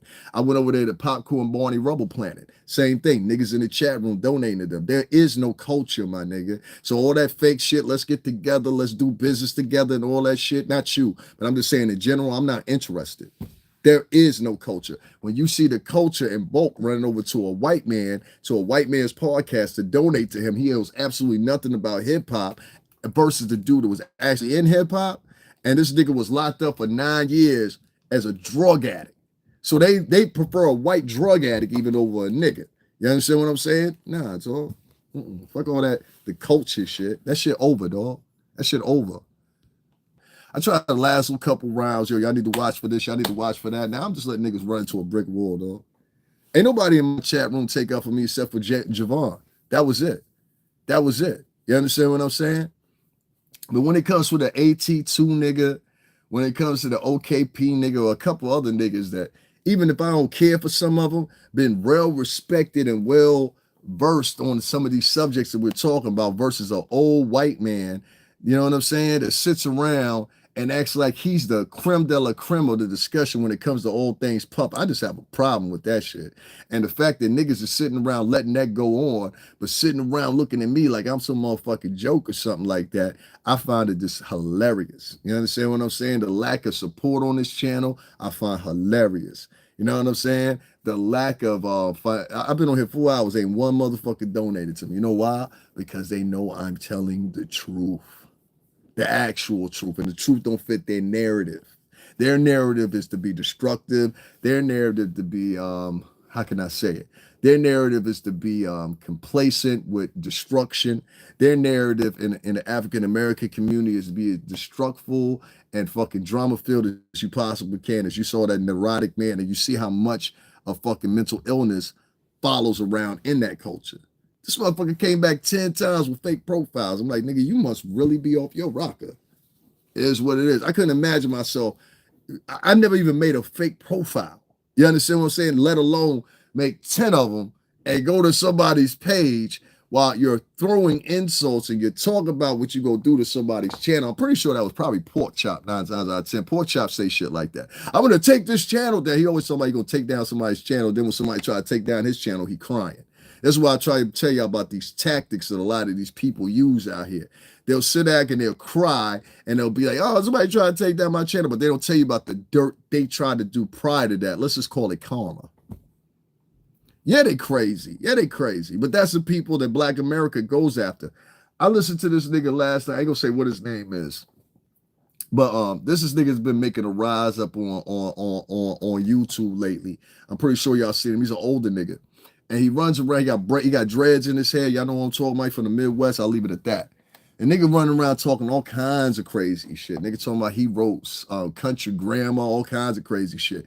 And I was listening to one of the fucking interviews he did last night with this other bro, and the bro looked like he was spot on. He knew what he was talking about. But this older nigga, he was saying all kinds of weird shit. Like he was talking about, yeah, well, you know, I went over there with Adam 22 and them, and then he started talking about all this homosexual shit. And I don't know if he did it as a play to try to see if the podcaster was going that way. I don't know what the fuck it was. It was just the weirdest shit I'd ever witnessed in my life. And this is entertainment for African Americans, because they're like, a lot of them are fucking twisted, bro. Like a lot of them are fucking twisted. I just come to the conclusion of that. I'm like, a lot of these niggas is twisted, they uneducated, they dumb.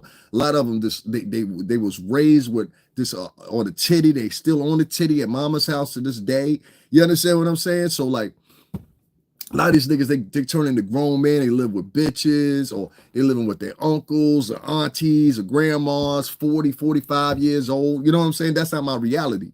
So, you know, I look at a lot of these men that come in here. A lot of them are jealous of me. A lot of them try to challenge me or whatever, don't know what's waiting for them. I'm trying to tell you, bro, anybody in New York City will tell you, I am not the nigga you want to fuck with like that. You understand what I'm saying? Like, listen, I'm not trying to be funny. I don't like, how can I say without being funny? My background of friends, yeah, I have Black American friends that I love them. There's some of them I truly, truly love. But the bulk of my friends are Latino, pa. You understand what I'm saying? From different ethnicities. And like, a lot of niggas don't like when niggas play with me, dog. I'm trying to tell you. Especially we talking about the BX and we talking about Harlem. You understand what I'm saying? You gonna lose. Trust me, you could come with 5 pistols, you gonna lose. You understand what I'm saying? So the best thing to do is just keep the shit gentlemanly, like, and just talk the way we talk. I didn't grow up the same way as you. I don't talk the same way as you. That's why when niggas come in, they talking that project shit. Oh, you need to get the gap between your two. Well, guess what, bitch? I'm going to motherfucking the dentist. A lot of people was held up here because our city and our area got hit the hardest by the pandemic. It's still niggas trying to get shit done. If you don't believe me, ask niggas. You understand what I'm saying? Better yet, if you're making a suggestion, why don't you throw in $500 so I can expedite the process, since you get so much money. You see what I'm saying? It's a lot of fake shit to go on here on this line, and a lot of hating. A lot of niggas that sit around act like they tough and won't do nothing. You understand what I'm saying, nigga? Please believe. Like trust me, I'm one of them niggas that get into all that shit. You understand what I'm saying? Like, I'm trying to tell you, like, you think you get into it, I get into all that shit and some extra shit. You understand what I'm saying? But hey, all right, you know what I mean? Whatever. You go some other cornball ass nigga. Hold on one second. Ain't got nothing going on. Let's get this one up out of here. It's another homosexual man, another weirdo. Yeah, they be real big on them keyboards, son. I'm like, yo, that's why I asked the nigga, I was like, yo, nigga, where you at right now? We can meet. I'll meet you in Manhattan. I'll meet you in Brooklyn, wherever. You better hope I won't meet you in Brooklyn or the Bronx. You gonna get washed. I'm trying to tell you. Yeah, they crazy. I would have. I just found your channel. Yeah, that's what's up. That's what's up. That's what's up. Guys, make sure y'all hit that like button. If you haven't hit that like button yet, make sure y'all hit that Cash App, $STRINGERBELL80. If you do, you do. If you don't, you don't. I don't expect too much from African Americans or people from the culture, so it don't matter. It really don't. And that's sad that I had to get to that point where I don't despise Black American people. I just really don't. I don't know, man. I just really can't, how can I say it? Oh, shit. I fuck with them as much as they fuck with me. Put it that way. I fuck with them as much as they fuck with me. And as you can see, they don't fuck with me, so I don't fuck with them. So it is what it is. You know what I'm saying? I don't have black supporters. I don't have Latin supporters. I don't have white supporters. I don't have, you know what I'm saying? I don't have none of them type of supporters. So I'm Gucci. Like, my supporters are Google. You know what I'm saying? So I can't say too much about the white man. I'm working for the white man myself. You know what I'm saying? But hey, they pay. The Negroes don't. The Negroes, they pay for African Americans. This is the type of material they pay for. Just so you know it, if you're not Black American or whatever, or part of these motherfuckers, little chatty patty groups of gossiping hoes and bitches. Most African American subscribers, they've been conditioned. Like, these niggas in the matrix. So like, hard to get these otherwise slaves in position, because the way they've been taught here on YouTube is basically because YouTube forces them to just have certain type of material. And so they're not slaves to the algorithm. They won't go against the algorithm. See, I'm going against the algorithm. You understand what I'm saying? This is why I get more views than these niggas. These niggas could do, listen, these niggas could do a live the same amount of time I do. They can have a subject, they playing shit back on StreamYard, all that shit, and I still have more views than them. Every time. You know why? Because people find me more interested in these niggas. Because the only thing these niggas is doing, they can peep it. It is regurgitating the same shit the other niggas said. You know what I'm saying? Yeah, it's brainwashing people. It's brainwashing people horribly. And so African American culture and white culture, I think, are the two that have been the most affected by the brainwashing. But with African Americans, they are now conditioned to, if it ain't about drama, if it ain't about fighting, if it ain't about who's arguing with each other, and the only thing you have to do is pay attention to the podcast. You can see it for yourself. If that's not what they're doing, I'm not going to donate to it. If you watch the top women that donate money all the time or whatever the case may be, first thing they'll say is, here goes $100. That's just wonderful. Like this weirdo I was telling you about last night. It was talking about everything from homosexual shit to taking men's booties and everything like that. And if you read the comments, the people were like, he just tickles me up. He's so funny. He's so special. Here's $100. Here's $200. You know, this is what they donate to. They're not going to donate to a person like me that's talking about the shit that I'm talking about. You know what I'm saying? Yeah, you want black female. That's it. You know what I'm saying? Now, you see how many people have been in here, AK promotions? You see how many black people been in here?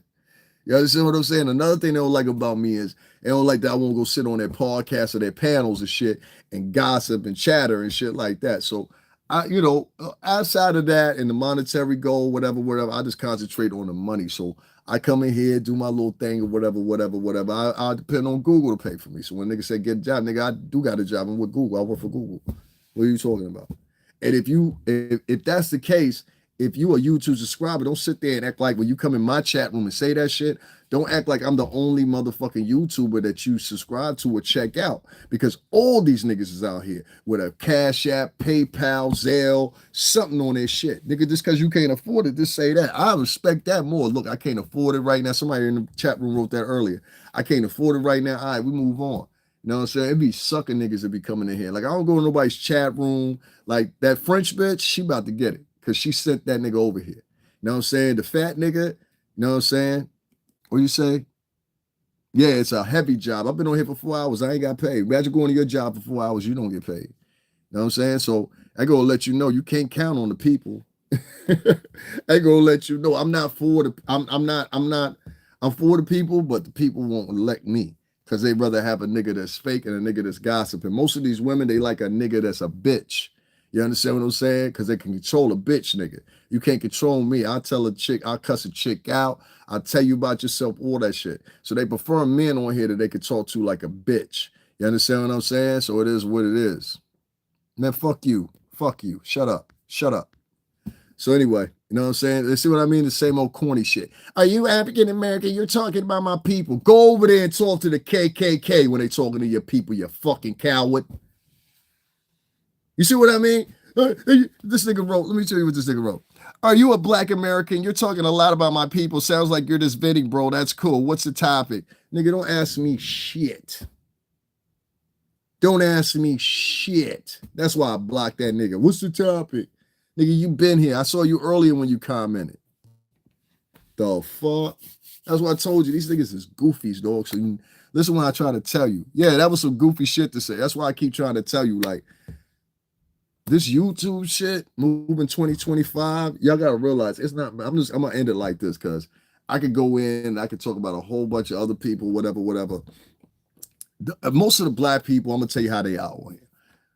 Most of them are trolls. Most of them real amped to work for another podcaster for free. So they'll run through your podcast, tell people what's going on, whatever, whatever. Da da da da. We ain't no kings. We ain't no brothers. Fuck all that shit. Fuck you.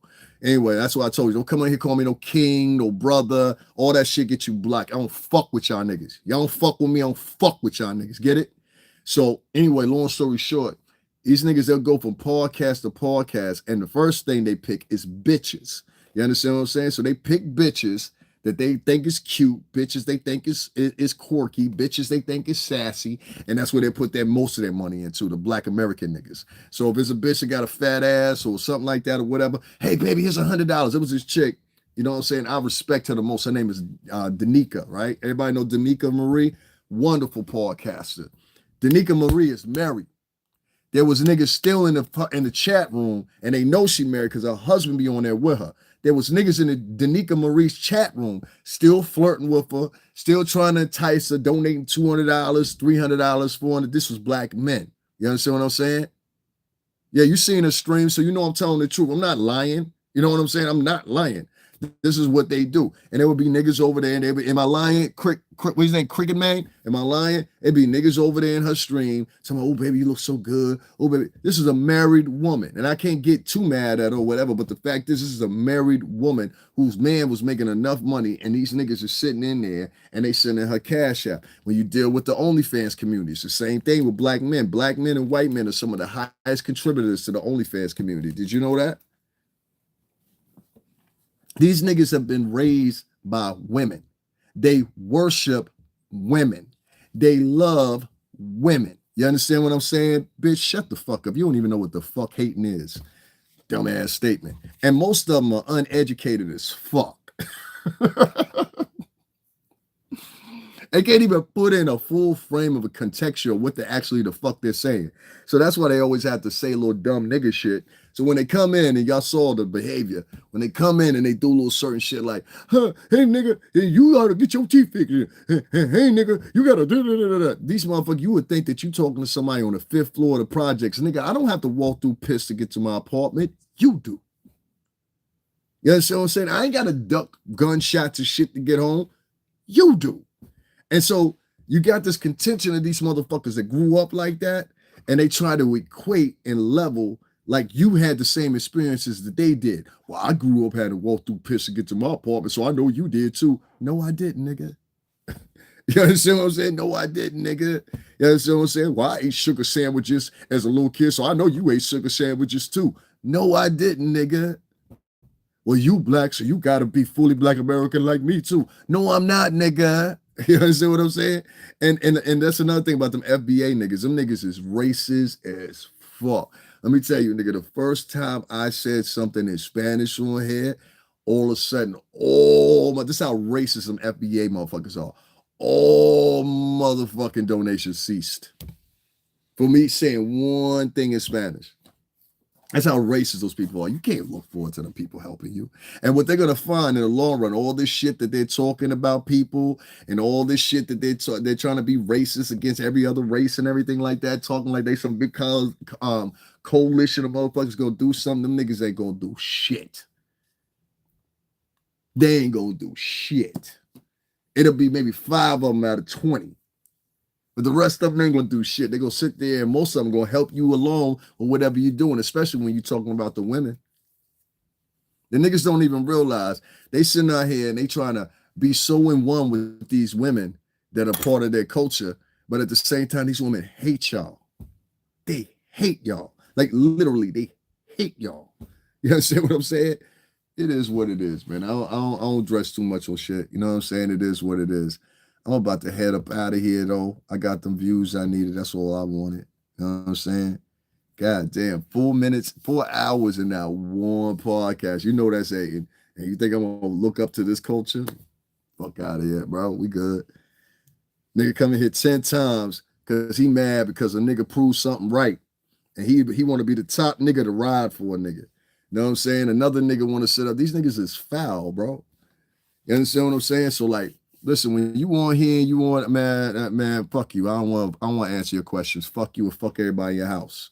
Fuck out of here with that question shit.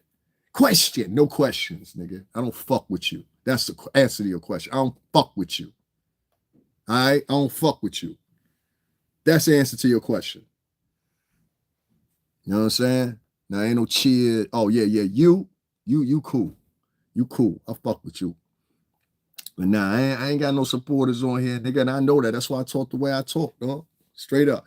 Ahmad L, that's my supporter. You understand what I'm saying? This man, he was helped me get a jacket and this linear mic that I shouldn't even have bought. I shouldn't even have bought that mic. I'm like, I should have been like, fuck these niggas. I don't know what type of question, but I don't even care. I don't even care. I don't even care. That's how much.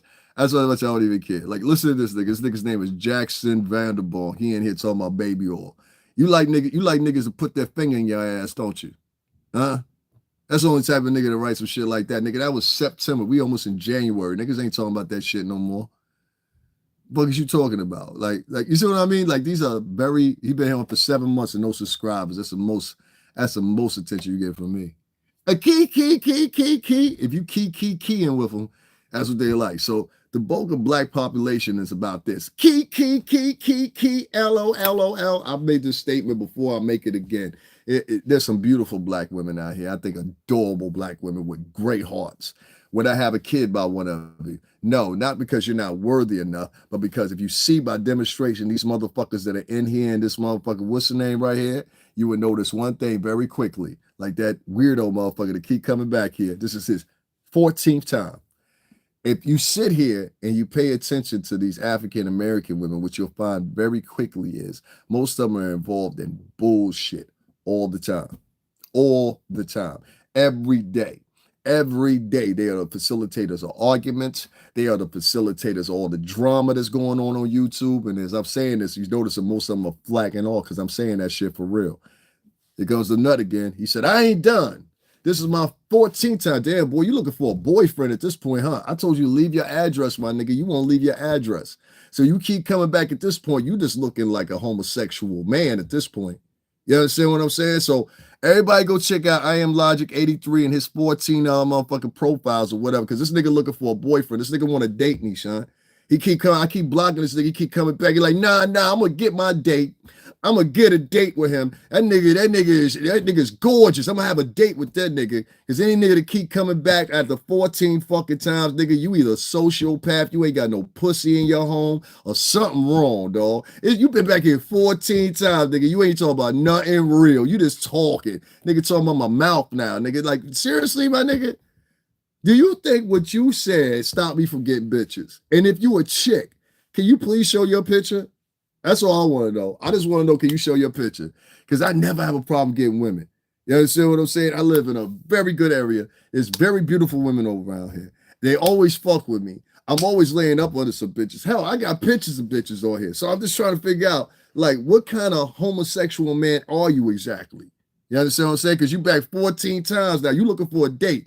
So y'all make sure to go check out I Am Logic 83. He looking for a boyfriend. You know what I'm saying? Y'all put him up on Grindr or something. You understand what I'm saying? Maybe y'all can help him out. You know what I'm saying? Maybe he can get that dick in his jaw he been looking for. But it ain't coming from here, homeboy. You come over here next time, homeboy. You just look like a cunt monster at that time. That boy looking for a boyfriend. That's what that is. Some other nigga, he wrote Caribbeans equal cowards. That's what he wrote. See what he wrote here? He said Caribbeans equal cowards. No, you a coward because you got a fake profile. This nigga got umpteen profiles with no. That's why I be trying to tell y'all. This is African Americans' behaviors. They never grow out of being 14 years old. Most of them. Same thing with Latinos. They never grow out of being like 14 years old mentally. Like, you got to realize that. They think I look good, but I ain't got no hoes. I feel some type of way. And you're some other stupid bitch. Yeah, they act like children. I try to tell you the group of them do. That's why I said, why would I want to have a child with a woman that's going to introduce that child by default, not by her purposely, but by default, introduce her into a bunch of dumb motherfuckers like that. That nigga been back here 15 times. You think I want my son or my daughter around a whole group of motherfuckers that's mentally ill? Fuck that, I'm good. Latinos are fucking crazy too, but not like these motherfuckers. These motherfuckers are unsensible, retarded. You know? I'm good. Yeah, I'm African, but I feel like I'm so many African act so dumb and body it don't make sense. Yeah, they like the bulk of them are dumb. It's like I don't know how to explain it. It's like a revert back to the primitive. You know, like somewhere along the line it became cool to act as dumb as you possibly can in the past 10 years. Like if you talk dumb shit or say like ultra ghetto shit, like when a nigga come in here and be like, that why your teeth like that. And I'm like, yo, my nigga, I'm like in my 40s, dog. Like you sound like a high schooler to me. Like a nigga come in here 14 times with a different profile each time. Like, yo, my nigga, you need to find a girlfriend. Like nobody likes you. You know what I'm saying? I've been here for 4 hours. Niggas can't take this reality what I'm talking about. These motherfuckers ain't your brothers and sisters. These niggas will let anything happen to you. You understand what I'm talking about here? And y'all better pay attention to that shit. Now, I want to talk about one other thing before I get up off of here, because I think this is a season of importance, and I don't want to forget this. Speaking on niggas that are raised by bitches and weak-ass men, there was a woman, and nobody wants to seemingly talk about it. This is why I say about this fake shit. And I'm going to talk about 2 other things before I get up off of here. This is what I mean by this fake shit. When a lot of motherfuckers sit out here and they be talking this pro-woman shit, but they really don't mean it. They're using that pro-woman shit as an example to get forward in the algorithm. So there was a woman. She was on the F line. Many of y'all people are familiar with that train in New York City. And subsequently, she was sleeping on the train. A man, I believe he was from Ecuador, who was a legal immigrant. This coincidentally, but he happened to be an illegal immigrant. And a month before Trump gets ready to take office, he must have not got the memo of what Trump's plans were, because he decided the best thing to do was take whatever fire retardant he used, drench it on this woman while she's sleeping on the subway. Now, a lot of y'all don't understand. I tried to film this for y'all before. That's why I say y'all want the fake shit. I be trying to bring y'all the real shit. When I show y'all videos sometimes and it be people sleeping on the train and shit like that, or y'all saw the incident I had with the MTA worker. I don't know if y'all saw that video, and we was getting ready to all 3 stomp the shit out of this nigga that was literally showing us his ass, spinning on the floor, talking about he wanted to do sexual shit to us and everything like that. And this man, he was keeping his composure. He was an MTA worker, but he was talking like he wanted to do something to somebody. I said, yo, I whispered in his ear. You'll hear me on camera. I said, yo, son, this nigga make a move. Y'all ain't got to do nothing. I'm going to stomp the shit out this motherfucker. You understand what I'm saying? And I'm going to leave him with one just so he remember. Every time he wake up in the morning, he going to grab himself like that. Every time you wake up, from the time do you leave this earth, you going to wake up in the morning, you going to remember that time you was acting stupid. You know what I'm saying? With that motherfucking fragments in you, nigga. Fragments. Anyway, you know what I'm saying? I was sitting there and it was crazy because there were people that were literally sleeping. Yeah, nigga, whatever, nigga. Get the fuck out of my chat room. I told you, nigga jargon don't make me upset. We talking about a real situation. Niggas talking about clown and all this shit. Get the fuck out of my chat room. Yeah. That's I'm trying to tell you. Every now and then you gotta, like, I ain't trying to talk too much, but every now and then you gotta do that. I've learned. I live in the New York City tri-state, nigga. It's nothing. Like niggas be talking about shit from Ohio and all these. Like, nigga, do you know what's going on up here, nigga? You get lost up here, nigga. You know what I'm saying? East River talk. Like, fuck, we talking about? Like, I don't know where y'all get this shit. Like, we pussy or something. Like, I see a lot of niggas online talking like, yo, them New York niggas that. Nigga, then come up here and say the shit. Nigga, get in the trenches with us. Come in the Bronx, come in Brooklyn, come in Harlem, and talk all the shit you got on your mind that you talk about online. And then walk down the block after you done said it. That's all I'm saying. That's all I'm saying. And say that shit with your chest like you mean it. Huh? So anyway, This punk ass coward from Ecuador. I ran my mouth a bit as a little kid. I learned how to wait. You gotta be polite up here in the tri-state. You can't run around talking crazy to everybody. Niggas know, niggas. There's niggas out here with joints that you wouldn't even believe they had on them.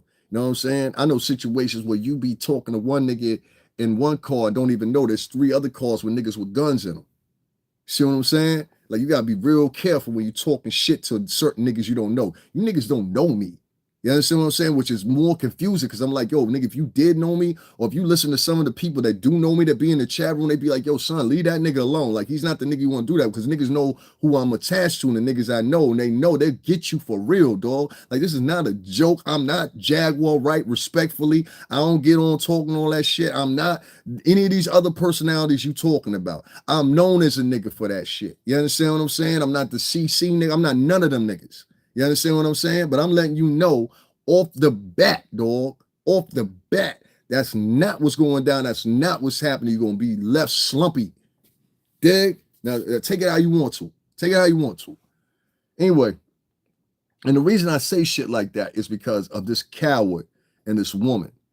Nobody's talking about this woman, in my personal opinion, because this woman is white.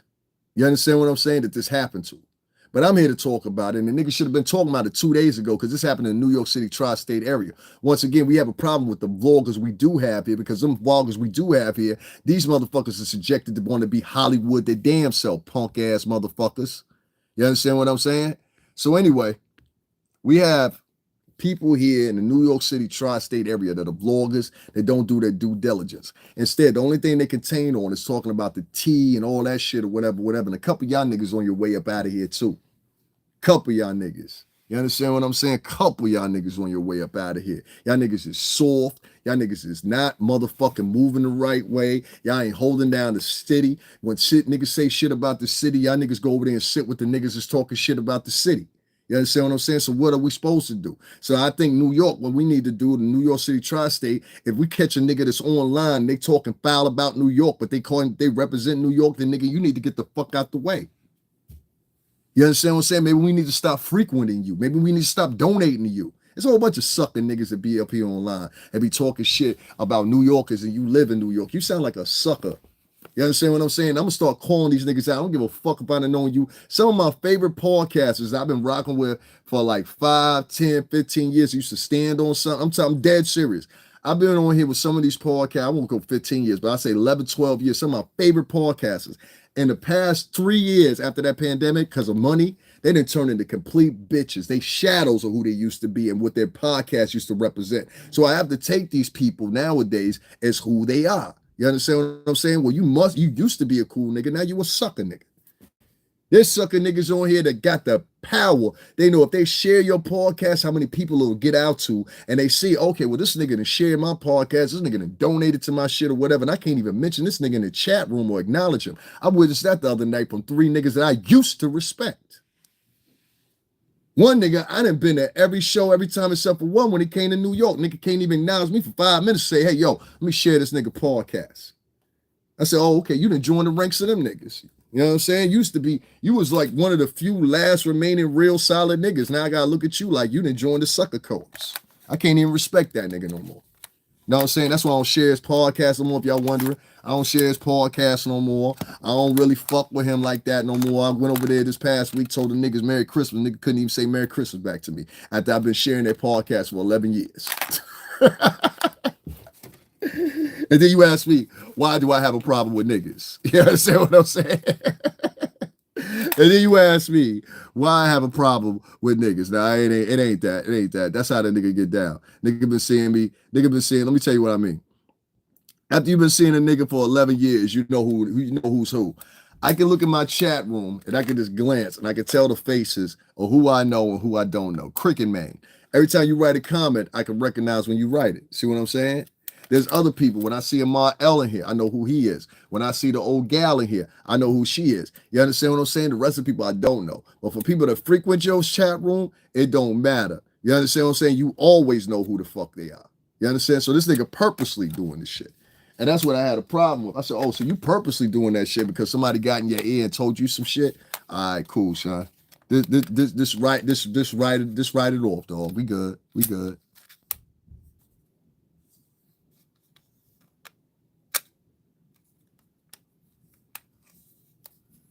We ain't talking about that. I'm talking about niggas. You want to circumnavigate the conversation and talk about white people blame for this and all that shit. Nah, niggas. I've been on here for 4 hours and 20 minutes, nigga. Have you donated? Hedge, because you about to get your ass the fuck up on out of here. Nah, he ain't donate shit. Let's get this nigga the fuck up on out of here. Fuck you. Don't come back either, nigga. You know what I'm saying? My bad. Nigga, you're bad. Nigga, you been writing for the past 4 hours and ain't donated $10. Fuck out of my chat room, bitch ass nigga. Ain't no free room over here. Niggas want free rides. Nah, ain't no free rides. You don't fuck with me, I don't fuck with you. People can't understand. Well, what's the gripe? What's your problem? My problem is this. Let me just explain what happened to this girl. This girl, literally, on the F train in New York City, had some type of retardant fluid or some type of lighter fluid doused on her. And then she was set on fire by this Ecuadorian immigrant. This man literally hopped off the train. He claims he was drunk. I ain't never seen a nigga that drunk, but when it comes to Ecuadorian, Mexican men, and a few others, I will say, like, outside others, Latino cultures, those niggas tend to get drunk more than anybody else. You understand? And so he set this woman on fire, and it's so, they got video of this shit. You know what I'm saying? And in the video, you see 2 New York City police officers walk past this woman. This woman is standing up at one point, and she's leaning up against, the door part, and it's visible that she's in shock, and she's just burning to death. After a minute, her body collapses, and these niggas were waiting to get a fire extinguisher as this woman was dying. These niggas it's wintertime. These niggas got jackets on. You could have went and found some water. People out there with bottles of drinks, and nobody helped her. You know what them niggas did? They sat there and they filmed it. Yes, that's Central Americans like to get wasted. I live in a town with a bunch of them, immigrants and legal. Factory. You know what I'm saying? Esa es la gente latino, tú sabes, pero la cerveza, la masa, tú sabes. Esa es la gente, tú sabes, esa tan bueno. But esa fuego para la mujer, esa no tan bueno. Eso no tan bueno por la gente, eso no tan bueno por la barrio, entonces es más. Pues yo no sé nada. ¿Por qué? Pero los hablo de la gente ahí dice, blanco, negro, no sé nada. Tienen un celular. Victoria.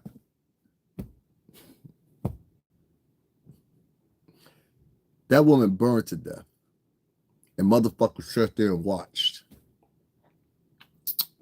Including police officers. Now, I'm not saying all police officers, because people know I have a saying on here. Sometimes it's just good goddamn police work. Sometimes it's horrible fucking police work too. And those 2 officers, because I'm not the only one talking about it, those 2 punk motherfuckers should be fired. You cowards. Y'all let that girl, and then a white girl at that, because both of y'all were white or seemingly look white. One of y'all might have been Latino. Y'all let a white woman burn to death. Oh, you're going to have to answer for that. It's going to be one of the few rare times when you see a white man have to answer for a white woman. Now, y'all don't even know the story about that, huh?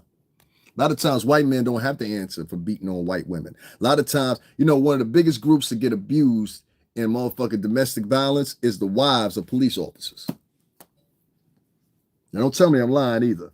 We're going to have these real talks now. I'm not disrespecting no police officers either. I'm around them often when I'm filming and everything else, but it's the truth. Those people sat there, and including sat there and filmed that woman as she was burning alive and died 2 days or a day before Christmas. Now you got to start asking yourself from a perspective of tourism. This from a perspective of tourism. Who the fuck want to come to a city where they setting motherfuckers on fire on public transportation, and the cops don't even want to fucking try to stop them? The citizens don't even want to motherfucker stop them. Had it not been for these 3 fearless teenage boys, so let me tell you how they caught the motherfuckers. They caught them. The way they caught them was the camera system in there. Yeah, that's true. But it was the boys that helped you find. And them boys, they should be given $10,000 each by the city of New York for finding this motherfucker. Each one of them boys that found that motherfucker, because he would have did it to somebody else. That's the point. This nigga said he did this when he was drunk. What the fuck were you thinking about when you were drunk? Because I done seen poppies all the time on the train. Them niggas will get on the train, talk their shit or whatever. That nigga have a beer, whatever. You might argue with one of them niggas real quick because he drunk. And then they go on about their fucking business. You understand what I'm saying? You see him the next time, you might be speaking to the nigga. You never know. You know what I'm saying? But one thing I do know in bulk, most Mexican, Ecuadorian, Colombian niggas, etc., don't run around trying to set chicks to sleep on fire. If anything, they trying to hit something. They trying to get some cheeks from the chicks, the chick sleeping. You know what I'm saying? That ain't drunk. That's insane. And that's what I'm trying to tell you. La loco,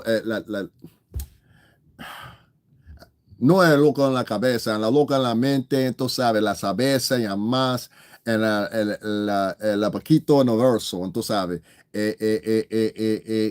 ¿Cómo es, diga? I forgot the word for it. It's a word for it that means like deranged. I can't think of the name of it in Spanish. Yeah, intrusive thoughts are definitely winning that day. These three kids, they spotted the motherfucker minutes after he had set this woman on fire. And they went and they called the police. And it was at the boys' help they wouldn't have found the police. The police and even let me say this clear. Even the female police commissioner says she don't even like her kids riding the subway because she don't feel that they're safe with certain shit going on. She's on camera saying this. This is the fucking police commissioner, nigga. Salute to her because she even felt what niggas was saying. When this nigga was sitting up there, this fat fuck, it looks like he's about to retire. He's sitting up there talking about, well, thank God for our officers. Your officers walked past a woman burning on fire, and we all saw it on camera. Which you were gaping on, nigga, because your old ass don't understand social media. You was hoping that we didn't see that shit. And we did. We all saw that video. You literally see these two police officers walk past this woman that is on fire. What a bunch of coward motherfuckers. I listen, and I'm one of these people that always say sometimes it's just good goddamn police work, and I commend them when they're doing what they're doing. You understand what I'm saying? In the sort of right way. I don't want no robbers out here. I don't want no, you know what I'm saying? I don't want none of that shit out here either. But the point remains, motherfucker, two New York City police officers, y'all walked past that woman while she was burning on fire, and one of y'all on the camera look at the woman as she's burning. Both of you got jackets on. You could have used that. You understand what I'm saying? Other people out there had jackets on. They could have added their jackets and used that, and maybe she'd still be alive. Instead, y'all walked right past that woman and ignored her. And the motherfuckers out there that viewed it and watched it, you ain't no fucking better. You a piece of shit too. Especially you didn't even have the heart 2 days or a day before Christmas. It was hours before Christmas when this happened to this woman. Now I'm gonna say to Mayor Adams, and I'm a cap this. Them two officers should be put on administrative leave ASAP, or you're gonna have a problem as the motherfucking conversation builds up. Because now the multimedia outlets are starting to talk about that partition of the story. That has superseded even the girl being set on fire now. You understand? And to you vloggers, that now one of you weak motherfuckers mentioned anything about this young lady because of her color, because she was white, that sit around all the fucking time talking about women's rights, yay, yay, vajay, girls rule the world and all that shit. Where were you bitches at on this story? Oh, you hoes didn't show up again. You know why? Because there's no sensationalism to it. Even the white girls didn't talk about this story. Let me read this off to you, because y'all need to know the details over this. And she was a beautiful girl. Beautiful girl. Beautiful. And when I say beautiful, this girl was beautiful.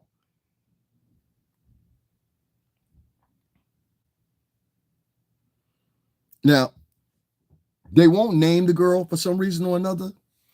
And I don't know, is that because she didn't have family here in the New York City tri-state area, or maybe they just said no, but I want to read this off to you. Several days after the woman was fatally set on fire on a New York City subway train, Police have yet to publicly identify her, likely because of the lack of identification on her and the conditions of her burnt body. The identity of the deceased is pending proper family notification, the New York City Police office said of the deputy commissioner. Give me 1 second, y'all. I'm sorry, I gotta pop up here. What the fuck is this shit? Oh, matter of fact, hold on. Yeah, I don't do all. Yeah, y'all news publications. Y'all gotta stop doing that shit. All this sign up for us now. No, I don't want to sign the fuck up. Fuck signing up. I don't want to sign up for your website. I don't fuck with y'all like that. What I want to sign up for?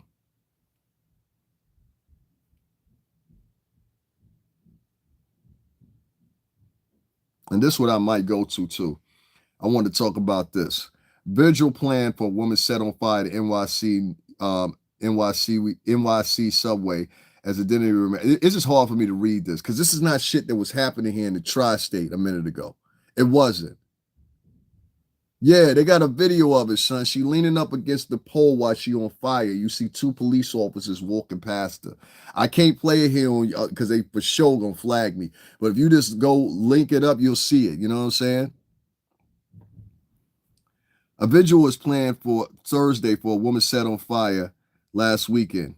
I should go to this, but I ain't got the money to spend, and niggas ain't donating to me. So right now, this is just for the views at Google. You know what I'm saying? But if y'all want to donate, it's $STRINGERBELL80. If y'all don't worry about it. I get it. Most of y'all racist, so most of y'all just want material for free. Community leaders plan to hold or misandrous, one of the three. Community leaders plan to hold a late afternoon prayer vigil on Stillwell Avenue station in Coney Island, where a woman was sleeping on the F train Sunday when a man allegedly lit her ablaze and then watched her as she burned. He watched her as she burnt alive. Sebastian Zapata was arraigned on murder charges and arson charges on Tuesday afternoon in Brooklyn court. So yeah, it was a day. It was 2 days before Christmas, where he was remanded back into custody. He did not enter a plea, and his lawyer did not speak to reporters assembled inside the courthouse. This is crazy, bro. Authorities allege Zapata, who federal immigration office officials say is Guatemalan citizen who entered the U.S. illegally, calmly approached the woman aboard the stationary F train and set her clothing on fire. New York City Police Commissioner Jessica Tisch, and that's what I was talking about earlier, even she said, I don't like my, she said, I'm a donate, but I need to get some Carmex. Bitch, die. Like, why? Like, you, this is what I mean. See what I mean? This is a man in here. And you hear me sitting up here talking about a woman that got set on fire. You up in here cracking jokes? When this is your mama, and you got one of them post up, or this is your sister, your cousin, and you got one of them post up, talking about, I need y'all prayers right now. You know them posts the niggas like to put up? I want you to say one thing and one thing only real quick, right? I want you to say this. I want us to be able to make the same fucking jokes you make. You're going to make the same jokes about your mother. And that, you see what I mean? You see how lowbrow these motherfuckers are? This is why you can have people sitting there filming somebody as they're burning alive, because you have people that think like that.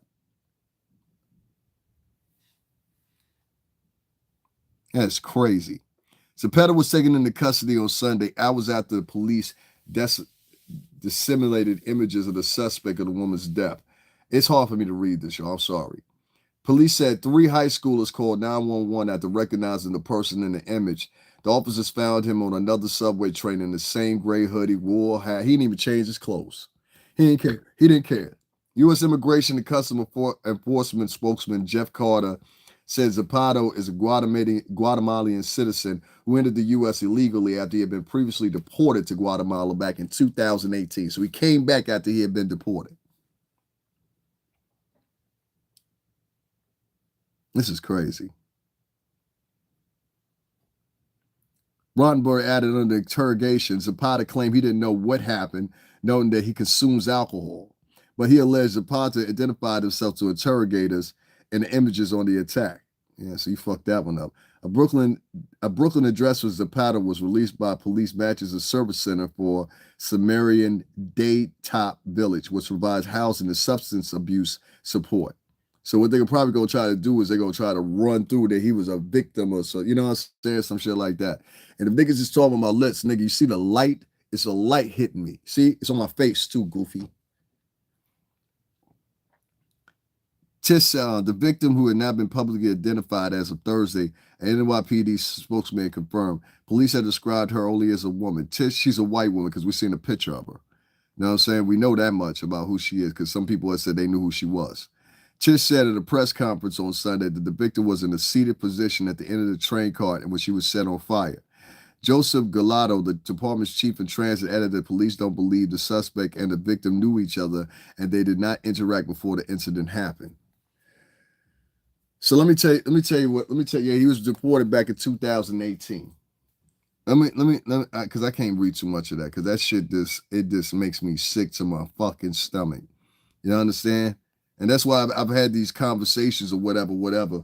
And that's why I keep trying to tell y'all don't understand the difference between, there is a significant difference between Latinos that have been here and these new immigrant Latinos. A lot of the immigrant Latinos have no respect for law. They have no respect for nobody else except for their own people. They have no respect for anybody that's American. They have no respect for your customs. They want you to live like their customs. It's a big quagmire when it comes to, you know what I'm saying, addressing the issues. And it's so much for that other Latinos that have been here for decades, if not, more than a couple decades, are starting to acknowledge too. The behaviors such as the drinking all day. You won't see Puerto Rican niggas and Dominican niggas sitting in the park all day long drinking. Not unless it's summertime and they ain't got nothing to do, or these niggas is on some four-wheelers or something like that. You ain't gonna see no Dominican, Cuban, Honduran niggas all gathered in the park drinking and shit like that. You ain't gonna see it. But what I do see is, and I can even explain from my own area, what you do see is you see these Mexican guys, these Ecuadorian guys, these Guatemalan guys. I've showed y'all guys on camera, even as I'm speaking Spanish to the nigga. You understand what I'm saying? Even as I'm speaking, y'all remember when I interviewed them 3 niggas that were Venezuelan? And I asked them if they was in a gang and them niggas try to hurry up and get back into the hotel. You know what I'm saying? Because they had already said to me in Spanish they were as I was walking up. That's why I started talking to the niggas. You know what I'm saying? So it's a lot of these, like, and I'm not trying to be like subjective or whatever, but there's a lot of these folks that are coming from these countries that they don't understand how you grew up. They don't care how you grew up. They don't care about you. They don't care about your temperament. They don't care about your culture, none of that shit. And that's pretty much what this man was. This man was, listen, do you think he would have went to Guatemala and set somebody on fire? Nah, because you wouldn't have to worry about getting arrested if you would have set a woman on fire in Guatemala, now would you? Huh? If he would have set a woman on fire in Guatemala, he wouldn't have had to worry about Guatemalan police coming to get him. I'll end it at that. All right? He wouldn't have had to worry about Guatemalan police coming to pick him up. Matter of fact, the Guatemalan police would have took their time before they came and picked him up. You know what I'm saying? So the streets could have dealt with him. Now, y'all have heard me scream the same rhetoric in front of Trump Tower, in front of the UN building, in front of multiple locations for the past 3 years about our newfound friends. Some of these people are great people, don't get me wrong. Some of these people will give you the shirt off their back, and I embrace them. Some of them, they got some little things that are cultural that I can look past, and some of this shit, I'm like, okay, you've been here long enough now. You know how things go. You understand what I'm saying? Meaning, like, if you go to Mexico tomorrow, you know not to call a nigga a pendejo. You know what I'm saying? Some shit might pop off. If you go to the Dominican Republic, you know not to call a nigga a mamao because you know some shit might pop off. You understand what I'm saying? So the same thing goes for you when you come over here to the United States. You got to watch what the fuck you say or how you move, because in your mind, you think niggas won't do nothing to you. What really it is motherfuckers are so cultured that they're actually hesitating on doing something to you. Y'all remember when I had Homeboy? And I don't know if y'all was here for that live or whatever. I had to put it on pause. But I had this nigga like really like, yo, son, if you don't get the fuck away from me, and he had to see, you know what I'm saying, Hammer get busy to understand. He had to see MC Hammer and the MC Hammer dancing quartet to understand that, yo, you might want to skate right now. You understand what I'm saying? And did you see the look on his face? And then I saw me do that like 3-4 times. I don't do that shit no more. Now I just cut the video. I learned my lesson. But you know what I'm saying? Before I used to do that. You take me about a year and a half ago, I used to do that shit a lot. Like there was this one time, if y'all remember, this dude ran up on me in time. I was in Times Square. That's why I started going to Times Square. Nigga see me there doing a live. He was thinking I wasn't paying attention. So as he's about 3 feet in front of me, I was like, yo, my nigga, if you don't get the fuck away from me, but listen. You understand what I'm saying? But listen. And that just changed the whole conversation. All right, homie, you got it. Yeah, I know I got it. Or like that one time when you saw the two guys that were I'm assuming that they were Venezuelan or something like that. The nigga was staring at my phone. Y'all couldn't see it, but the nigga walked up staring at my phone. That's why I put the camera on him. I said, nigga, the whole time you been out a little distance, you been staring at my phone. What you planning on taking something? You know what I'm saying? Nigga came sat down right next to me. I told the nigga, I said, yo, my man, if you getting a bike or something, because we got these little bikes you can rent. If you getting a bike or something, you better get that shit and get the fuck up on out of here. You dig me? Now, the whole 5 hours I've been live, been a whole bunch of these wannabe gangsters come up in here. Niggas ain't never did nothing before. I know where he got on that. I know where he got on that. I know where he got on that. I know where he got on that. Axel Old, his first. Oh, hold on. We got one of these weirdo niggas in here again. It's sad because the ones that are truly trying to start fresh are the people that are hard to see because there are so many of them doing stupid shit. It ain't all their fault. I mean, like, if you get brought to a country and niggas is telling you as you coming over here, see, we don't ever get into the conversations that the people that were handling them had. You understand what I'm saying? Like, once these folks got here, whatever, I know the immigration process. My father went through it. But I'm trying to tell you, when you're dealing with INS, Immigration and Naturalization Service, that's what it's called. They usually have a procedure. They vet you. They find out if you was like, say, if you was a teacher in your country or, you know, if you was a criminal in your country, did you graduate? Have you, you know, touched kids, anything like that? They're going to go through all these different measures with you. What happened was INS wasn't able to do that because there was so many people coming in. You understand what I'm saying? I've done probably upwards of 15 to 20 videos of this stuff. I've done several of them in front of Trump Tower where I've actually had police officers agreeing with me. You understand what I'm saying? And so since the INS process is not happening, what you're having is, and they're not being vented, you're getting a lot of people that came in because they saw it all as a opportunity. You understand what I'm saying? Okay, here's an opportunity. You see niggas staying in the Row Hotel, and the Row Hotel is a former 4-star hotel. Of course you're going to do that. You see niggas staying in the other 4-star hotel. Of course you're going to want that to do it. They changed 4 or 5-star hotels into homeless shelters, but during the pandemic, they had people from the homeless shelters that were Americans mostly in, and I'm talking about black, white, Spanish alike, that were mostly in those hotels. They took them out and put the immigrants in there. Where in reality, what they should have did was they should have kept the Americans in there. Now it's wintertime, and when you walk around, one thing you're going to see, and I'm going to start showing y'all this more because I used to cover this shit heavy.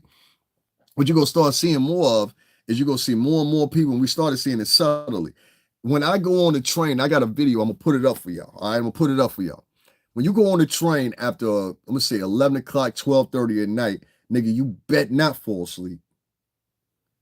And I'm going to tell anybody that's coming to New York City, I don't give a fuck what line you ride, nigga. Do not fall asleep on that bitch. All right? There's people that will do shit to you. Second thing I'm going to say, this is New York safety. Don't get on talking to every fucking body if they don't look safe. If you hear a motherfucker start talking to himself or something like that, wait till the train stop if you can do it and walk out that door, walk into the next cart. I do it all the time. If not, walk between the carts. Walk to the next cart. Don't sit there and act like, oh, ain't nothing going to happen, because that's going to be the day something happened. That lady probably thought nothing was going to happen. That's why she felt comfortable to sleep on the train. Plus, she was homeless from what everybody is saying. You understand? We don't talk about that either. Can we start talking about how many homeless, white, young New Yorkers they are? Because this girl was a homeless, young, white New Yorker. And let me tell you about that shit, because nobody wants to talk about it. There's a lot of white kids that are to-do families, etc., etc., etc. They come to New York. They end up being 6 or 7 in a motherfucking apartment together in a 3-bedroom or something like that. You know, 2 motherfuckers in the living room, 2 motherfuckers over in this room, 2 or whatever, right? And then the lease runs out. Leases go up here for 6 months to a year, either or. The lease runs out. They can't find a roommate to replace the older roommate. So this roommate says, well, I'm going to link up with this person I work with, and we're going to roommate with them. And then somebody along the way gets left assed out where they got to fend for themselves, right? And so up here in the New York City tri-state area, you either got to prove that you're making 3 times the rent or have a co-signer. This is one of the very few places you'll find that at in New York City. It doesn't go like that in Connecticut, but it goes like that in New York. So they want you to make a certain amount or whatever. Chicago is doing the same thing, so is Florida. It's a new thing. They ain't used to have this a long time ago, but it's a guarantee that their rental unit, which is usually a piece of shit, doesn't get unattended to and is protected. So what happens is a lot of these white teens, basically teens, I mean, they're in their early 20s and shit like that. They end up coming from Ohio, Wisconsin, whatever the fuck they, and now all of a sudden they homeless in New York City. You understand what I'm saying? And so traditionally, what they do is they follow the other homeless folks and they figure out how to work it and how to live and survive. And in their mind, okay, some shit gonna work out. But they got too much pride to go to the homeless shelter because they scared of going to the homeless shelter because they know niggas said it there. You go to the homeless shelter in New York City, nigga, you better be prepared to fight. You better be anything you was willing to do on Rikers Island, you better be willing to do in the fucking homeless shelter, nigga. I mean, poke a nigga, you know what I'm saying? You know what I'm saying? Because I was. You know what I mean? So, a nigga, you crazy. I even formed, my little brother tell you, I even formed a whole crew. Them niggas came and visited me one day. It was like, yo, this nigga I had like 10 niggas with me. I was like, yo, these my niggas in case somebody set it off. And all them niggas would stand up, niggas. Shout out to Bishmay Allah. You understand what I'm saying? That's my nigga right there. You know what I'm saying? Lower East Side, what up, boy? I ain't talked to you in a minute. I'm gonna hit you though. I'm gonna hit you before the new year. That's my man's right there. Bishmay Allah. Any of y'all know him on the East Side, y'all know he a solid nigga. Y'all know his people's are solid. But anyway, a lot of these white teens, they end up being homeless in New York City because of that, their rental situation. And a lot of them, you'd be surprised. You think it's like it'll be some low version or low brow motherfucker. No, these are up to do motherfuckers where they're from. They really are. You're gonna have to stand your ground for sure. That's like being in the joint can't take. Yeah, factory. I'm trying to tell you. If you ever been in a, like I went through it. So if you ever been in a homeless shelter in New York City, you gonna know right off the bat. As soon as you walk in, that nigga, this is like bikers. Let's get it. You know what I'm saying? I let niggas know from day one. I don't know. I guess it's staying with me. I guess the niggas I came up with, they put it in me. But like I let you know from the get-go, yo, son, ain't no funny shit going on, whatever. Like, you want to do something, do it right now. Let's get it out the way. Like, I ain't got time to be waiting a week, 2 weeks before you build your animosity, get some ideas. Nah, you got someone to deal with, let's deal with it right now. And most motherfuckers, they don't want to do nothing. Like, you know what I mean? You know what I'm saying? But it's like, it's funny because, and I'm not saying because they're scared, they just don't want to get into nothing. But it's funny because these white kids, you'll see them in the subways, you'll see them staying in hostels. You'll see them staying in hotel rooms. They got, they got resources to hit people. You know what I'm saying? Yo, auntie, let me get $3,000. Why? Well, I got something going on. You know what I'm saying? And then they'll hit auntie again for $3,000. So these people be homeless, you don't know. And then when a couple dollars run out, or they too prideful to ask for the money or whatever the case may be, what'll happen is they'll end up sleeping on the train. They'll end up sleeping in Port Authority. They'll end up sleeping in Grand Central. They'll end up in the subway, you know what I'm saying, killed over on a subway cart, killed over like this for a good 4 or 5 hours. You know what I'm saying? This is what happens. And more people need to start talking about the homeless white kids in New York City because there's a whole bunch of them. When we talk about homeless kids, we want to talk about the niggas. Now, let's start talking about not just black and Latin people that are homeless. Let's start talking about these white folks that are homeless. Because personally, if you white, it shouldn't be no reason in the motherfucking world your ass should be homeless. That's just my personal opinion. You got too much of a fucking work structure. You understand what I'm saying? To be homeless in America. You understand what I'm saying? Like, most of the problems I know that I've encased have always been black or Latino. And I don't mean problems. I mean like issues, certain shit, when it comes to homelessness or things like that or whatever. But that's how that girl got in that position. She was sleeping on that train. So I want to make sure I emphasize that because a lot of people don't get that. She was sleeping on that train because she evidently didn't have nowhere to go. Lease might have ran out. Roommate said we ain't fucking with her again. A lot of times it's as simple as you were the roommate that argued with everybody. All right, let's get rid of that bitch on a goof. We didn't know it was going to be this serious. You know what I'm saying? And I'm waiting for those details to come out because right now, nobody wants to give her identity. And that's a scary thing too. This girl, before she was set on fire by this maniac. And I'm surprised. Like, everybody running around calling Diddy a monster and all this shit or whatever. And I'm going to say again, like I said yesterday on my other little page, yo, Merry Christmas, Diddy. Fuck all that. Merry Christmas. You ain't been convicted of shit yet. Merry motherfucker Christmas. And I'm not going to be the punk motherfucker like the rest of the people that were part of our family. Not all y'all. I know, you know who I'm talking about. The elders. Anybody ever ask me, you know, niggas be on here writing, talking about my background is the music industry. You know what I'm saying? I know things about the music industry, things that you wouldn't even be able to comprehend. You understand what I'm saying? Because I work with some of the best and some of the most successful. You ever see a motherfucker on here talking about, yo, can I give you a job, brother? You ain't never seen one black person on here in the past 5 years offer me one fucking job. But what they will write in your shit is, get a job. What am I supposed to do? Work at McDonald's, nigga? I was working through the music industry since I was 20, going on 21 fucking years old. I'm now in my 40s. I stayed there till I was 36, 37 years old. What the fuck are you talking about? You see what I'm saying? Yeah, I get that do what you got to do bullshit, but that shit don't equate to nothing. But you'll always notice, ain't never been one nigga on here that said, yo, what you need? I got a GoFundMe right now in my description box. There's niggas out here with thousands of dollars in their pocket.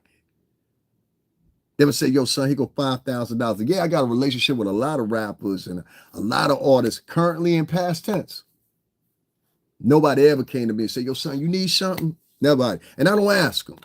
I put it like, if you see me on my channel, you understand what I'm saying? You should know what time it is. You know what I'm saying? I've been here 5 hours with you, and ain't see one donation. I tell you, it's hate. It's hate. It's hate.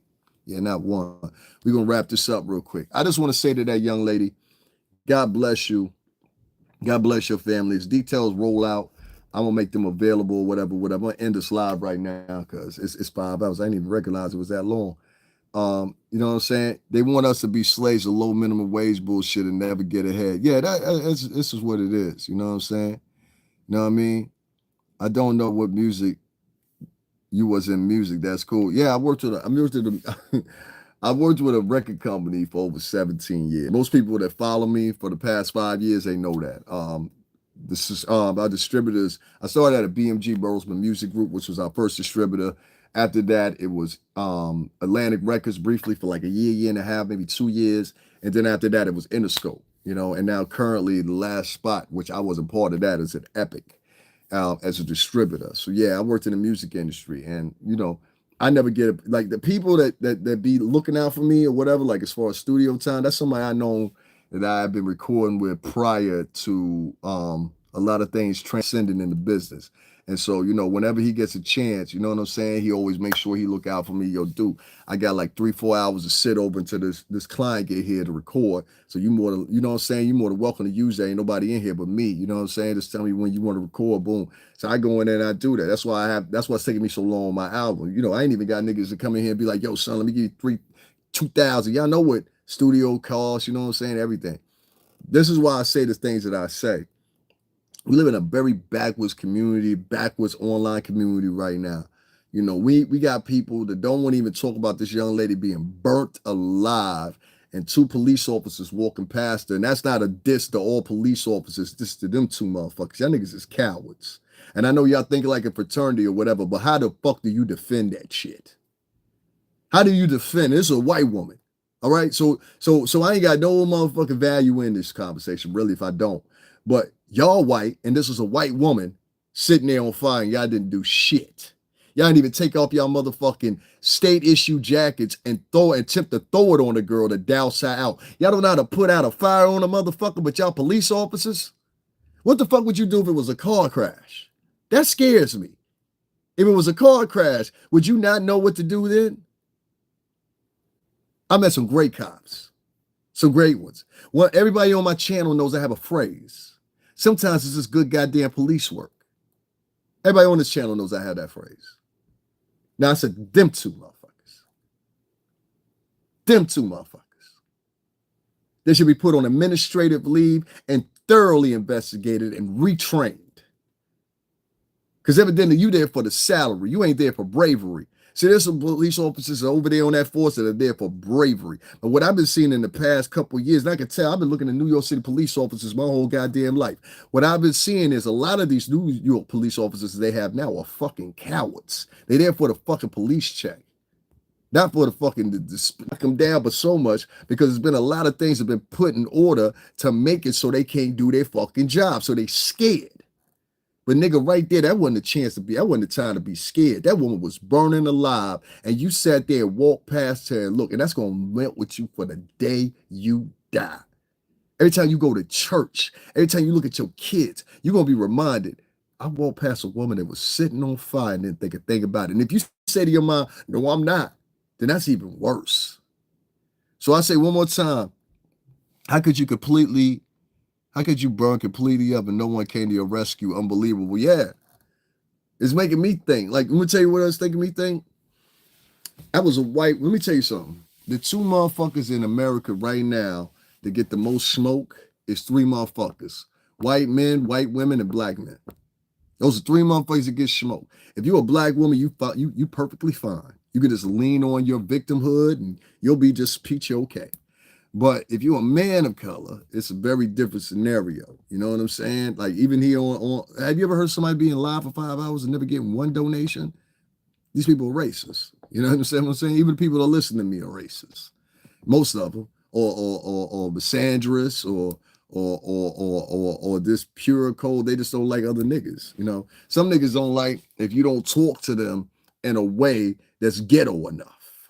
You understand what I'm saying? So, you know, I don't worry about that. But what I do worry about is I'm like, damn, say if I needed the police or I need the ambulance. And I made this reference before. I said, it looked like New York City police officers, New York City ambulances don't give a fuck about nobody.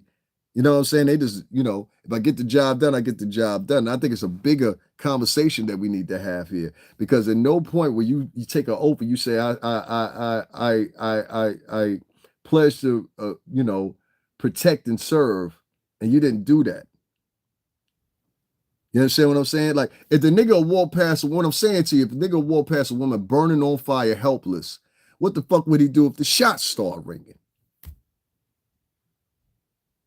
What the fuck would he do if the shots start ringing? You see what I'm saying? As a police officer. So, yeah, I think both of them cops were cowards. I'm sorry. You understand what I'm saying? And I think any bad luck to come your way, fuck you. Simple as that. To the rest of the police officers out there doing their motherfucking job, salute to y'all. You know what I'm saying? But these particular pussies, a part of your fraternity, fuck both of them. Y'all niggas sat there and watched that woman burn alive and did nothing. That's coward shit. You have no valor, and I don't know any police officer on that force, especially that co-captain or whatever the fuck he was that spoke after Miss Tish did, the police commissioner, how that coward motherfucker could sit up there and say, well, if it wasn't for the great work of these cameras or whatever. No, if it wasn't for the great work of them 3 teens that called you, you punk bitch. Fat motherfucker. If it wasn't for the power of them 3 kids that called you. Those are the heroes. Those 3 kids that called you and said, hey, this motherfucker's sitting here right now on the bench. Y'all used them cameras, zoomed in to make sure and get the identity. You didn't use those cameras to find him, which you were sitting there trying to navigate to the audience that was sitting there with you. That's bullshit.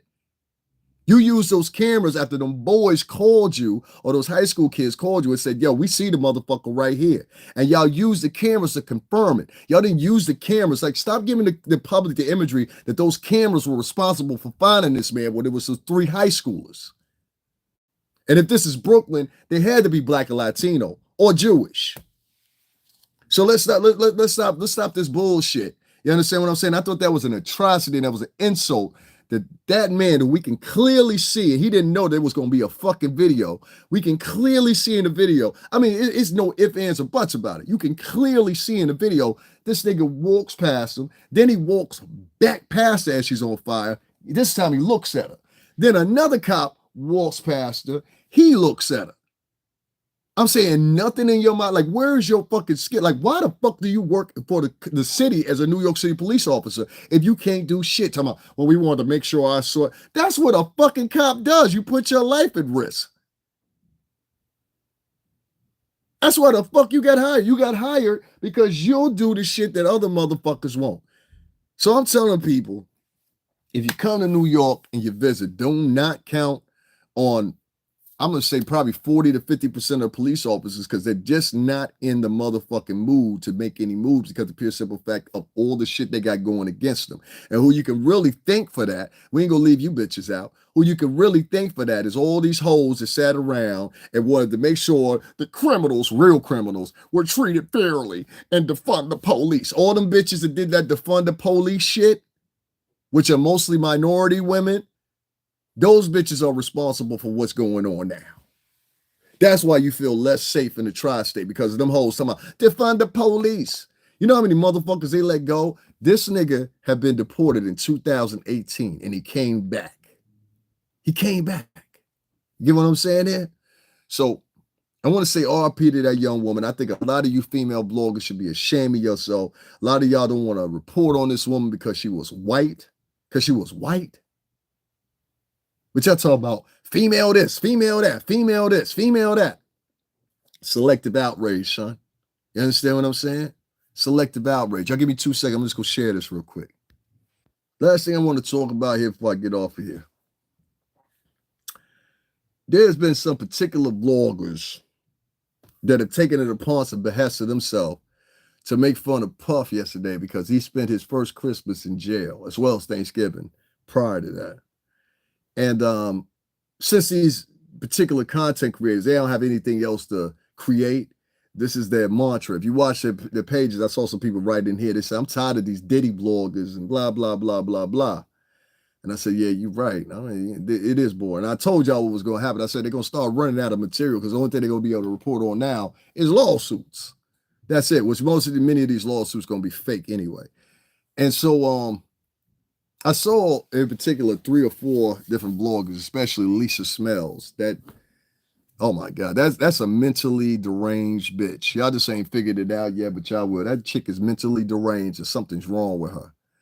Ain't no way in hell nobody go through their day every day talking about one man and ain't got nothing else to talk about. That's why your views are getting lower. You understand? But we'll talk about that later. Lisa Smells, that's what I'm going to call her. And the Smellettes over there, her following. Them bunch of loser motherfuckers. Her and a group of other different podcasters, they didn't went about and out their way for the past couple of days sitting around. And the only thing they do is they talk about Puff. What was real funny the other night to them, when they saw that Puff was in jail or whatever. And in their mind, Puff is guilty because all these people keep, found these lawsuits. It's gotta be true. It's gotta be true. I said, good thing this ain't the jury. You be in trouble with these niggas. All they do is trend follow, say the same things for clout. Exactly. You know what I'm saying? I'm not your uncle, motherfucker. You want to find your uncle? Tell your mama to find who your daddy is first. Y'all niggas stop getting out here calling motherfuckers auntie and unc. What the reality is your mama was a list of a collegiate motherfuckers that were 12, 13, 14, and 15 years old when she had your ass. You irregular. And you're trying to regulate yourself by calling motherfuckers that should be your brother or your older brother, your sister, aunt, and uncle. Nah, nigga, I'm not your auntie. I'm not your uncle. I'm not none of that shit. Auntie and uncle is around about the same numbers on the screen, 60-something. You understand what I'm saying? Now, I'm going to get your ass the fuck up on out of here. Cornball ass motherfucker. Pup didn't make them come over and over and over. Man, there's a whole bunch of different stories and scenarios. I ain't putting my target in on the African-American crowd. They didn't show who they are. See how quick these niggas were to pivot and be like, oh, all these niggas. You might as well say half of these niggas work for white supremacy. Is that fair? You know what I'm saying? Like half of them, like when you talking about Lisa Smells over there, that bitch, she's daily on her podcast. She was on there just a little while ago, bigging up Tony Bugsby. Tony Bugsby, I got the story. And this bitch will go out of her way, come back around and circumnavigate around and be like, well, Tony Bugsby, if you know Tony Bugsby, and she probably put on the suspenseful voice, also fake ass voice or whatever. Mind you, put this bitch in Harlem, the Bronx or whatever, bitches will eat her food. Like that. You understand what I'm saying? Like she be done. She know that. You know what I'm saying? So that's why I say niggas talk about the comfortability of that. Before I get up out of here, I just want to say this. Anybody being locked up on Christmas ain't fun. For somebody that had it happen to them 2 years, 2 times, including their birthday too. People making fun of Puff's weight Puff, you gotta learn how to make your mofongo and all that shit. You know what I'm saying? You gotta learn how to beg. You know what I'm saying? I'm gonna talk to the kids, they're gonna sing you some recipes or something. You gotta learn how to, mix up them motherfucking charges, all that shit or whatever. And the people down there at MDC, niggas is coming down there, man. Cause I gotta make sure nothing happened to Puff, man. I gotta make sure. I don't give a fuck what niggas say. I rolled with this man for 17 years in the music industry. I look at anybody in the music industry right now, especially a whole bunch of you multi-million-dollar motherfuckers that are bombing on Jay, bombing on Diddy, or whatever. I'm not going to do that just because it's popular with a bunch of YouTubers and the same white media that spent over the same 20 years that we're talking about in question, rattling the thumbs. If any hip hopper talking down on them or whatever, now you motherfuckers are conceited and said, now I want to go sit with them, and there ain't even been a trial yet. Y'all letting a white man from motherfucking Australia who was locked up to 9 years of most of the things that are in question, 2002, 2003, 2004, 2005. Well, old Anton Levy Attwood was locked up in prison for being a crackhead and a drug addict and shit. You understand what I'm saying? I just showed some pictures and shit of him earlier. So, smiling and shit in jail. Who the fuck smiles in jail? Who the fuck smile? Well, the niggas you was rocking with, were they smiling in jail too? Because you say you started who you got? You got the bald-headed dude that looked like he getting ready to pass the fuck out somewhere. That nigga look like he on his last leg. That nigga to be over there with him, he be interviewing with the glasses. That nigga look like he about nights like this. Nigga look like the white Eddie Kane. Nights like this, I feel raindrops. Ass looking motherfucker. And then it's the other one. You know what I'm saying? The one with the shit shade on the paw of his head that the French chick is motherfucking in love with. You know what I'm saying? The French chick, she in love with him. You know what I'm saying? She'll take the old Dijon and a Gijon. You know what I'm saying? If she could have, you know what I'm saying? But something ain't working right with them pipes. I'm trying to tell you, something ain't working right with her pipes. I'm gonna keep it to myself. Anyway, guys, I just want to say I'm not making fun of Puff, man. I'm not going to do it. If y'all want to choose to do that, whatever. But like I said, you'll see. I'm not making fun of Jay. But like I said, you'll see. And what my prediction is, if any of y'all are sitting up on y'all daily Raptors, or y'all been on y'all daily Raptors, y'all got a whole bunch of material. See, I always drop niggas hints and clues. Y'all niggas hate me, but I be trying to take care of y'all. If any of y'all got that type of shit on your page, I would suggest to you remove it, or you put it on pause or something like that, because it's a tide coming through. Guys, that's my time. I'm out of here. Cricket Man, you the only person I'm going to say God bless you to. You know what I'm saying? That's the only person I'm going to say peace to you. You've been very, very cool up in here. Everybody else, I ain't interested. You know what I'm saying? Like, y'all people are terrible. It out for the views and everything like that or whatever. Let me just say this while I get up off here, right? I don't hate African Americans and none shit like that or whatever. It's just that FBA shit I'm talking about and how I think it's fraud. I think that FBA shit is fraud. You know, none of these FBA motherfuckers donated to me, and they didn't do it prior to that. You understand what I'm saying? You notice there was all these people sitting in here talking about the Caribbean blacks and the blah, blah, blah, blah. Like, these people don't give a fuck, bro. They don't give a fuck. They don't even give a fuck about people living next door to them. You understand what I'm saying? So, Gillian, thank you. You another one. You know what I'm saying? Yeah, exactly. If he did something, I say this all the time. If Puff did something, then fuck him. You know what I'm saying? Like, real talk. Like, fuck him. If he did something, fuck him. Street's gonna say that. That's what Street's gonna say. If he did something to a chick, fuck him. You know what I'm saying? I've continued to say that. And I'll say it again. Nigga, fuck bad boy, fuck all that shit. If you did any of this shit and it's an overwhelming merger that says that's what you did, that's what it's gonna be. Nigga, fuck you and this bad boy shit. I'm out here by myself and I'm not defending the nigga. I'm just strictly sticking, like, the nigga ain't even been to jail, been to court yet. You know what I'm saying?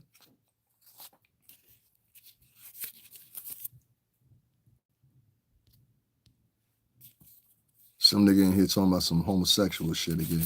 You ever notice these black men always coming in here talking some homosexual shit, black men and white men? That's because they raised by bitches. They raised by bitches. And that's the problem. You got so many of these men in the past 20 to 30 years have been raised by women, at an elevating rates. I think in the most peak rates, it went from 60% to 72%, right? And so you get a lot of these feminine men that they only register with programming that's meant for women because they are women actually.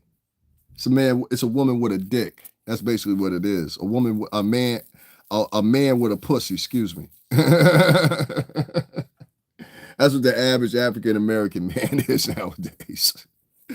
And Latino men too, not far behind. You know what I'm saying? It's all good. I don't be giving a shit. I will say this. That's all right. You don't have to support me financially or whatever. If y'all rather support a white man from what's the name, from Australia, wherever the fuck this loser motherfucker is from, this reform, y'all rather support a reformed crackhead that did 9 years in prison. Just let this sit with you.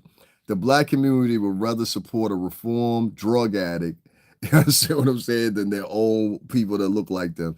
And what they will sit on the helm of you is, well, you're from the Caribbean, you're different, but the nigga from Australia ain't. Okay, I got you. The nigga from New Zealand ain't. The Irish nigga from New Zealand, he just like y'all though. You see what I mean by that logic? Like, this is why people laugh at y'all. I'm gonna keep it real with you. This is why people laugh at y'all. So it's all good. I don't be worried about that shit.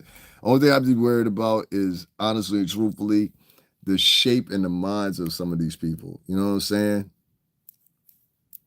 Damn, nigga. A nigga went in here and wrote, I'm Sean Combs. You tambao. No, yo soy negrito. Negrito. Entonces saben claro. Tú sabes español. But you already know you got a mental problem because you came in here with a profile of another man to display. Y'all see, this is one that wrote Sean Combs. You just gotta laugh at these niggas. Like, I just laugh at them. I'm like, yo, you don't understand how stupid you look right now. This nigga literally wrote one word in Spanish. It's negrito, cabrón. Stop going to Google Translate to get your Spanish, my nigga. Yeah, these people are crazy. That's why I said these are all black Americans, black and Latin and white Americans. That's where they at now. They've all reverted back to being 14-year-olds, as you can see. You know what I'm saying? I just be laughing at them. Yeah. I got the internet in prison. I'm rich. Y'all want to laugh at him a little bit? Let him talk a little bit. Go ahead. He says, I am Puppy Combs. I got internet in prison. I'm rich. Sure you are. Sure you do. Sure you do. Sure you do. Yeah. You don't have a girlfriend, do you? Or a husband. Oh boy. Oh boy. All right, guys. I'm gonna get up on off of here. Enough is enough for me. That's like you're talking to this. Yeah, at this point you're just talking to fucking weirdos and shit. Like I said, YouTube is a different place now. I would tell y'all this: start looking for other places. If you're a serious vlogger, you got something serious to say, and it's not a lie or it's not a if you got something serious to say, like this is what I've been doing. I will say this before I leave. Look for different places to start posting. You know what I'm saying? Do that. Let me get this goofy out of here. He sounded corny now at this point. You're not even funny. Look for different places to podcast at. Don't podcast with.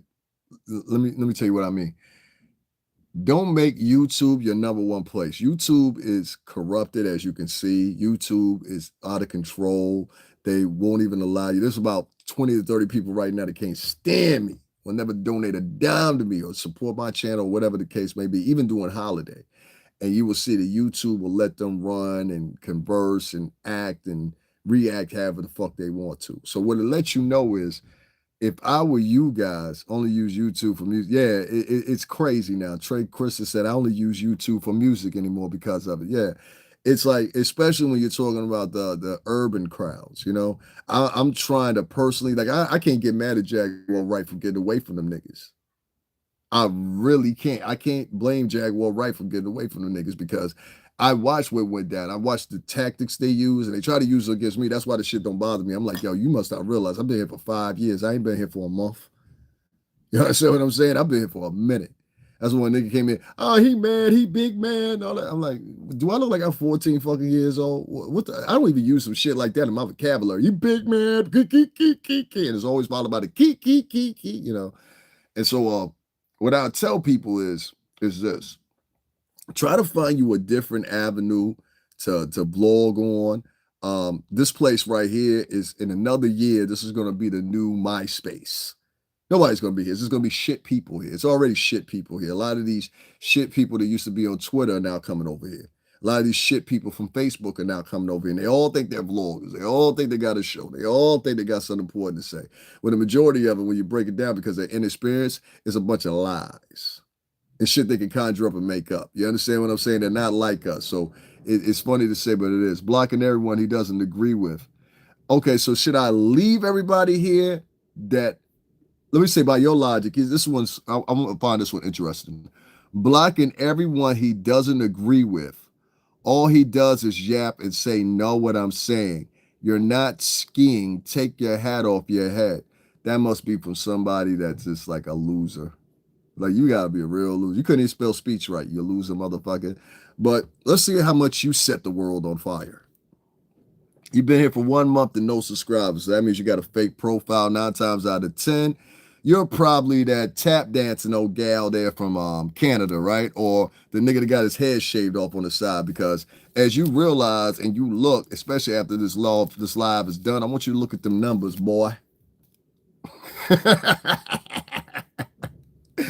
You don't have the comprehension nor the experience to even understand what I'm talking about. And that's a real issue. And I don't expect you to, especially when your top tier motherfuckers were in prison where all this shit was going on. Isn't that right? And so I know a empty voice when I hear one, whether it come from the French chick who is top #1 coon. Baby girl, you go ahead and tap dance your way to freedom. Oh, yeah, that's enough of that. Bye-bye. We're not doing back and forth. You ain't got no money. We ain't doing back and forth. When you get people like that in here, you got to realize something. People like that are the people that conjugate online and they lie about people, tell fibs about people and shit like that to get ahead. You understand what I'm saying? When it comes to the French black owl chick, she's going to lie and tell every victim story she can. Like she was a victim of Dana. She was a victim of AT2. She a victim of this podcast. And mind you, the whole time this bitch sits on her line and tells people how stupid they are, how dumb they are. And then somebody come out to motherfucking challenge her ass. You got these old grandpa ass niggas coming to defend them. You got a white man from fucking England coming to defend her. You got some motherfucker with a shaved head on the side of his head who also was an ex-prisoner coming to defend them. And boy, they look like you took advantage of your ass. You had that long pretty head when you was up in prison, boy. I seen this skit one time with Big Range. He said, yeah, now touch your hair. Grab your hair to the side. Like, you had that long hair when you was in prison. That's why you and your man was smiling in prison pictures. I ain't never seen a nigga smile in a prison picture. I swear to God. Not doing 10 years. You smiling in a prison. This nigga was smiling in the prison, Anton Levy Attwood. You know what I'm saying? I might put up a reel of that shit because I ain't never seen no shit like that. I said, this nigga, and then let me tell you something. I got to give praises what praises due, regardless of the fact that we done beat in the past or whatever, or however she feel about Jaguar Wright. I got to say one thing what Sherelle said the other day. Sherelle said, here go another one. Here go another weirdo. Sherelle said the other day, she said, and I quote, she said, I got family in prison. What prison has this motherfucker been in? You know what I'm saying? And he couldn't answer it. He couldn't answer it. Like, I can tell you what prison I was at. This thing couldn't answer it. You know what I'm saying? Or wouldn't answer it. You know what I'm saying? And yeah, there's pictures of him up and everything like that or whatever. I got reason to believe I think the nigga working with the people. You understand what I'm saying? And I think, Lido, you know that too, don't you? You know what I mean? Just like the French chick the other day, she was sitting over there talking about, oh, somebody emails me a cease and assist. Yes, bitch, people can email you a cease and assist. You want me to prove it to you? That'll be my last one for the night. She been sitting over there for a couple of days talking about, he emailed me a cease and assist. He emailed me a cease and assist. I can't wait to see. I know what's going to happen to her. She's going to end up in the courtroom. You know what I'm saying? I just can't wait for it. Watch this. Can you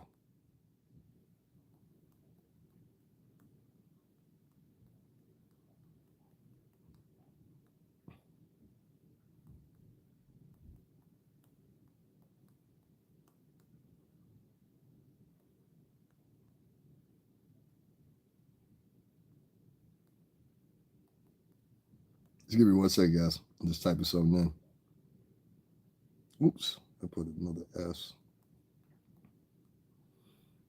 And watch this.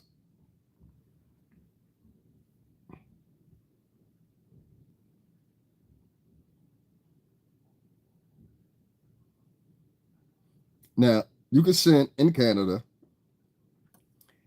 you can send a cease and desist by email, or you can send a cease and desist by letter. So you was wrong about that again. You spent 2 hours, you was talking about somebody yapping. Bitch, don't nobody yap like that Canadian black owl bitch. That bitch be on it because she don't know what you're talking about. That's the problem. You know what I'm saying? Now I want to show y'all something real quick. I just got to find the right one. Because I want to read the right one for y'all.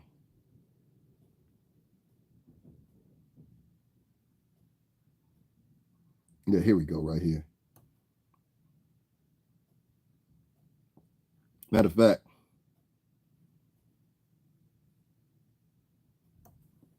hold on 1 second. I had a better one than that one. That one's good, but I want the one from, I'm looking for a specific one that has to do with Canada because it's going to tell you straight up and down, yes, you can email a motherfucker cease and desist letter. Matter of fact, it's become more and more popular over the past couple of years. So I would suggest that whole start getting herself a little bit more up to date on the laws. You know, that's another thing too. A lot of these people on here be acting like they lawyers and shit like that. I'm not a lawyer, but one thing I do know is laws are amended and changed all the time. Can I give us a little love right here? Somebody hit the cash app and hit the like button. I feel like y'all niggas just in here like just watching me like on some weirdo shit. There we go, right here. Here we go, right here. Y'all see it right there? See where that blue is? What'd that say? You can send an email. This is to Canada. You can serve it via email, via mail, email, an attorney, and in some cases in person. However, you choose to serve the letter, keep a record of the delivery and receipt by the offending party. If you are sending the cease and desist letter to yourself, meaning that just because the person doesn't open it or just because the person doesn't recognize it doesn't mean that it didn't exist. And the law recognizes this. So once again, to the French Canadian chick, you wrong again. So that makes 2 times you've been wrong. Let's see if we can go for a 3rd time, right?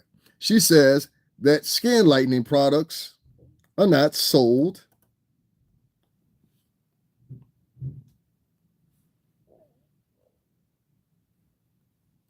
in Haiti. That's what you said on your show the other day. Don't say you didn't say that because I got it. Don't say you didn't say that because I got it.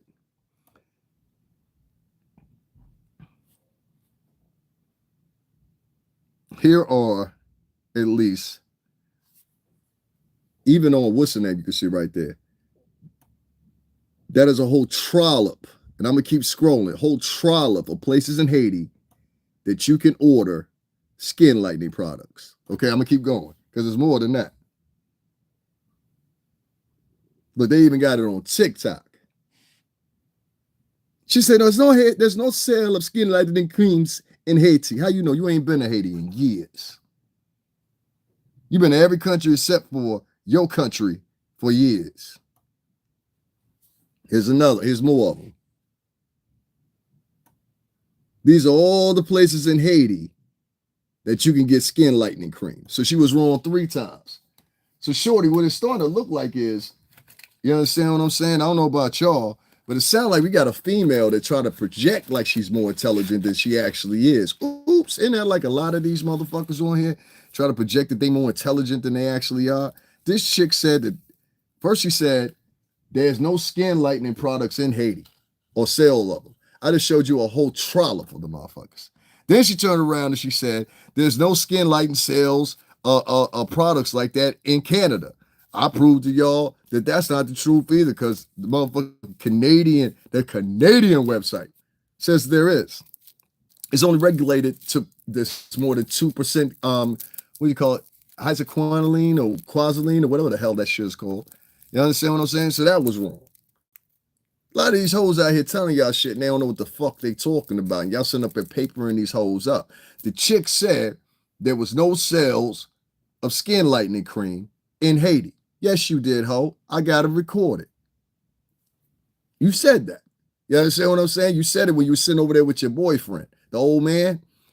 You know what I'm saying? Who better watch his walk, nigga. A lot of niggas don't like you, son. That's one thing I was surprised at. Niggas that do know you don't like you. A lot of niggas don't like you, son.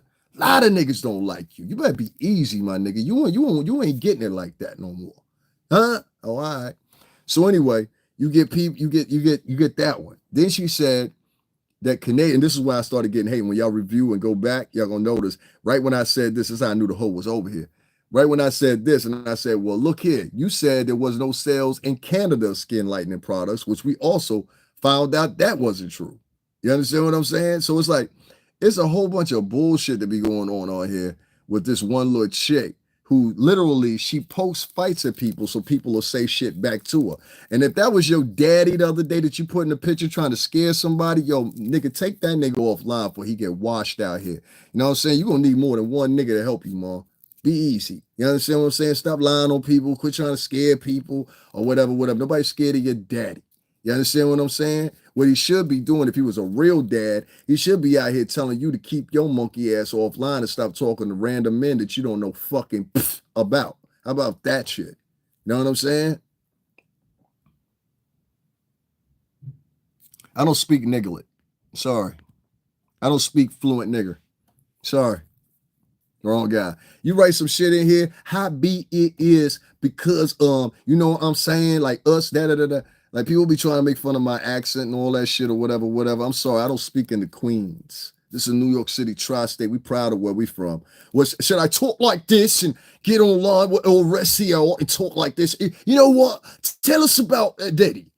You know, Diddy and Carsey. Yeah, Diddy and Carsey. Will this be more appropriate and make you feel like you're watching Harry Potter? Huh? Lord of the Rings, huh? Blimey, huh? I got one other last thing to talk about. I keep saying I got one other thing to talk about. You know what I mean, Kara, because blimey, what you talking about? What we talking about? Or we get back into her. You know what I'm saying? It's like the Eurotrash coalition over there. You got one from France, you got one from New Zealand, you got one from Australia, you got one that's Irish. It's like I'm dead serious. It's like the Eurotrash coalition. That's what you should call them. Bunch of Eurotrash. They know within their own diaspora. I'm dead serious. They know within their own diaspora, they are the trash of the culture. You understand what I'm saying? Ain't nobody, ask people what they say. I had a daughter by a Haitian woman. Ask them what they say about Haitians. Oh, all right. Bitch, you ain't fooling me. You Haitian. You ain't French. You Haitian. You're not Canadian. You Haitian. You know the setback. Let me get over here. I want to show y'all one more thing because I've been wanting to talk about this and I almost forgot. And I want to make sure I know what I do. You know, one of the things I have a problem with, let me share this real quick because I want to make sure niggas get this. Now, I ain't in. I want you to hear this one right here, though. Now, I ain't in. You know, I'm a tether,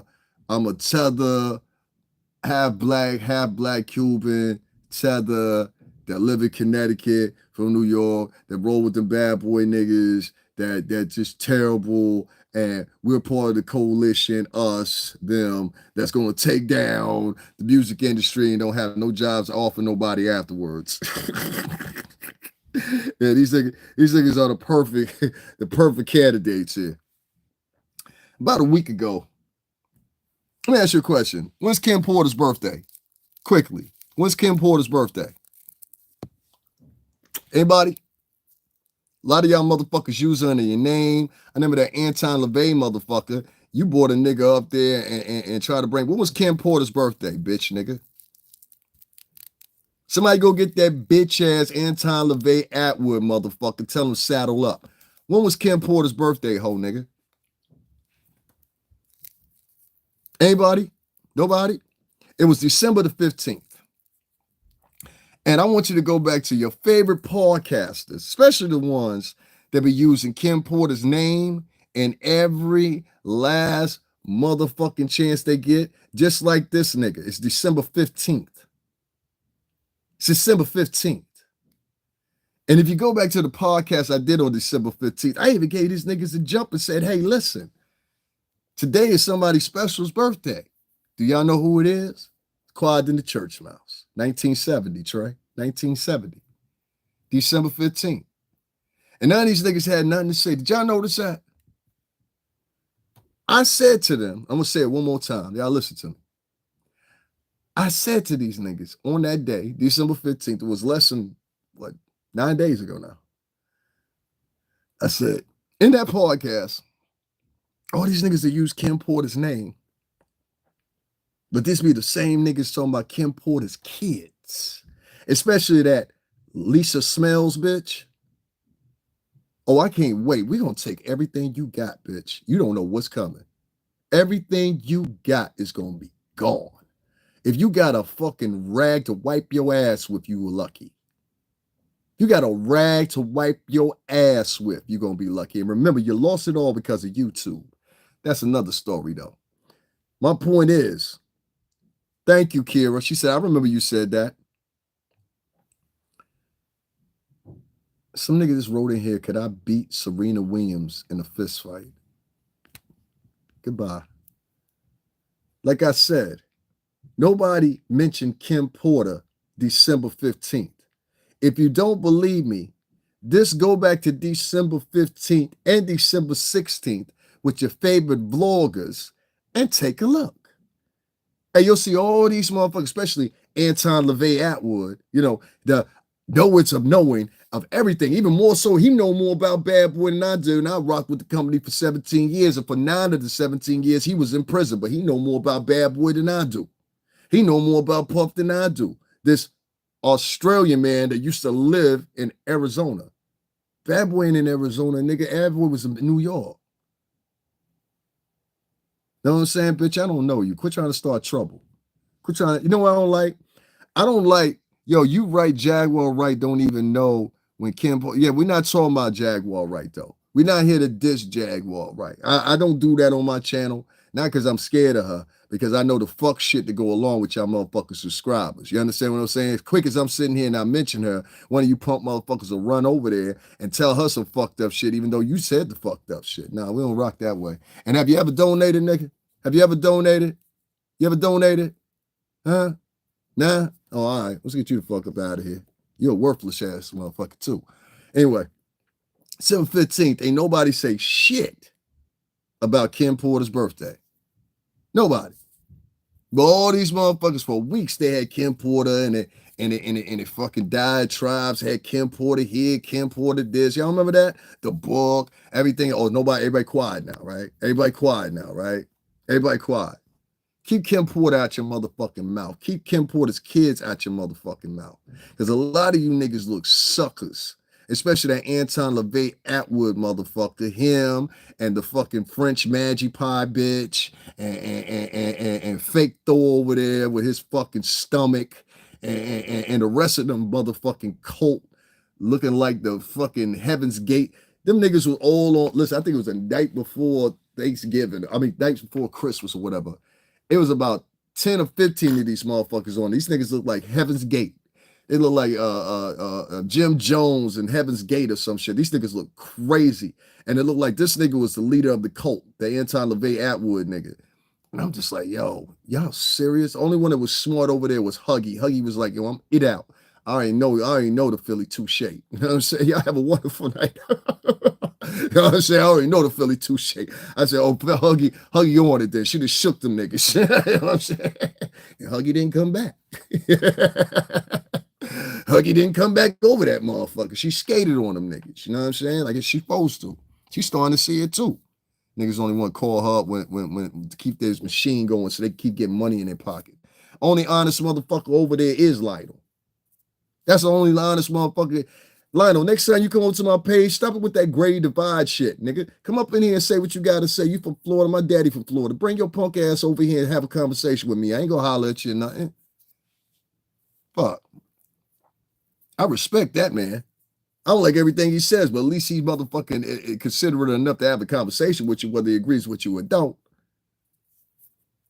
He's the only truthful motherfucker over. The rest of the motherfuckers are liars. I listened to this diatribe they put out today, speaking of Kim Porter, with what's that guy's name? Courtney Burgess or whatever. He keeps on wanting to see. He's at a point now, like I told you, most of these niggas are gonna come to, because like I said, I'm small, but I'm big. You see what I did with? So what they're doing now is they regurgitating information that was already out there. So the Courtney Burgess shit, that's weeks old now. Nobody even give a fuck about Courtney Burgess. But yet he threw up a Courtney Burgess clip today. You understand what I'm saying? He threw that up, but in midst of it, he missed the bigger point of it. Courtney told you in that clip, nah, I'm not moving forward with this shit. I don't want to deal with this shit no more when it comes to this Kim Porter book or this fraud ass motherfucker that co-wrote it. Why? I don't want to come to terms with that because the pure simple fact of one thing. What do you say? I'm taking away from kids that want to come into hip hop and want to have a play. And I said, I commend that right there. Even though you did some sucker shit, I can commend that stance on that, whatever. Plus a little pressure don't ever hurt nobody. So anyway, y'all ain't hear that. Anyway, long story short, you know what I'm saying? One of the problems I have is when people use, you understand what I'm saying? You definitely can't be up in here. You definitely can't be up in here. One of the things that I have a problem with is this. I have a problem when people can continuously use Kim Porter's name, but you motherfuckers can't even recognize her on her birthday, which is past. And then on her birthday, I mentioned it, and you heard one of my what's names in here. She said the exact same thing because she's always on my live. She said, yo, I remember you saying that. I only said it one time. I said it several times and gave niggas hints whose birthday it was. And Anton Levy Attwood, motherfucking French mammy over there didn't have nothing to say. You know what I'm saying with her? Oh, Ron. That's what they were making fun of, you goofy ass bitch. None of these hoe ass motherfuckers that be over there, that Anton Levy Attwood motherfucker, none of them recognize Kim Porter's birthday. But you're always using Kim Porter in your motherfucking diatribes. Why is that? Can somebody answer that? Because I know her kids don't like it. Like, y'all niggas think nobody know who y'all are. You understand what I'm saying? Oh, we definitely know who Lisa Schmelz is. Lisa Schmelz is top priority. We definitely know who Anton Levy Attwood is. He's top priority. We definitely know who Fake Thor is. He's top priority. Maggie Pie, she's third tier priority. Back, so you said they cared while they talk about her kids. Thank you. If you cared about Kim Porter, why do you talk about her kids? You see the fuck shit that be going on in the urban community when it comes to this vlog and shit? And now they got it spearheaded by a cult member, a cult leader, in my opinion. They don't care. They pimping her name, man. They pimping her name. Anton Levy Attwood over there pimping on them, guessing it is what it is. Other than that, guys, I'm going to get up off of here. I ain't making no money on here, and it's all good. You know what I'm saying? Like I said, I made my money with Google, not with the pen. Kira, you have a good afternoon. I appreciate you 110%. You done donated, you supported here.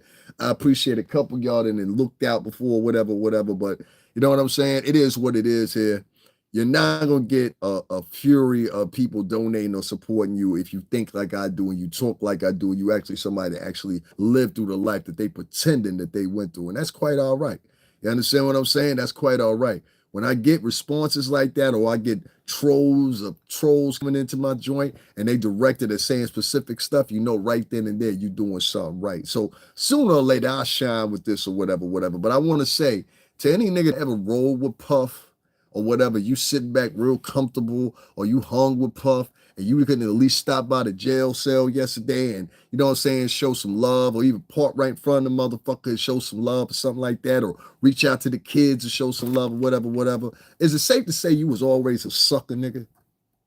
If you see motherfuckers out here that look just like you and they part of your accolade, the music game or whatever, you can't help them, but you giving them excuses why you can't help them when they go over to white folks do help them. You understand what I'm saying? So it's all fucked up out here, whatever. But when I see people like, I don't know, just some of my favorite people, like that shit that Lord Jamal did, that shit really broke my heart. I was like, yo, man, you really look like a hoe ass nigga right now. And you wasn't never looking like that. You look like a hoe ass nigga right now. Like, I really looked up to that nigga, and I'm just like, yo, he let me down. A lot of these other rappers let me down too. When you start to find out, a lot of these niggas was hoe ass nigga. They wasn't like us. You know what I'm saying? Like Joe was like us. Fat Joe was like us. Fat Joe was out there. You know what I'm saying? But a lot of these niggas, they were just like imagery, like if you want to say.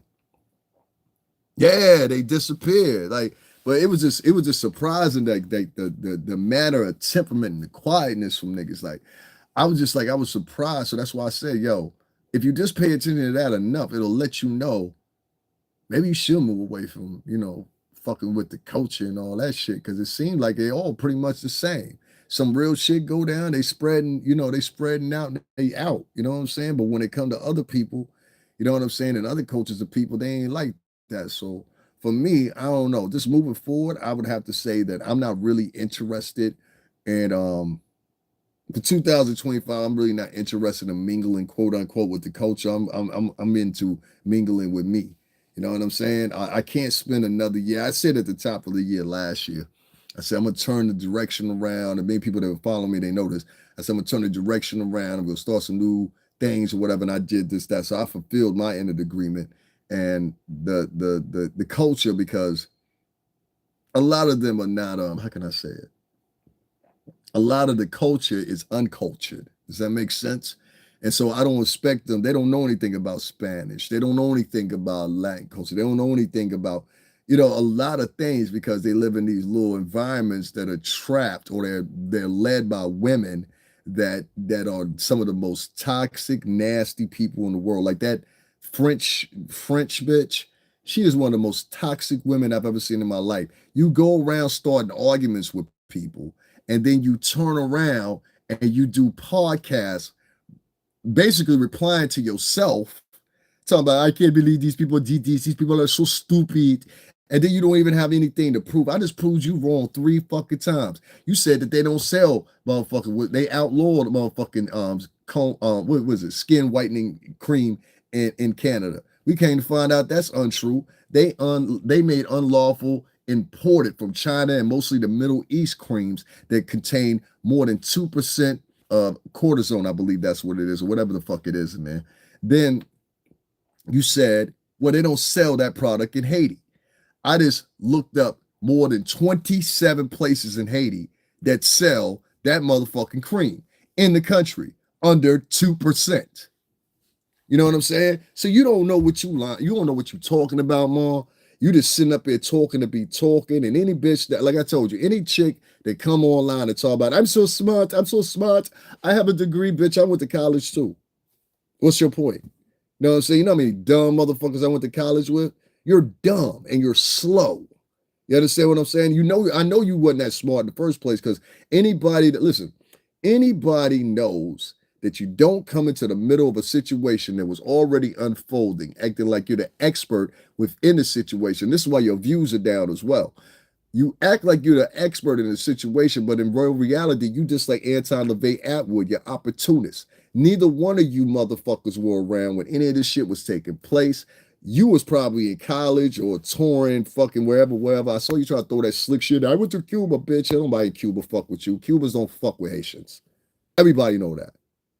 They're right across the water from each other, basically.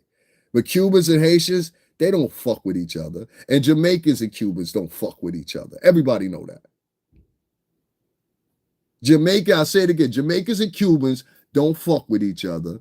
And Cubans and motherfucking Haitians don't fuck with each other. And most Jamaicans don't fuck with Haitians. They make fun of Haitian people, respectfully. She ain't telling the truth. And the same goes for up there in motherfucking Canada too, chick, where they have a high number of Jamaican people, where they have a high number of Haitian people, where they have a high number of French people that are black, but don't have Haitian or Jamaican leniency in the back of them. They have African leniency in the back of them. See what I mean? So when I hear this incorrect, trying to force yourself into the situation, and people over there that are Black American, Latin American, white American donating to this fucking Canadian. When white people, Black Americans, Latin Americans over there, they preferably go donate to an Australian or an Aussie, a New Zealand person, or all these different people from all these different countries. They over there even supporting the old broad. You know what I'm talking about? The bevel eye. That's what I like to call a bevel eye. You know what I'm saying? This bitch swears she on some other level or something. I said, this con artist bitch, that's the bitch that used to be up on 41st Street. Y'all remember that hoe that used to be on 41st Street with the door?